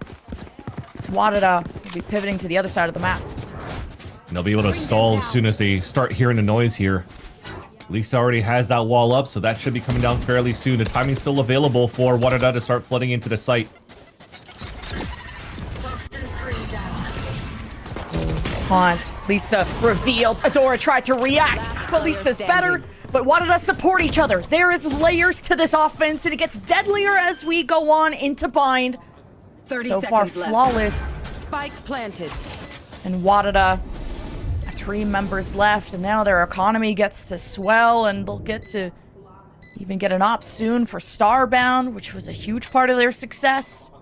Starda allowed to pick the weapon, and you thought it was bait. Juna been steady in time, but Starbound confirms the round, and it's looking good for WADA. I love how PowerPixel is doing everything in their power, literally, to like try to get the teammates to jump up with them, but they're the only ones setting up, but it's fine. You're feeling vibey. You're starting to see that your calls are correct every single time. One of those calls is seeing that you've already delayed enough from MIBR on that B side on your eco, yet you still want to go in for that trait, knowing that the Euro is playing towards that B side under the window because of the crossfire setup. They can't pick up a weapon yet, so you get the plant, you try to punish that. Although Bastarda found a gap in the post-plant scenario, the decision to really get into the site still and try to punish off these trades and guarantee the plant was still some great calls coming out from PowerPixel A. And they're starting to notice this right now from MIBR. They don't really have a real grasp of defending these sites if they're given this space over to WADA.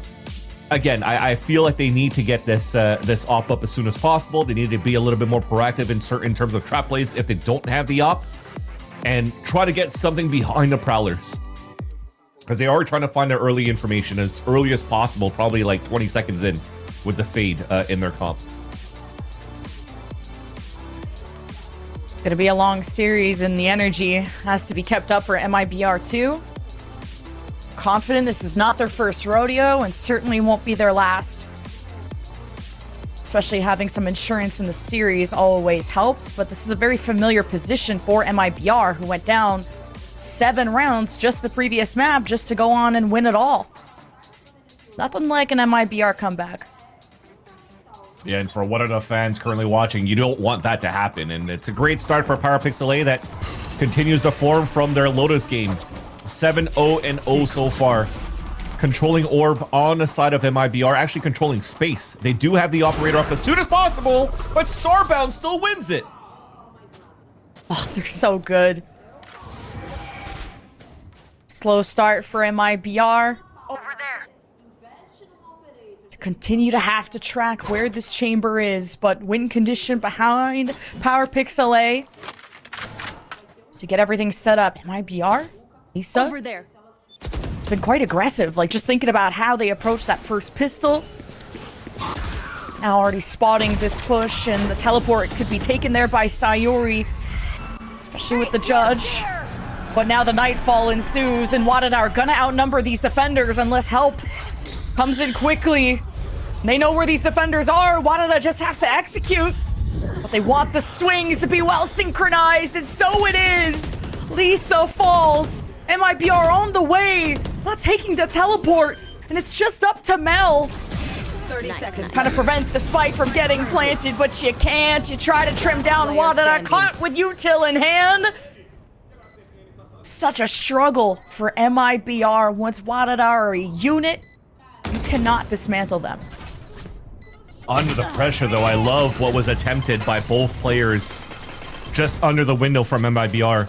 The first one gets, actually, they both get netted, but one of them actually gets out of it so that you could actually bait at least some util coming through and not let them know that there's 2 players there. Even a tether that was thrown, you don't really see them catch on and latch onto 2 players yet for the side of WADA. So there's still an element of surprise until finally the nightfall comes through. So they tried to bait as long as possible and force the mistake out of WADA. But in the end, it's still WADA that holds that patience, that continues to leverage and cycle ults in these advantageous positions for the side of the attack so far. And I'm loving the display of the IGL and also the commitment of WADA in these rounds. There. SRN still has a nade, no boom bot, so gonna stay as close and tucked in so that the Stinger can find purchase. WADA are cool to take things slow, and I think it's Adora that could come kicking and screaming with the showstopper, but happy to just collect the orb. Follow what Starbound sees here over at B. And that's the thing. You've given a lot of space for MIBR again. Now you're going to need... okay, actually, this is different.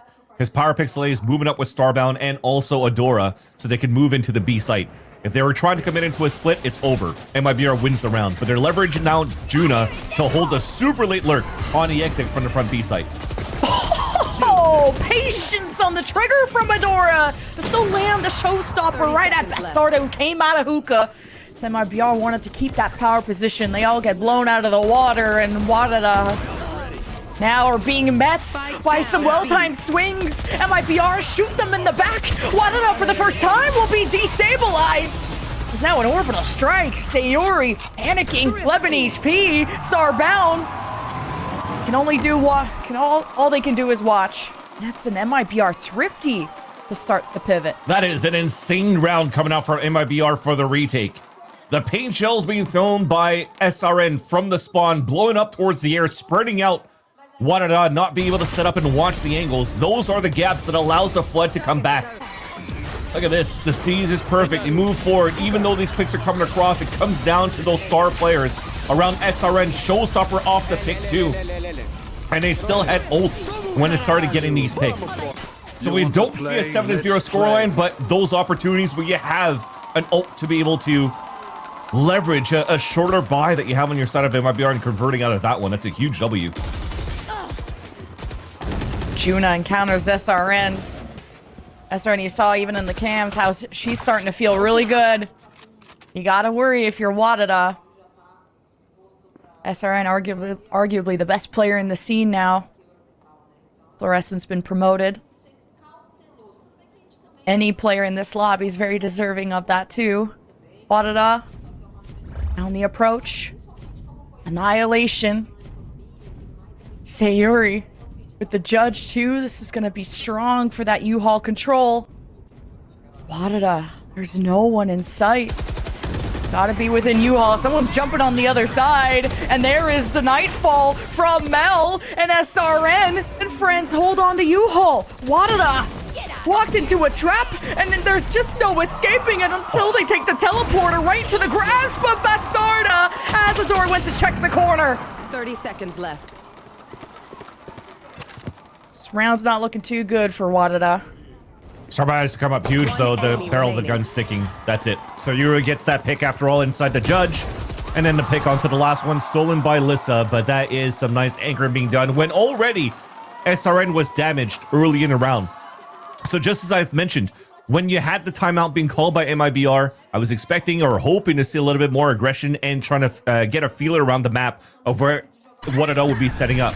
So SRN walks down to 30 HP. But yet when it comes down to the mid-rounding and you're trying to go for the full exec, I haven't really found out the information of where the players are being set at, and your trap plays to try to take over U-Haul is met by a judge, and you're not going to try to run into that. So as we talked about a fast tempo on the side of MIBR, that tempo was lacking for WADA as soon as they saw the aggression coming out from their opponents.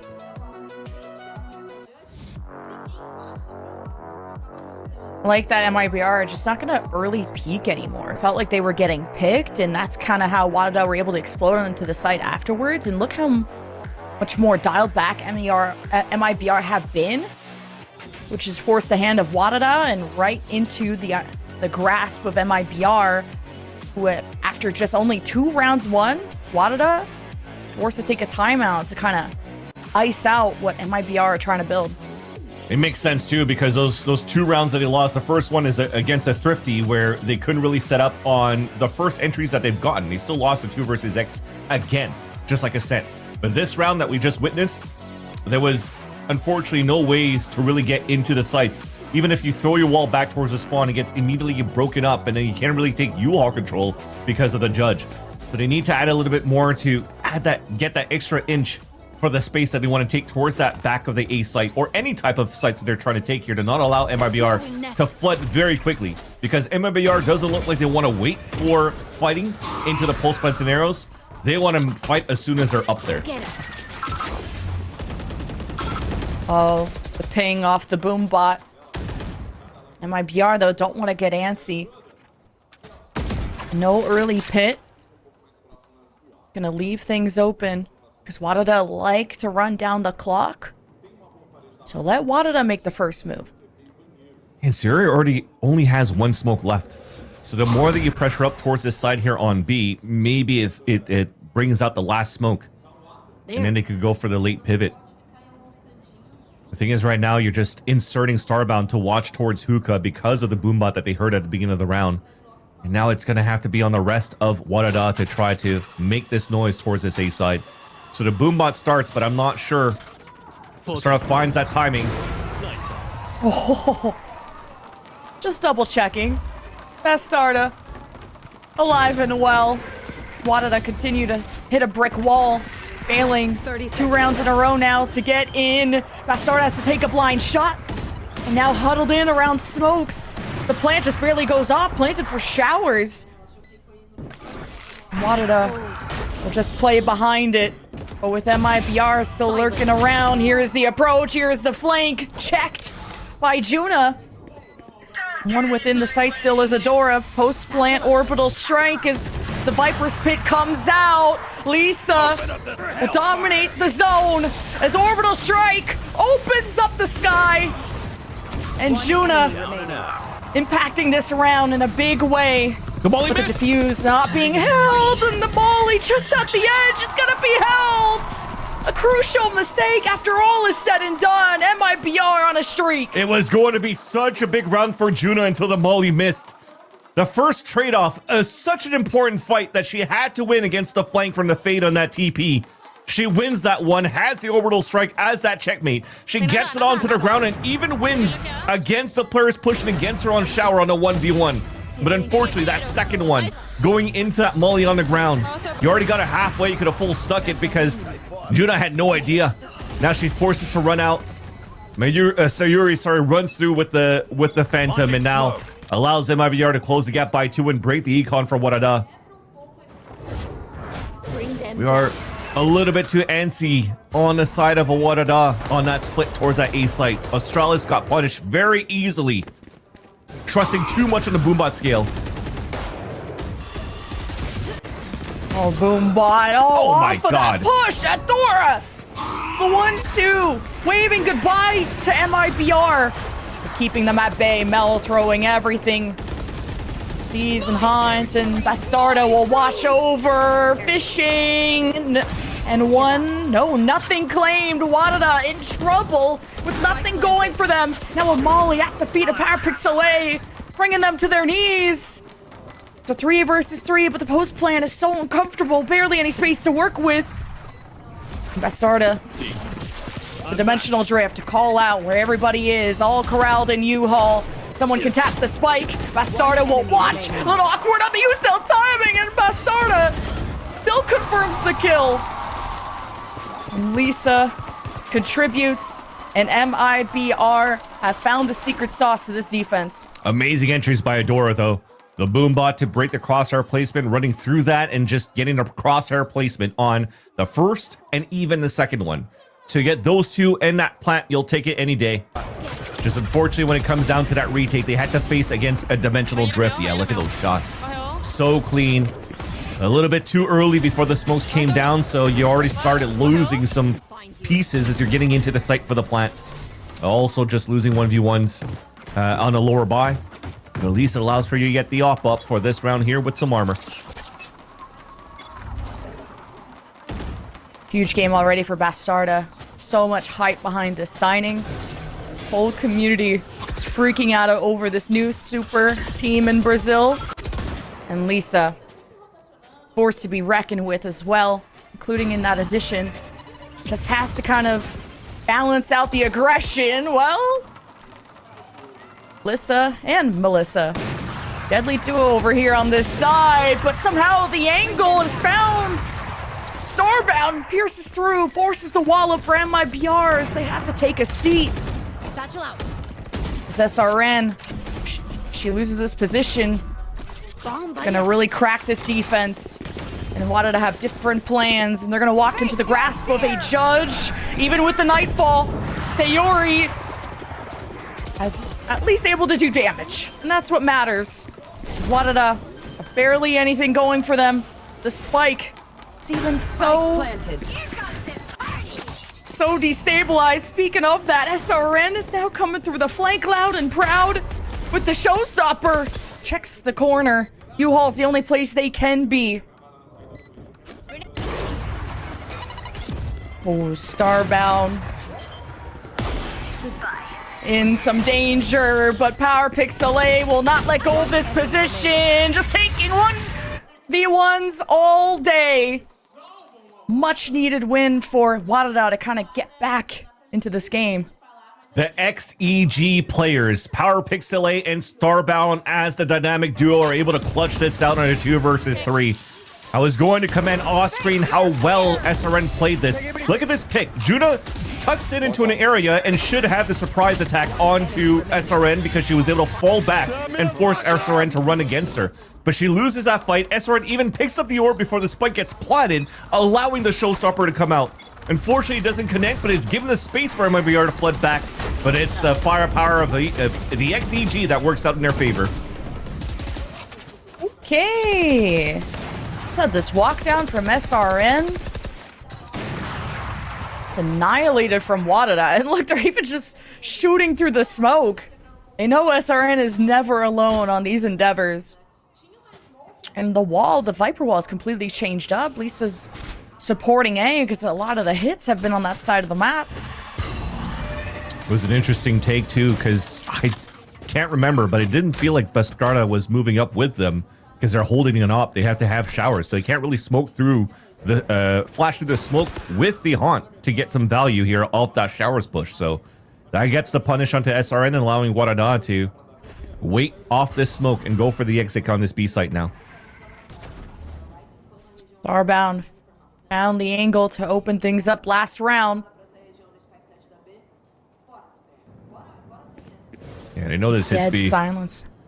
You've already pushed out all the way out shower, so this is the call to maintain your positions. Oh, Adora traded out once again. But man, the layers of Snakebite and Molotovs, man, WADA were delayed and almost stopped. Bastarda rotating in late. Be awkward to fight. And no rifle in sight to switch up with, so maybe just a pick and go situation.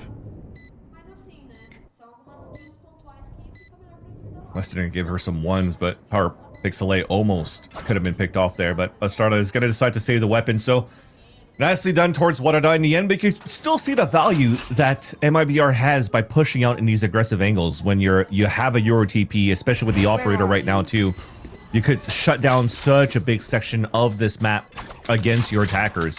So when Bastarda calls that, I'm already pushed out towards showers, there's nobody here, they're definitely coming towards this B site, you still have the right amount of numbers.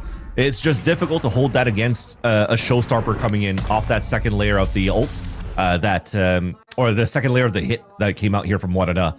But I think in future rounds, when you don't have these big ults to create that space for the side of WADA, this same type of playstyle from MIBR could be very fruitful for them. And after a slower map one, like Adora is either top frag or second frag. Like 20 kills in the last game to building up these showstoppers like so fast in this map. But can they do it without ults? That's the big question. And SRN aggressive here at the start of A. It's already humbled by some util, at least forcing it out. WADA pretty happy with what's been invested by MIBR, and we're ready to almost fight through it. Yeah, it's interesting the play that they have. They go for the Viper Orb lineup basically with the Brimstone Smoke to take full control of short, but you've wasted so much util in the very beginning. Starbound watching towards the hookah push, nothing coming out there, so it might just be the Hail Mary with the rest. When you have the second Prowler, it's going to clear out towards the hookah. You give your tell, you honk towards that site, and then you just try to move here as a group, as a unit, to try to go for the entry. Smoke's down. Pick here would be huge for Sayori. Just have that another ult to use if WADA are successful in this gunfight. Now amongst the smoke, there's one lurking. That's Bastarda. Spike planted.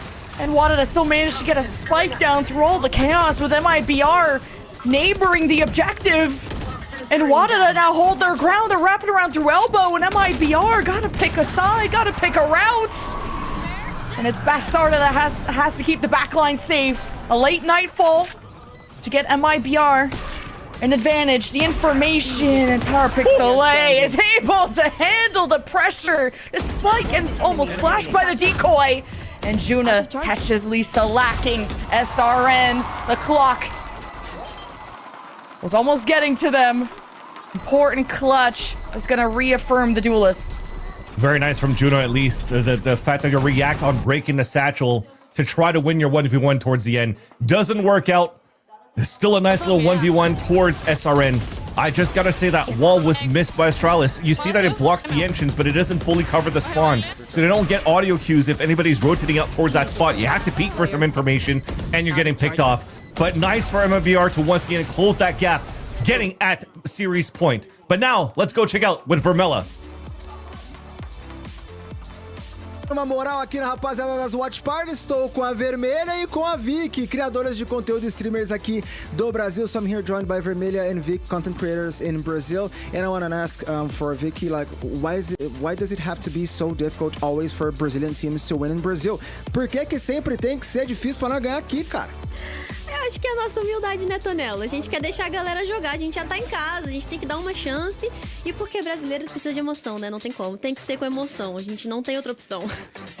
So basically she said that it's always got to be with emotion. That's the Brazilian style, like that's Brazilian way, and also because of they're trying to just be humble and let the other team play as well. E agora eu quero saber de você que é uma das grandes arroz de festa de eventos internacionais, de ver todos os tipos de eventos internacionais possíveis. Peça um placar, Vermelho.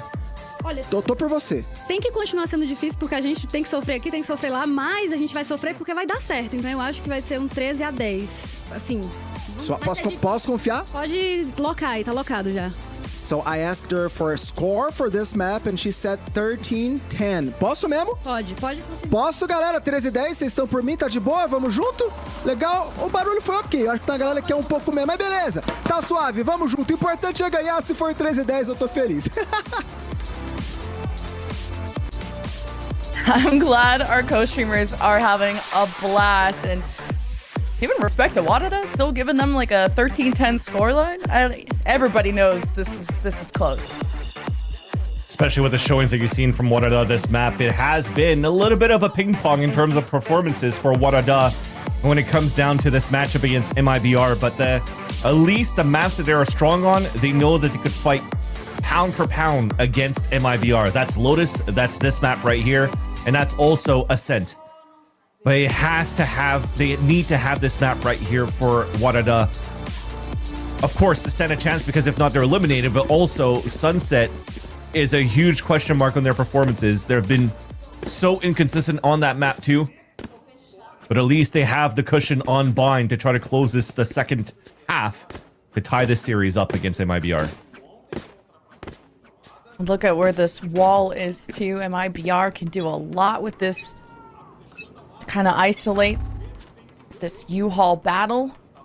It does come up, and Starbound just disrespecting it and almost had two down early. That first pistol did go WADA's way with that 5-0 start. MIBR not going to waste any time to absorb that space once the teleport comes out of Starbound. Quick little plant because of that smoke, and the nade doesn't land where Dora wanted to prevent the plant. MIBR fall back to play through main. It's going to be important for PowerPixel, and Bastarda was already low. It's a good shout. Now Bastarda, or PowerPixel, it's going to be a nuisance back here. He's already going to draw one from MIBR back, and WADA push the front lines. They're going to stick on this defuse, and Only so much Melissa can do. Except playtime and almost get stabbed in the face. But it is a WADA pistol, taking both in this map. That would have been a nice little back to Abyss where I think SRN had a knife kill if I'm not mistaken. Yeah. It's been so long ago, but definitely seeing that in the pistol round, it has the story of WADA not winning pistols is out of the window now. It's been back and forth throughout this series against MIBR, and it was so close on how they held this for that side of the attack for the Brazilian team, and it only makes sense. They didn't really plant for a lineup for the molly, so they had to play on site. So Sayuru stays there towards pocket, behind the towel, and then they have a 3-player crossfire setup. But Juna throws one more smoke, and then that forces MIBR to run inside that smoke and getting punished. So an anti-eco for WADA. Juna playing close. Juna's trying to scrap the SMG, and the spam comes out of WADA. Try and strike at MIBR, get them as weak as they can. And it's working out. Starbound just gets to poke away with the sniper as usual. But 2 bringing bullets. So many weapons, yeah. 2 bullets, 3 kills. That was actually staying stoic in your position there for Starbound. As you've noticed how chaotic it was when we were flipping from players to players. You know that there was a lot of util standing and being laid across the A site. Until Starbound just holds the angle and just finds the timing right here. The vibes are still there. Of course it is. Now MIBR have something to contend with back. Prowler, someone is up on this alleyway. Gonna use both Prowlers.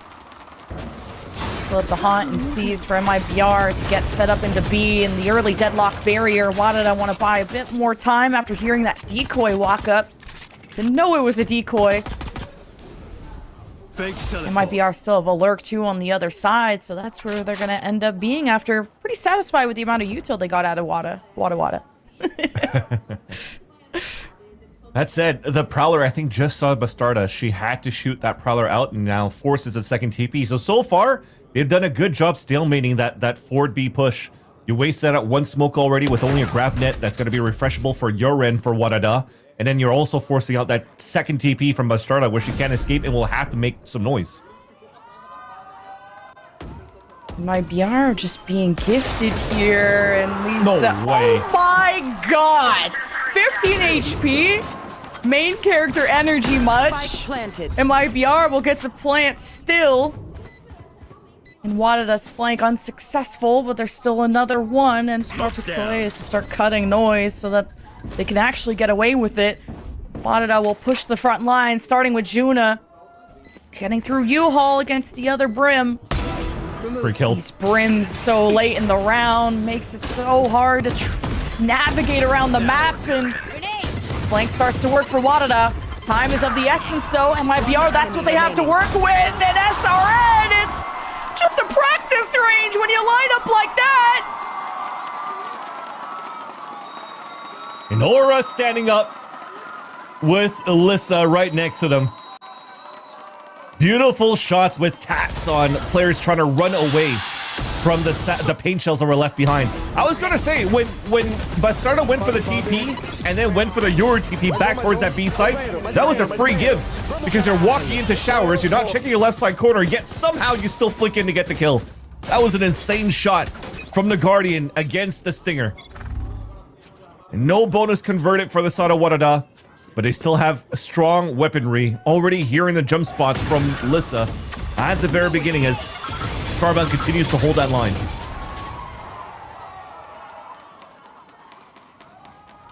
Charlotte still has the barrier. The boombot from SRN, WADA, very familiar that SRN never comes in alone. And Lisa does not care who's with her. Creating havoc on the opposite side of the world, where MIBR, when there's success over at A, that's where they usually end up being.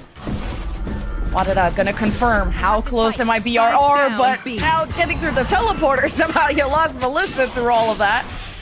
The plant can still continue. Juna will be around the corner, smoked off, and WADA haven't tried to push out of smokes in these moments, so MIBR is secure for the plant.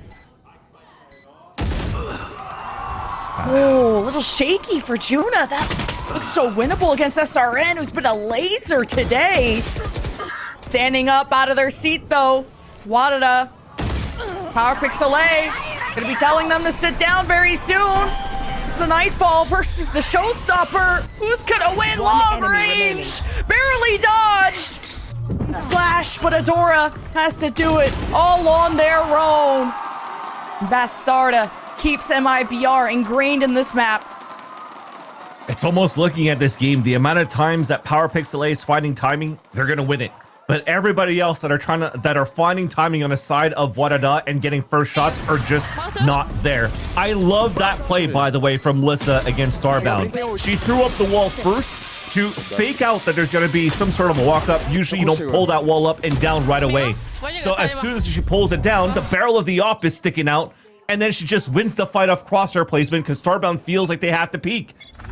That opened up everything for MIBR to overtake this site. WADA is now broke as they go for early information on both sides. Haunt on one end, Wall on the other. Wall gets broken, and Prowler goes through. So they know now the leans towards A. You're trying to play this close with the shorty. Nice shot. And now MIBR also know that Strawless has been leaning on that side with that early showers barrier. Bastarda will still try to split the focus of WADA on this defense. They're creating pressure on multiple angles. Huge first kill by Juna, but they can't pick up that weapon either. You gotta praise that she was able to dance around those two smokes though to get the top of the boxes and that pick onto Lissa. But this is still a huge advantage for MIBR because of the weapons. Same hit for MIBR. Play smokes down, plant and profit. And SRN wins the duels. WADA hoping to do damage, and at least they'll be together as Starbound revealed. WADA try to swing off of this, and at least work together as Starbound gets away with a double kill. Insane. One enemy remaining. And a third? And this could be a thrifty? Are we serious? No. Oh, Sayori, okay. Wow, the thrifty give it up. This is unbelievable.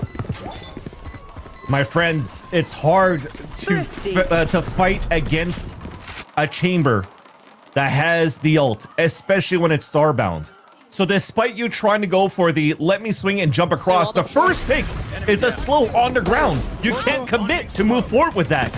And even though the shot from the ult has been nerfed, it's still quick enough for Starbound to land these shots and somehow turn it back to their favor when it wasn't supposed to be their round at all. Overheated were MIBR to push out towards that spawn, and they've given up that round. And now Starbound has the op. Potato. They'll get kills with whatever you give them. WADA quick to use these deadlock barriers too. Try and limit what they can. MIBR have to traverse carefully. But Bastarda can make things easy. Dimensional Drape never comes out! Bastarda just jumped up, got headshot. Juna fades into the abyss. And MIBR go to check in on things, and WADA hold the line. SRN not gonna overheat. Stick to their guns, stick to the plan. But Juna's still in the picture. Got a lot of util WADA can throw to corral MIBR to uncomfortable situations. And with what Power Pixel is revealed, MIBR, they have no more advantages. Just the orbital strike, and Lisa has been completely moved off. What a retake from WADA. And the Molly missed, unfortunately. It was still a lineup for the default when they thought they would have planned it for that. I respect the play that you're doing, because at first you're scratching your head. Why are we not using these ults? They've converted last time on Lotus when they had some kills. They had the Nightfall. They went into the Steel Garden, and then they got the retake onto the site. This time around, you're just trying to make sure that you get into site control and get the plant down, so you can utilize all of these ults for the delays onto the site. Just unfortunately, it wasn't good enough there once those players couldn't really hold long enough into the site. We really didn't use, I don't think we used a Nightfall either to really stall things out for the side of MIBR. And that allowed WADA to flood retake the way that they did. timeout for MIBR, as this game, this series could be getting away from them. But this is a team that never loses composure, it feels like. Because, I mean, they went down 0-7 last map, came back and won. They start off 0-5 here, made it a 5-7 half. And guess what? MIBR just trailing by a few rounds. They need to convert this next one or it feels pretty over. Yeah, definitely the second half story of MIBR versus WADA is not the same as Ascent. MIBR not looking as comfortable on their second half plays, as on the attack side, it seems to get shut down a lot by Starbound being anywhere, from aggressive peaks into the retakes with the op. Very hard to deal with. Now you have the opportunity to do so, though, with this dimensional drift for Bastarda. They're leading for a 4-1, so this is definitely a TP into, ult into Hookah to get the information. Pincer into Octagon. So PowerPixel and Astralis have to be ready for this.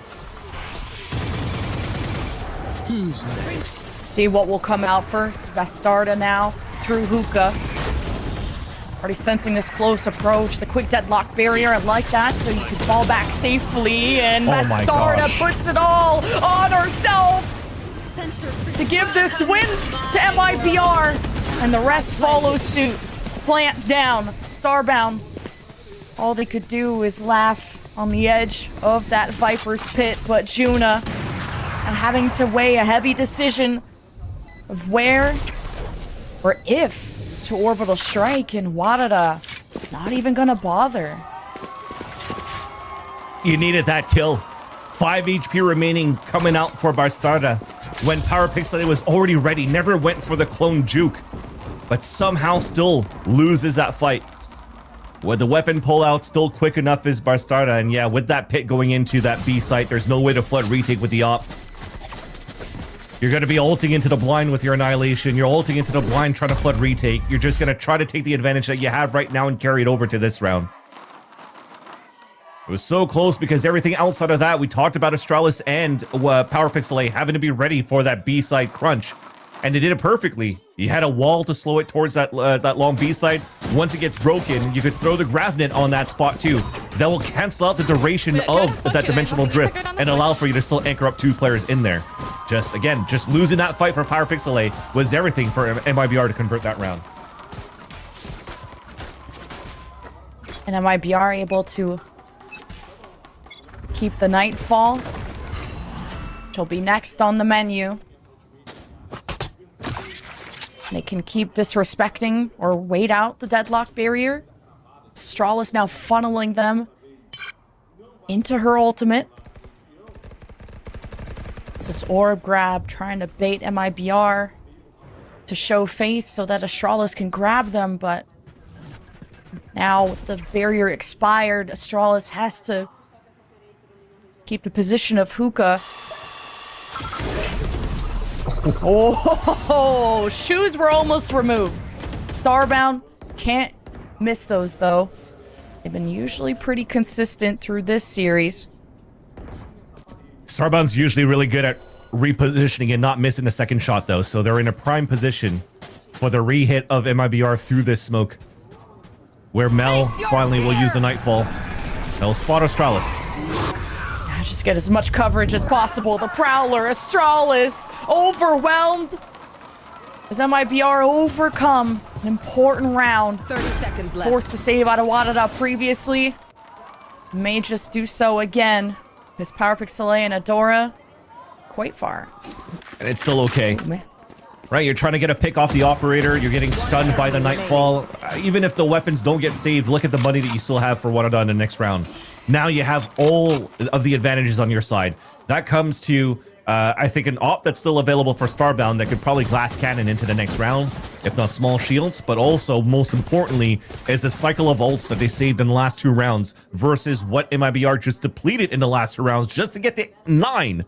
Allows WADA to potentially start cycling these ults to close out this map of bind. So they're still in winning position for the side of WADA, but they have to be a little bit better in terms of anchoring up this B site, because MIBR are starting to find ways to open it up and really not get picked off when they're trying to go for these exits.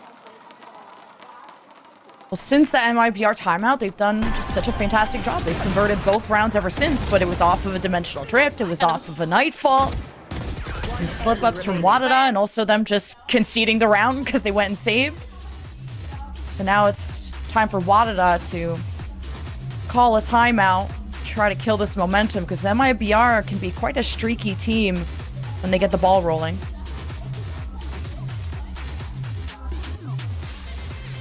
I think right now you're looking at Astralis probably trusting her to stay towards this B site, and you need to have Power Pixelate in a different spot.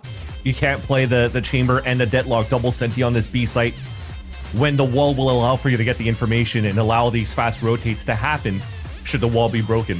So now with the AWP coming out and Starbound, you saw what they were able to do with the Outlaw on that attack side a couple of rounds back. They definitely are still hot off the streak of all these shots that are able to land as this chamber on the defensive side. So putting that responsibility onto them and then also leveraging the ults based off the information that you're getting. I think they have to be, well, I don't think they have to be aggro. And I think it'll be a good idea here to surprise MIBR as we've been turtled up a little bit too much in the last few rounds. And there you have it. A 4-1 setup potentially here. A lot of responsibility onto Starbound for the Showers pick. And then you're going for a potential seize showstopper like they like to do here for the side of WADA. Astralis will be on the side with the ult yet again, and after that call out from Starbound, yeah, not the confirmed kill, but still best start at 17 HP. Early deadlock barrier yet again, which MIBR, they haven't let that affect them too much. They just shoot it or wait it out. And that's why Juno has to play on the other side. You're not playing in composition with the Viper, so trying to stall out with smokes. Just gonna have to play more passively towards that spawn to be more reactive on rushing back and forth and placing these smokes on Hookah in short A. MIBR still continues to default around that map though. They're trying to force the hand into mistakes out of WADA. Now Power Pixelate is gonna shoot off this Prowler. Gonna give him a chance maybe. Oh no, as it clears out towards that. And actually it still clears out towards that right. So there's still a gap right now and still an advantage for Adora to play the showstopper. Or it's a Showers crunch or it's down towards long B. Prime position with that showstopper. Someone got netted over in a short, but WADA not to worry. They're gonna play for retake. The orbital strike that gets the spike down. That's a disaster. WADA to have them exactly where they want them, and now a molly. Judah doesn't even have to look. The util, the ultimate, it's perfect. And there's still an Adora showstopper. If WADA were ever to be worried, and maybe you should be. Lisa just off of contact, off of vibes, is now turning this all in MIBR's favor. And it's just the death nail. Lisa with the third kill, but now injured. Crossfire will hold. Bastarda will make the call. Starbound will be given almost isolation. But Lisa said, "You're stuck in here with me." What a big round by Lisa. I was just about to mention you can't start pushing out for the side of WADA. You just have to keep them anchored at that spot. You can't force them to TP because you have such a big flank coming out from Adora with the showstopper. And as they peek out to try to delay and prevent the plant from happening, why do that? Just let them plant. Go for the flood retake off the showstopper when everybody has to scatter out. Catch them into your crosshairs. But then you make this doable. The hero play from Lisa. And what huge advantage that WADA has built up in the last 3 rounds have now been annihilated. Eco round now for WADA. MIBR at 10, one away from tying things up when they have economy on their side. And you know that Bastarda is on this side of the map. WADA will be called to attention. Power Pixelate needs to survive as long as they can to give WADA a fighting chance with this Nightfall. They really feel to invest in. Oh my god. Starbound humbling Bastarda. Now MIBR gonna tiptoe around B. Both Prowlers exhausted there from Power Pixelate. Still season hot. A lot to play with. Orb grab. Starbound not gonna make contact yet. Oh, Lisa, though, did get caught. He's gonna still try to take this duel against Astralis. It's a nice stalemate, though. They had their snake bite on that ground, so they can't allow Astralis to swing out. So now that's just MIBR to pivot towards B. They have weapons to work with. It's a good start. Does SRN want to cross this? That would get them the showstopper. Gonna just choose to protect the spike carrier.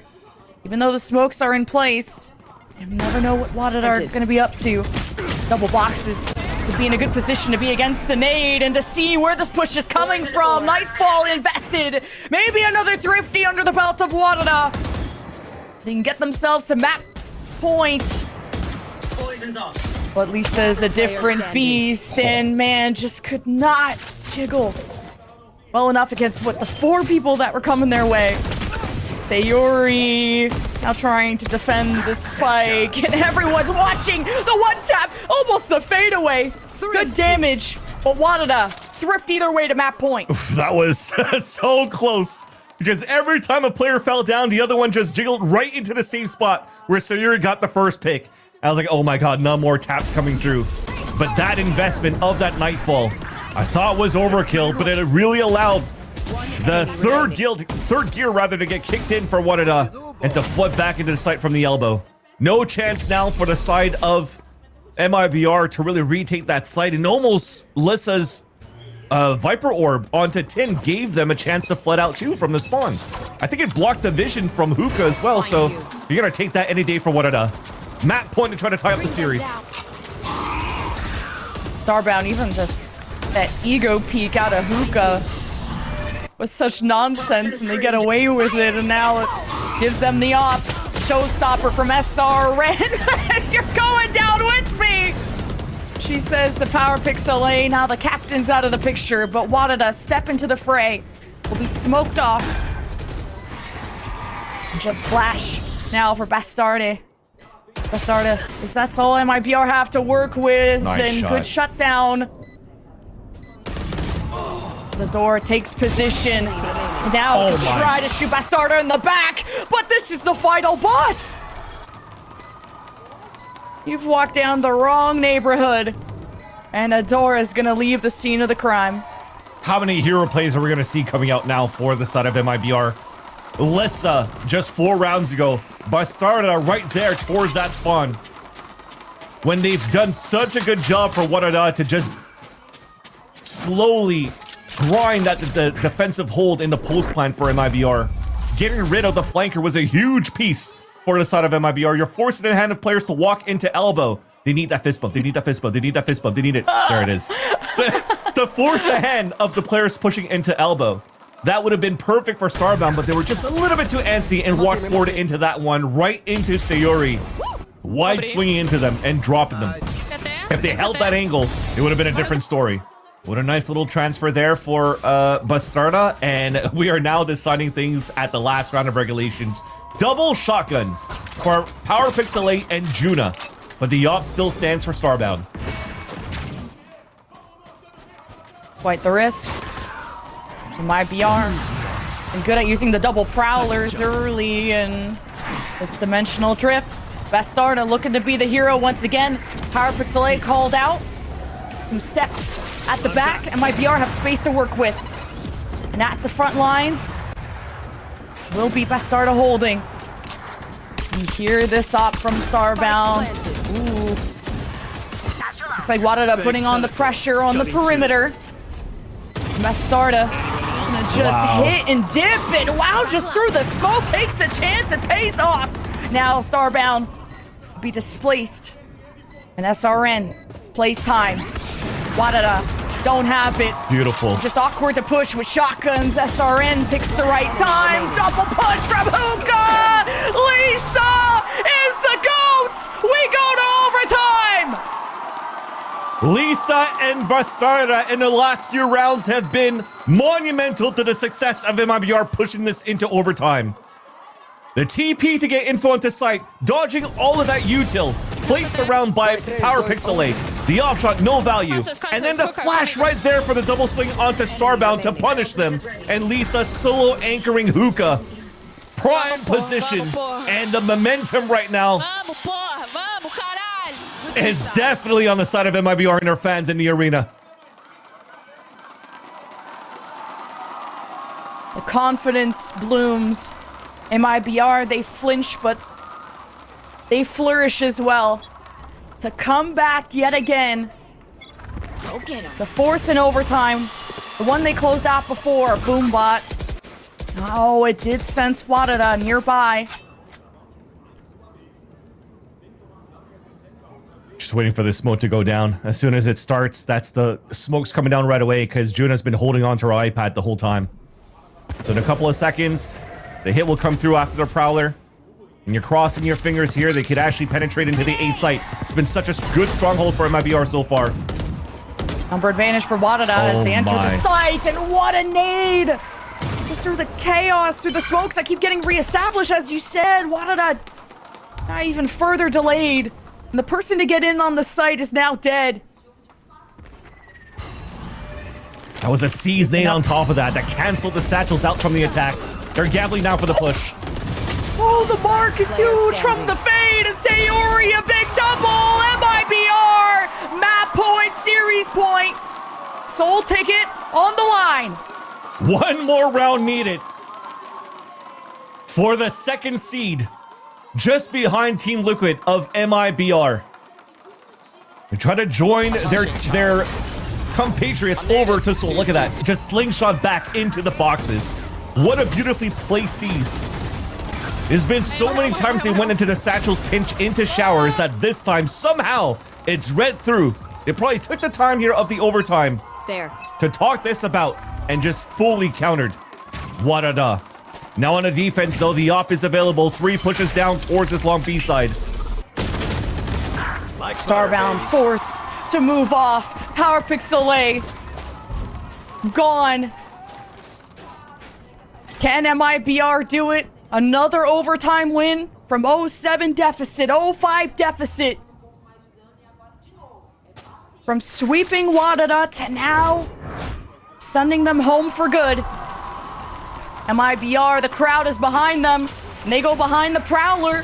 They're kind of toying with WADA, seeing Starbound will teleport out.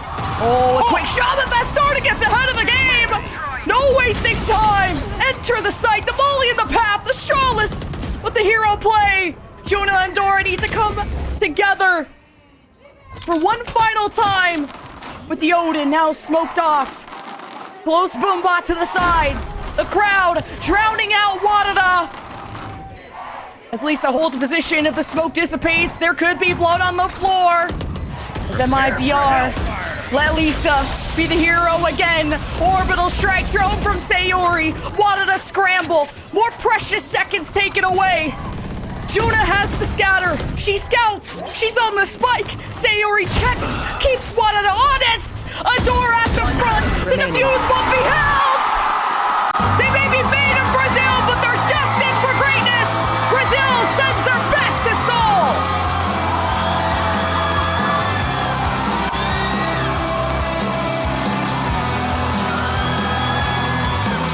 And when you're looking at the roster of MIBR coming in with 2 new players in the roster after falling short in the grand finals last year against Shopify Rebellion Gold, gambling here on the trade-off of Bastarda, and also bringing in a newcomer in Lisa. They've proven now that Brazil goes deep in the talent pool of Game Changers. Overpowering WADA, a team here that has won kickoff in 2025, has been looking for an organization since the beginning, have just trusted on their friendship and on just the love of the game to make it this far, to this stage, and getting so close, but to unfortunately lose the last 2 maps when they had the lead. MIBR shows resilience, and MIBR shines. So they do in front of the home crowd when the spotlight is on them. MIBR, they overcome adversity and they'll go to the end. And they've made a super team, fantastic additions, and you saw proof of it here. Lisa, Bastarda, this is looking like an unbeatable roster. They may have tripped up in that Brazil Grand Final, But they have destiny with a final against SRG if they can actually get there. We'll have to actually see it, but that's what the script says. And the script says that WADA should be getting signed. They almost made history as the first unsigned team in GCC, just so close. They were looking like the kryptonite to MIBR throughout the series. Yeah, and definitely as a GC fan or WADA fan, I am shaking my fists to any org that hasn't picked up WADA yet.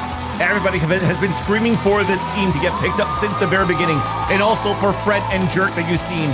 The experience that they brought in here from the coaching staff of Winthrop University, they should have gotten a chance now to represent an organization, and hopefully they'll stick together and give us a chance here into next year. But the story continues on for MIBR, and for Lisa, the first time that she joins a team, has never tasted Game Changers Champs before, and on the 5th map of this series has popped off as a Viper with no support needed from her teammates, and getting so many good heroic rounds.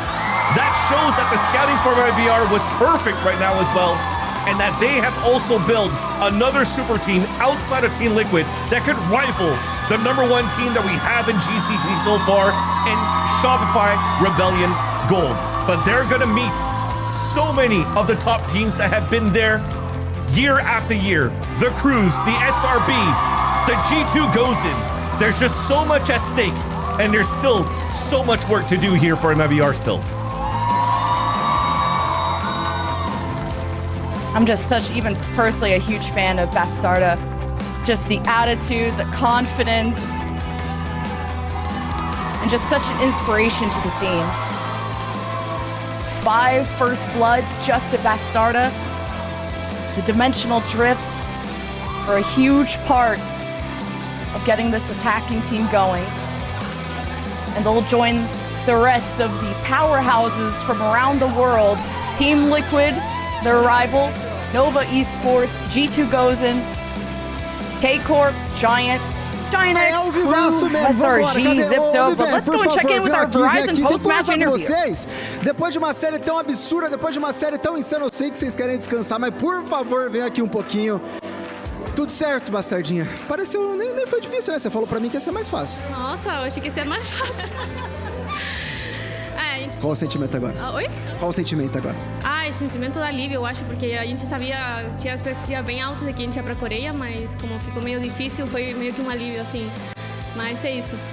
So I'm here, of course, with MIBR, your qualified teams from this last chance qualifier. And I was talking to Bastarda and I was like, what's the feeling like? And she said, well, I'm just relieved that it was everything okay. Sayuri, qual é o sentimento de voltar pro Mundial, de estar lá mais uma vez, especialmente depois de uma série tão complicada e de um last chance qualifier que também foi muito complicado? Sentimento. Tá. Eu não sei, eu acho que eu ainda tô meio pesada, mas é um alíviozinho, assim. Mas eu ainda tô, tipo... Okay, deu pra entender.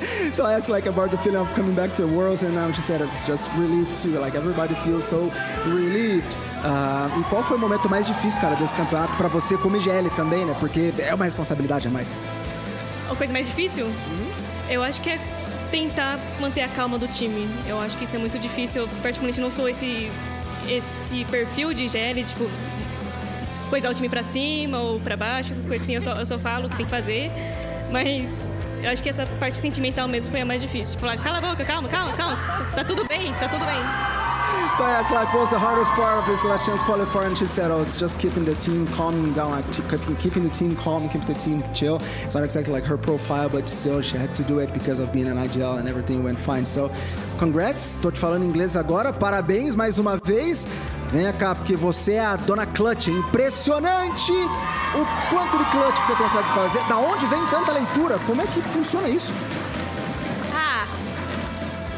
Lembro até hoje, quando eu perdi um clutch 3v2 contra a Liquid na Lotus. Aí meu namorado me deu um esporro decente, ele falou assim, pra gente jogar clutch. Aí depois disso, quase nunca mais perdi, né? Aí eu aprendi muito com ele, mas não tem jeito, né? É o dom. So I asked about how can you be such a clutch player, and where does these kind of ratings come from? And she said, well, I learned a lot, and I still remember against Liquid a 3-2, and I lost a clutch, and she like talked to her boyfriend, and he said, well, try to learn how to play clutches, and she said, well, it's a gift to you, of course. Parabéns mais uma vez. Vamos continuar com a Kef, vamos embora, vamos até o final. Serreno, o seguinte, mudanças recentes, uma par de coisa aconteceu. Você acha que ganhar aqui no Last Chance Qualifier pela primeira vez mais um time brasileiro indo lá pra fora, prova que ponto e pra quem? Cara, eu acho que pra todo mundo, né, é o óbvio, 2 times do Brasil no Mundial. Posso segurar? Eu vou abrir a sessão, vou quebrar o protocolo, vai. Eu acho que era o óbvio, né, 2 times no Mundial brasileiros. Eu tô falando isso pra todo mundo, mano, mas eu vou falar aqui pra vocês. Eu acho que a grande final do Mundial vai ser a gente contra a Liquid e a gente vai ganhar essa merda. Desculpa o palavrão, mas é isso. Obrigado pelo microfone. So it's like, what kind of point does it prove to win here? And she said, well, it's of course I'm feeling very happy. It's of course very good to be here. And she said that the grand finals of the Game Changers Championship are going to be Brazil against Brazil. And we of course think the same way. Issa, tudo certo? Está bem? Se eu quiser chorar, pode chorar, porque é realmente merecido demais esse momento. Mas além de tudo isso, né? Além de toda a emoção, como é que foi de novo, mais uma vez, jogar aqui na frente do pessoal, jogar em casa, ganhar em casa e até quebrar um tabu, porque fazia um bom tempo que a gente não tinha grandes vitórias aqui no Brasil, realmente, de um time brasileiro. Eu nem sei o que eu tô sentindo, na verdade, são muitas coisas. Eu sei que eu tô segurando muito choro aqui, né? Porque eu estou muito emocionada. Eu sinto que foi uma caminhada muito difícil até chegar aqui. Eu acredito que não só pra mim, mas pra todo mundo que tá nesse time e tá ajudando. Eu acho que todo mundo se esforça muito. Eu queria elogiar os meus teammates. Todo mundo são profissionais incríveis, me ensinaram muitas coisas e eu tô muito feliz de estar aqui. Eu queria agradecer também a torcida, porque, mano, bizarro. Vocês dão muita energia pra gente, eu vou ser sempre muito, muito, muito grata a todo mundo que tá aqui dando apoio, não só pra mim, como pras outras pessoas. E eu queria dizer, Nordeste no topo nessa porra! Tá, então, so I asked, like, what's the feeling of winning here? And she said a lot of things, but basically that she's kind of holding her tears. That's okay, that's fine. She also sent a shout out to the crowd. She also said that their support is extremely important. So she also sent a shout out to the northeast part of Brazil, northeast states of Brazil, which is very important for her. And of course, she's feeling very happy for being here and of course for winning the whole thing. Cadê o professor? Você achou que você ia fugir de mim? Claro. Jamais. Quando a gente fez a entrevista ali no meio da série, claramente você mais apreensivo, normal.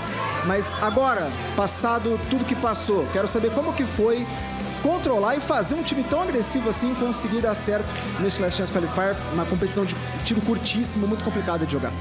Cara, é muita conversa, né? Muito diálogo que a gente teve depois do jogo contra a Liquid.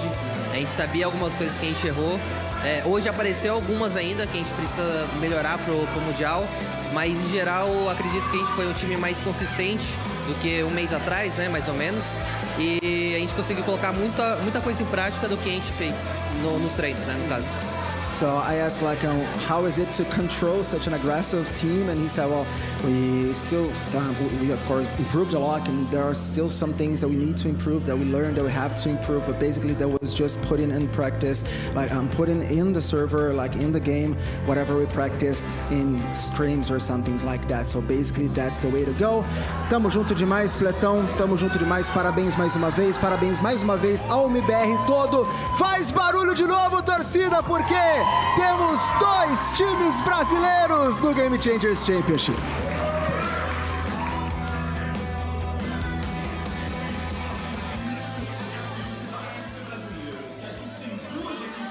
What a win. What a finals coming out from MIBR. I mean, yesterday it was the flawless win. Today, WADA had tested them from the very get-go, but to be able to close out in the fashion they did was just phenomenal. Of course, congratulations to WADA for putting up such a fight. I mean, Ash, this is a team that we've gotten to see come together throughout the year, be fighting, be one of the best here in North America, and really sad to see them go in this way. It definitely was. They have been so impressive during the entire season. We've really seen the growth from this squad and the changes that they were making to their system. And it's definitely heartbreak for the side of WADA, but they also have so much, I think, to be proud of as well, to be one of the only unsigned teams also to be making it so far within the Game Changer circuit. Yeah, so definitely no for the players on WADA. Future should be right. Hashtag sign WADA. But Emily, we have to talk about MIBR because this is going to be the team going on to represent the America's Last Chance qualifiers in the championships, and so deserving as well. I mean, from the get-go, this is a team we've talked about, just key players. We've talked about how coordinated, the discipline, and yeah, they're going to close out the spot in 4.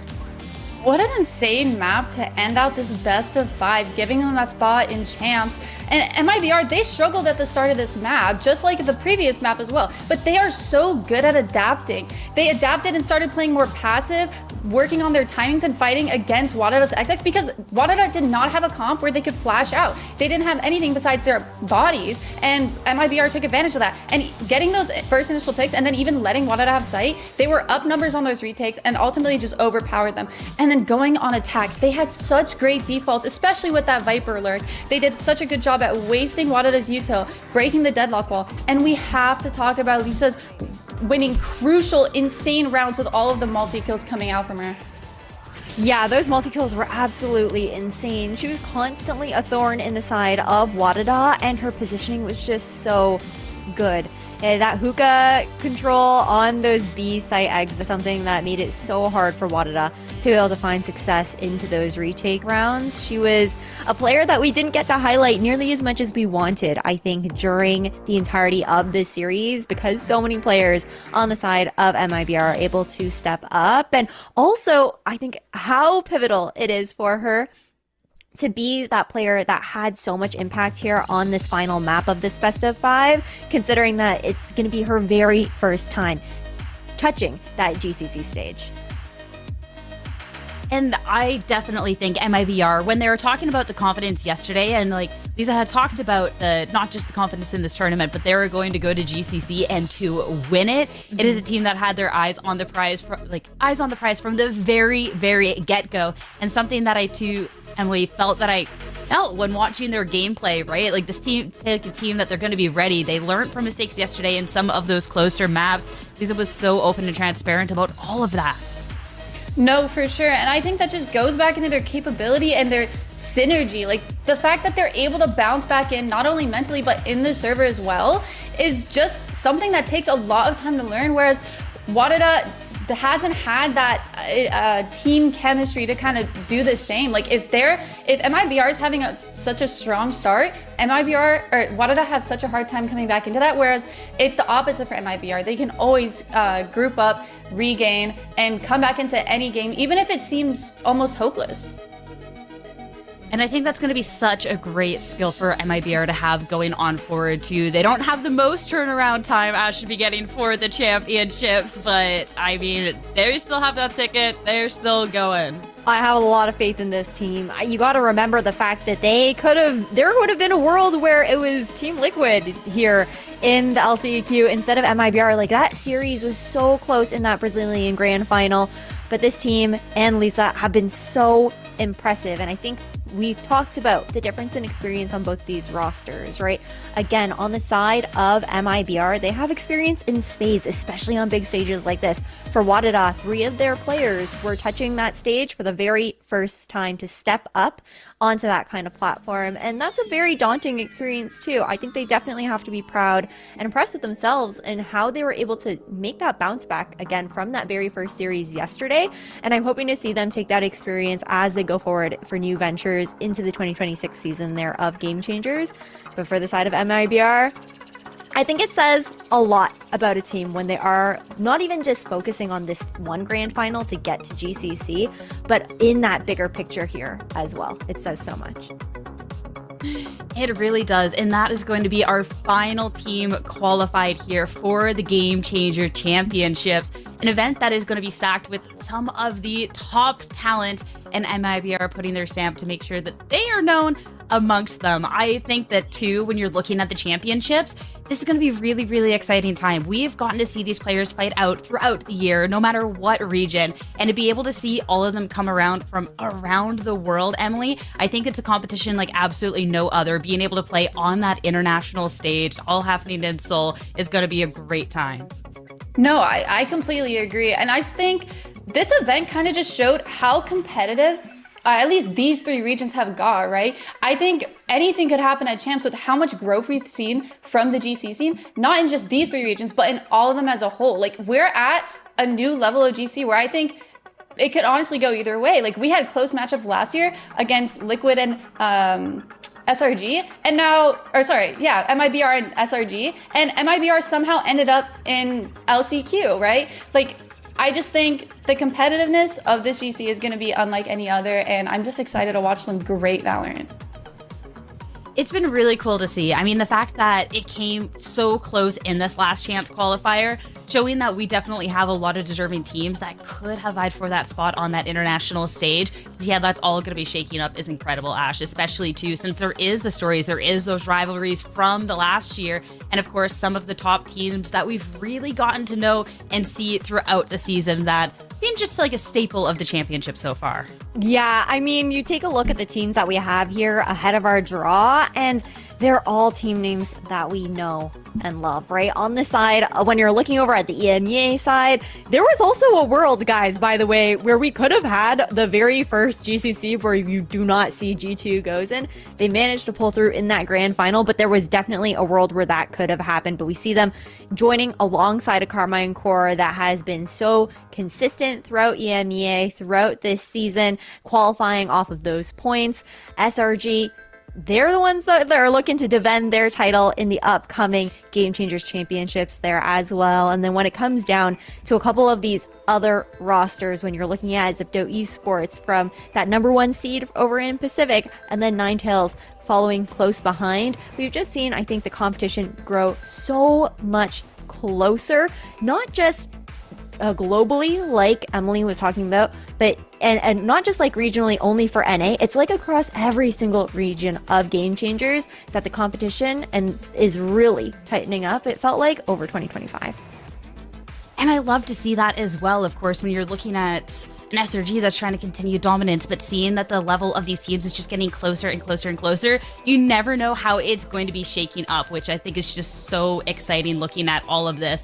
The championships for Game Changers is going to be absolutely wonderful. We only got a sneak peek of what it's going to be like this weekend. And again, it's all going to be happening very soon. It's going to be starting November 20th. ValorantEsports.com for all of that information there. And to be able to see these 10 teams from around the world be able to face off again on this international stage is really, really exciting. There's all these veteran players that have hit the stage looking to try and get another championship title. There's going to be all of these rookies that are looking to try and make their claim now, show the stage and the world what they're capable of, and never know. So excited to preview. So let's get our Game Changers stage draw happening now. For the draw show for the Game Changers Championship, in which we're going to know the paths and, of course, the destinies of each of the teams. And I'm joined, eu tô aqui com o KRÜ, que vai nos ajudar a guiar todo o sorteio, que vai, obviamente, sortear os times e vai explicar agora para vocês também quais as regras e como o sorteio vai funcionar. So I'm joined by KRÜ, who's going to guide us through this draw show, is going to explain all the rules and how things are going to work. Então, KRÜ, por favor, please. Perfeito. Nós pegamos os 10 times e separamos eles em 3 diferentes pools. Essa separação levou em conta a força regional de cada uma das equipes e também de maneira que a gente evite confrontos regionais. So we basically broke down the 10 teams in 3 different pools. This is taking into consideration their regional strength and to avoid regional matchups. A ordem do sorteio vai ser a seguinte: a gente vai começar pela pool 1. E aí, pela ordem que aparece na bracket, temos os números lá: primeiro, segundo, terceiro, quarto e assim em diante. Uma vez que terminarmos uma pool, a gente vai passar para a seguinte. Ela terminada, a gente vai passar para a terceira até que tenhamos todos os 10 times sorteados. So for the order of the draw, we're going to start on pool 1. and then we're gonna follow the order on the bracket. So first team, second, third, and so on, until we have the 10 teams, the 10 teams sorted out. We'll start from pool 1. Once it is depleted, we're going to the pool 2 and then to the pool 3. A única regra é que não podem haver confrontos regionais. Então, caso isso aconteça, o time sorteado ele vai seguir para o próximo slot disponível. Se esse time sorteado for o 10º, ele vai trocar de lugar com o 9º, tá? And so the only rule is regional matches are not allowed for any first match. If it happens, the team drawn, it'll go to the next slot available. If it is the 10th one, we'll switch it up with the 9th one. So I guess that's it. We're good to go. A gente pode começar. Perfeito, let's do it. So please, starting from pool 1, começando da primeira pool, vamos ver o primeiro dos times que vai sair. A pool 1, que é composta então por Shopify Rebellion Gold e G2. Qual é o time então? What is the team? The first one. So let's see, it is G2 Esports. So again, the pool 1 is composed by G2 Esports and Shopify Rebellion Gold. This is why G2 was the first team pick it up, and of course, it'll go into the position 1. A G2 vai então para a posição de número 1, e a gente, claro, vai agora pegar o segundo time da pool de número 1, que obviamente vai ser a Shopify, né? Só tinham essas duas possibilidades, e a gente vai colocar a Shopify então na posição de número 2. So Shopify Rebellion Gold is of course the only other team left on the pool number 1, and of course it'll go to the second position on the bracket. And after that, we're moving on. As the first pool has been depleted, we're going to pool number 2. Então, Kurik pode começar agora a pool de número 2, que são os times da Team Liquid Visa, também da Zipto, também da KRÜ e da Carmine Corp. And the first picked one, the first team from pool 2 out of these 4 is Team Liquid. Liquid, thank you. I was not being able to see. Eu não tava conseguindo ver no ângulo, mas é a Liquid, então tá aí, cara. A Liquid já é o time, o primeiro, né, da pool de número 2, e vai esperar agora mais um time da pool também de número 2. So Team Liquid Visa is the first one from pool 2, and it's also going to wait until another team from pool 2 is chosen. But the fourth team, not the one that's going to play against Liquid. O quarto time, não que vai jogar contra a Liquid, vai ser a Zipto Esports, equipe então do Pacífico. So the fourth team, not the one that's going to play against Liquid, is going to be Zipto Esports from the Pacific region. And now we're going to see who is going to face off against the Brazilian Seed 1 Team Liquid Visa. Vamos ver agora quem que vai enfrentar o Seed 1 brasileiro, que é justamente a TL. Esperando momentos dramáticos, momentos de suspense. Tá aí, então, vai ser a equipe latino-americana da KRÜ. So it's going to be KRÜ, the Latin American squad, top 5 in 2024, top 5 in 2023. It's just a crazy match. Let's start things off by for Team Liquid Visa. É um jogaço para começar, um clássico contra a equipe da Liquid. E agora, o último time, claro, da pool de número 2, que vai ser a Carmine Corp. So the last pool 2 team is of course going to be Carmine Corp, completing all these brackets from number 3 up until the number 6. Completando a pool 2, Kurik, por favor, pode começar então a pool de número 3. So now we're going to sort out the teams from pool number 3. Let's see who is the first team. Vamos ver qual que vai ser esse primeiro time. Tá aí então, Ninetales, Seed 2 do Pacífico, time coreano, inaugura então a pool 3, que é a pool que está o MIBR, né? Conforme a gente consegue ver ali também ao lado do quadro. So Ninetales is the first team to be chosen out of the pool, to be picked up out of the pool number 3. You can move on, Kurik, with the next one, of course. The Korean team, Ninetales, so is the 7th team to be placed on the brackets of the Game Changers Championship. And the 8th team is... O oitavo time vai ser... Momentos de tensão. Tá aí. Eu vi certo mesmo? É o MIBR? É isso mesmo.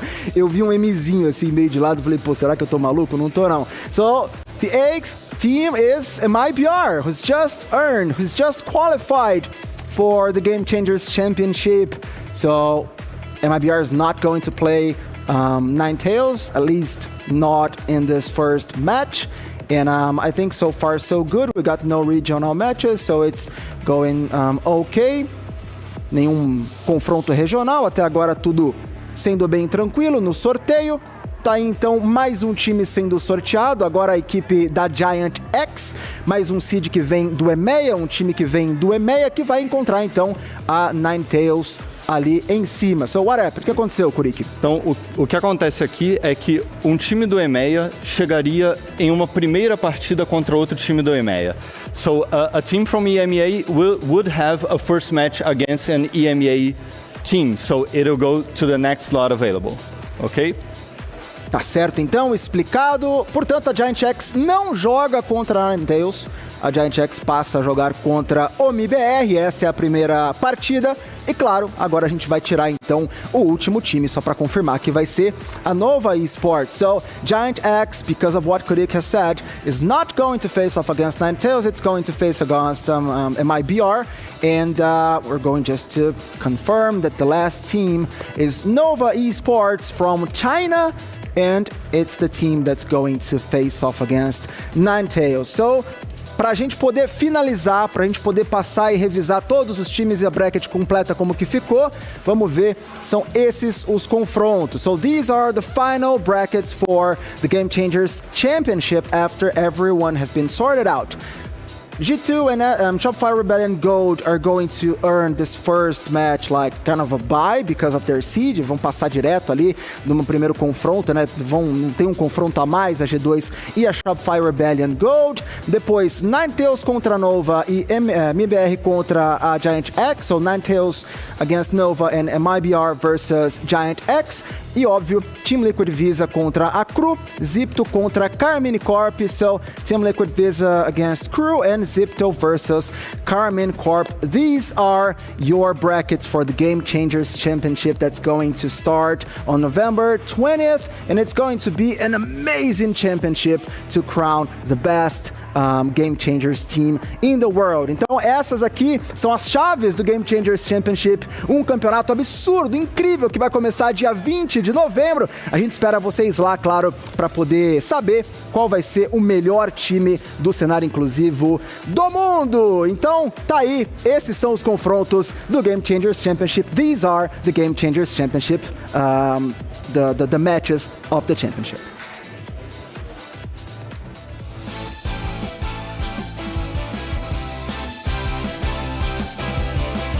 All right, if I wasn't already super hyped for the championships, I certainly am now. And remember, the Game Changer Championships in Seoul starts November 20th. Check out VALORANTesports.com for more details. Only a few weeks away before we get to see not just MIBR, but all of the teams hitting the stage, Ash. This is going to be such an exciting time. We get to crown a champion. We had a heck of a time this weekend. It's a great time to be a Game Changers fan. It definitely is. Like, we saw how close the competition was this weekend between MIBR, WADA, and Akave, and it is going to be an incredible show for GCC in Seoul there as well. I just honestly can't wait to see things get started when it comes down to those matches, especially considering the fact that, are we going to see an SRG be able to defend their title for a third year in a row, or will we be crowning a new winner? No, I'm so excited. This bracket looks so fun. And the fact that we potentially get to see the top two teams from last year face up so early on in round one of upper quarterfinals that's going to be insane. And who knows how it will play out. It is going to be so great. Because as you said, there's just no way of knowing how this can close out. We've been talking about how much the talent has truly elevated, and everyone has this possibility of taking the title. As for now, that is it for the VALORANT Game Changers America's Last Chance qualifiers. Congratulations again to MIBR. We cannot wait to see you on that international stage. Thank you all so much for tuning in and supporting Game Changers. Being able to support these players as they just keep leveling up their game has meant a lot, and it's been fantastic to see how this scene has grown over time. Of course, thank you guys, the casters, and everyone who's crushed it behind the scene. We hope you'll be tuning in to Seoul to see who is going to be our next Game Changer champion. But until then, have a great night, everyone. Game Changers. It's about competition, pure happiness. It's like a crazy experience. We're making history. It means so much to us. It's good to be back. I guess you know what I've been looking for, success. The beauty of gaming is it doesn't matter who you are. And as long as I'm good enough, Everybody's getting a 4K. I can go as far as I want. That's what I like to see, baby. 全世界都会知道我们的厉害。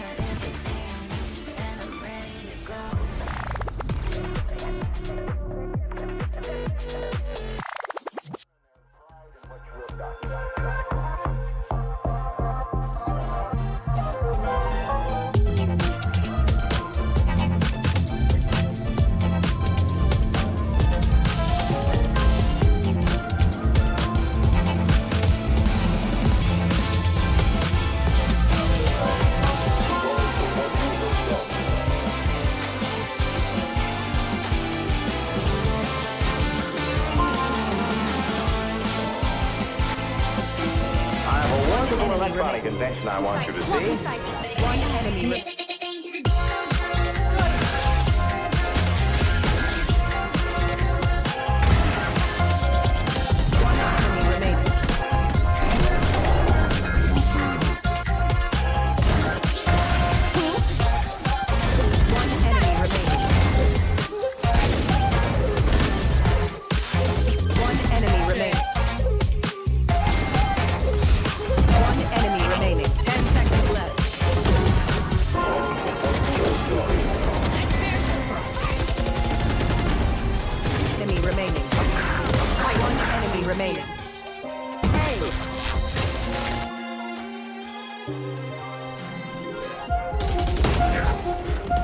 We got to the point where we can control the laws of nature.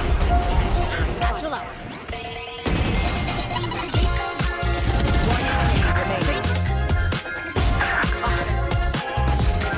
One enemy remaining.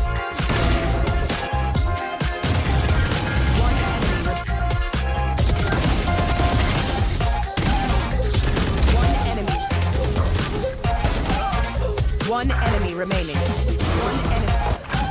Here. 30 seconds left.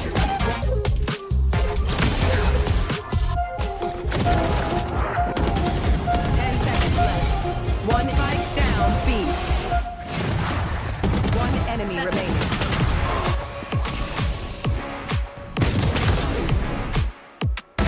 Perfect accuracy. One enemy. Obstacle.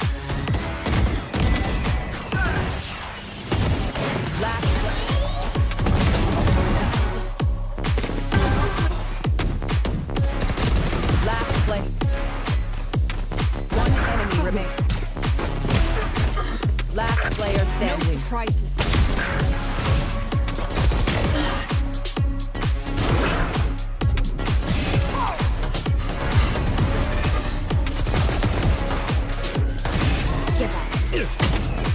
One enemy remaining. Goodbye. One enemy remaining.